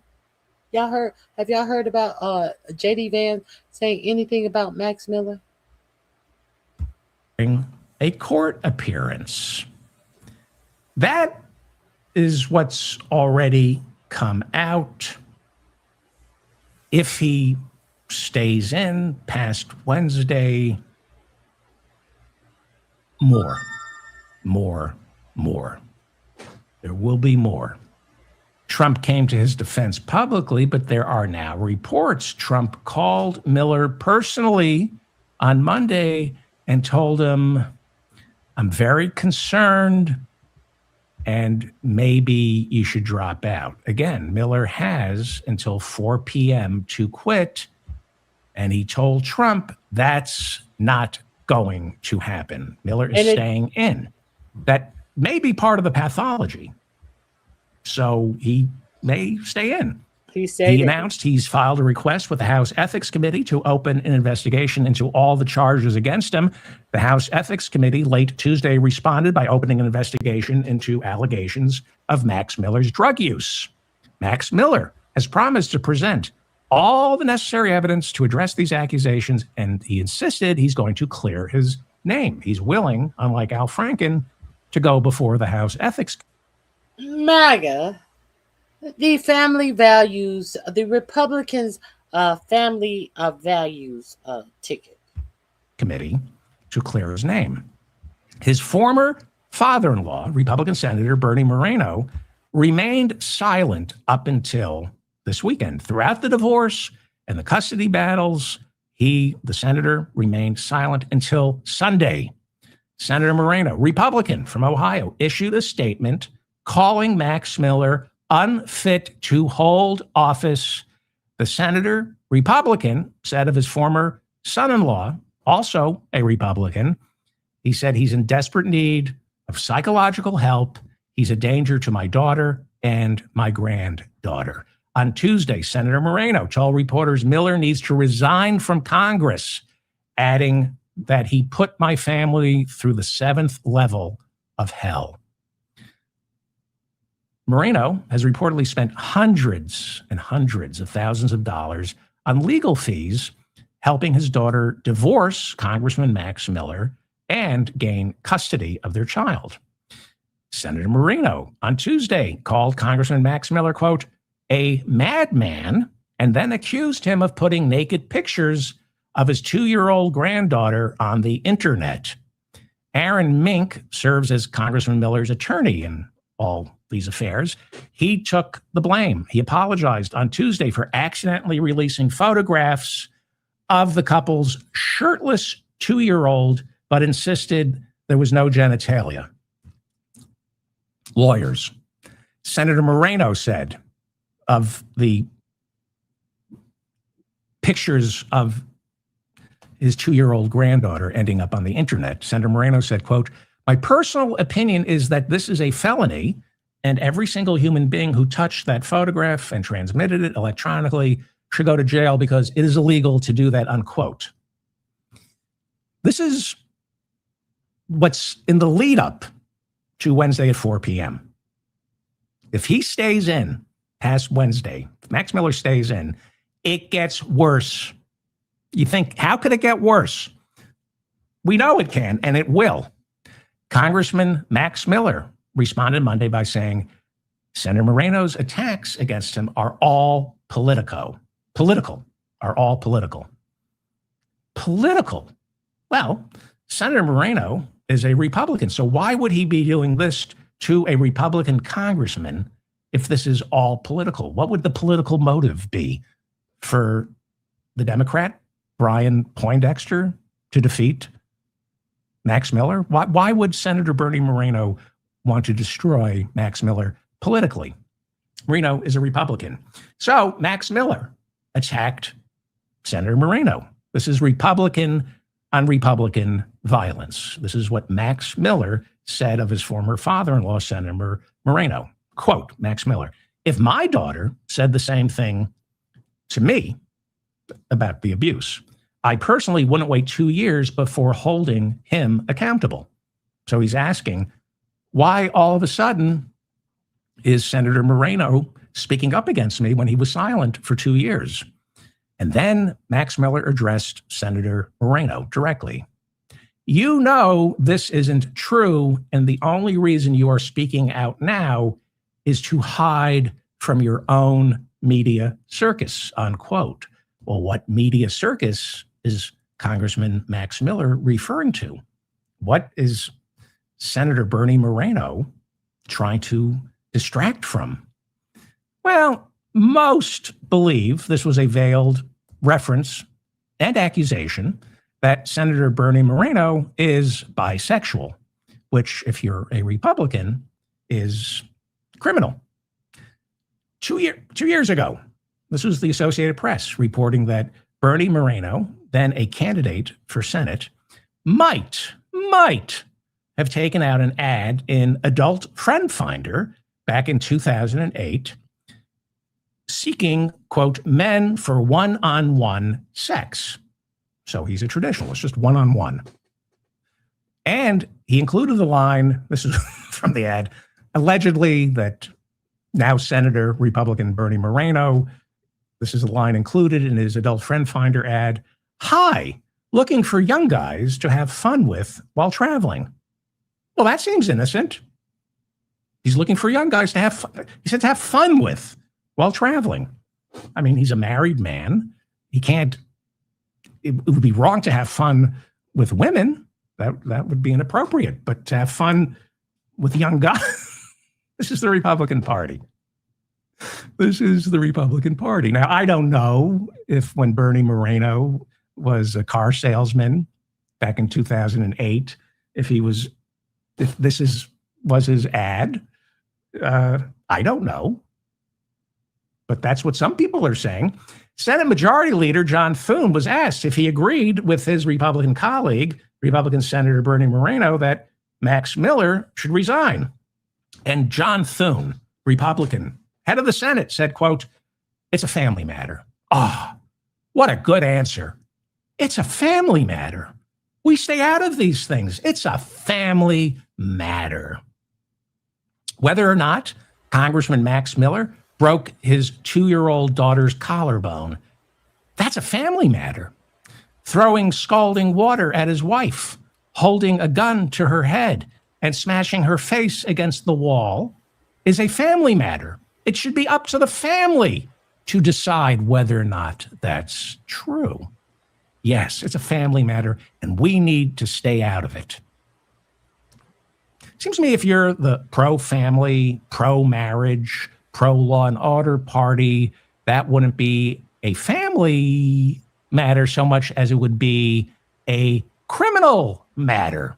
Seems to me somebody accuses you of breaking your 2-year-old daughter's collarbone, of holding a gun to your head, smashing your face against the wall, throwing scalding water at you.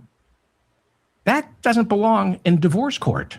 Seems to me Congressman Max Miller shouldn't be asking the House Ethics Committee to open an investigation. He should be asking the district attorney's office to open one. But then, unlike the House Ethics Committee, if the district attorney and the police get involved, then you have to tell the truth. Then you have to tell the truth. It's a family matter. The sanctity. If you guys are not familiar with this channel, please avail yourself to David Feldman. I really enjoy his channel. His dry humor and his wit is very refreshing. Very refreshing, very intelligent, and very informative. Go over there and enjoy David Feldman. This is the last link in my description box under Max Miller. I hope you guys have an enjoyable weekend, and I am out of here. Thank you for joining me. Please hit the like button, subscribe to my channel. I'm usually here on Monday, Wednesday, and Friday. I was here on Monday and Tuesday, so I took off Wednesday and I came back on Friday. Monday, Wednesday, and Fridays, unless there is something else breaking. I came back on Tuesday because there was the hearing on Todd Blanche, so I came back on Tuesday, took Wednesday off.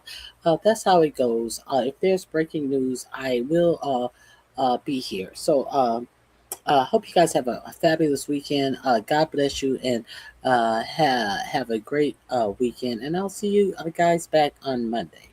All right. Bye-bye. Thank you for joining me. I appreciate your support, and I appreciate all of my new members.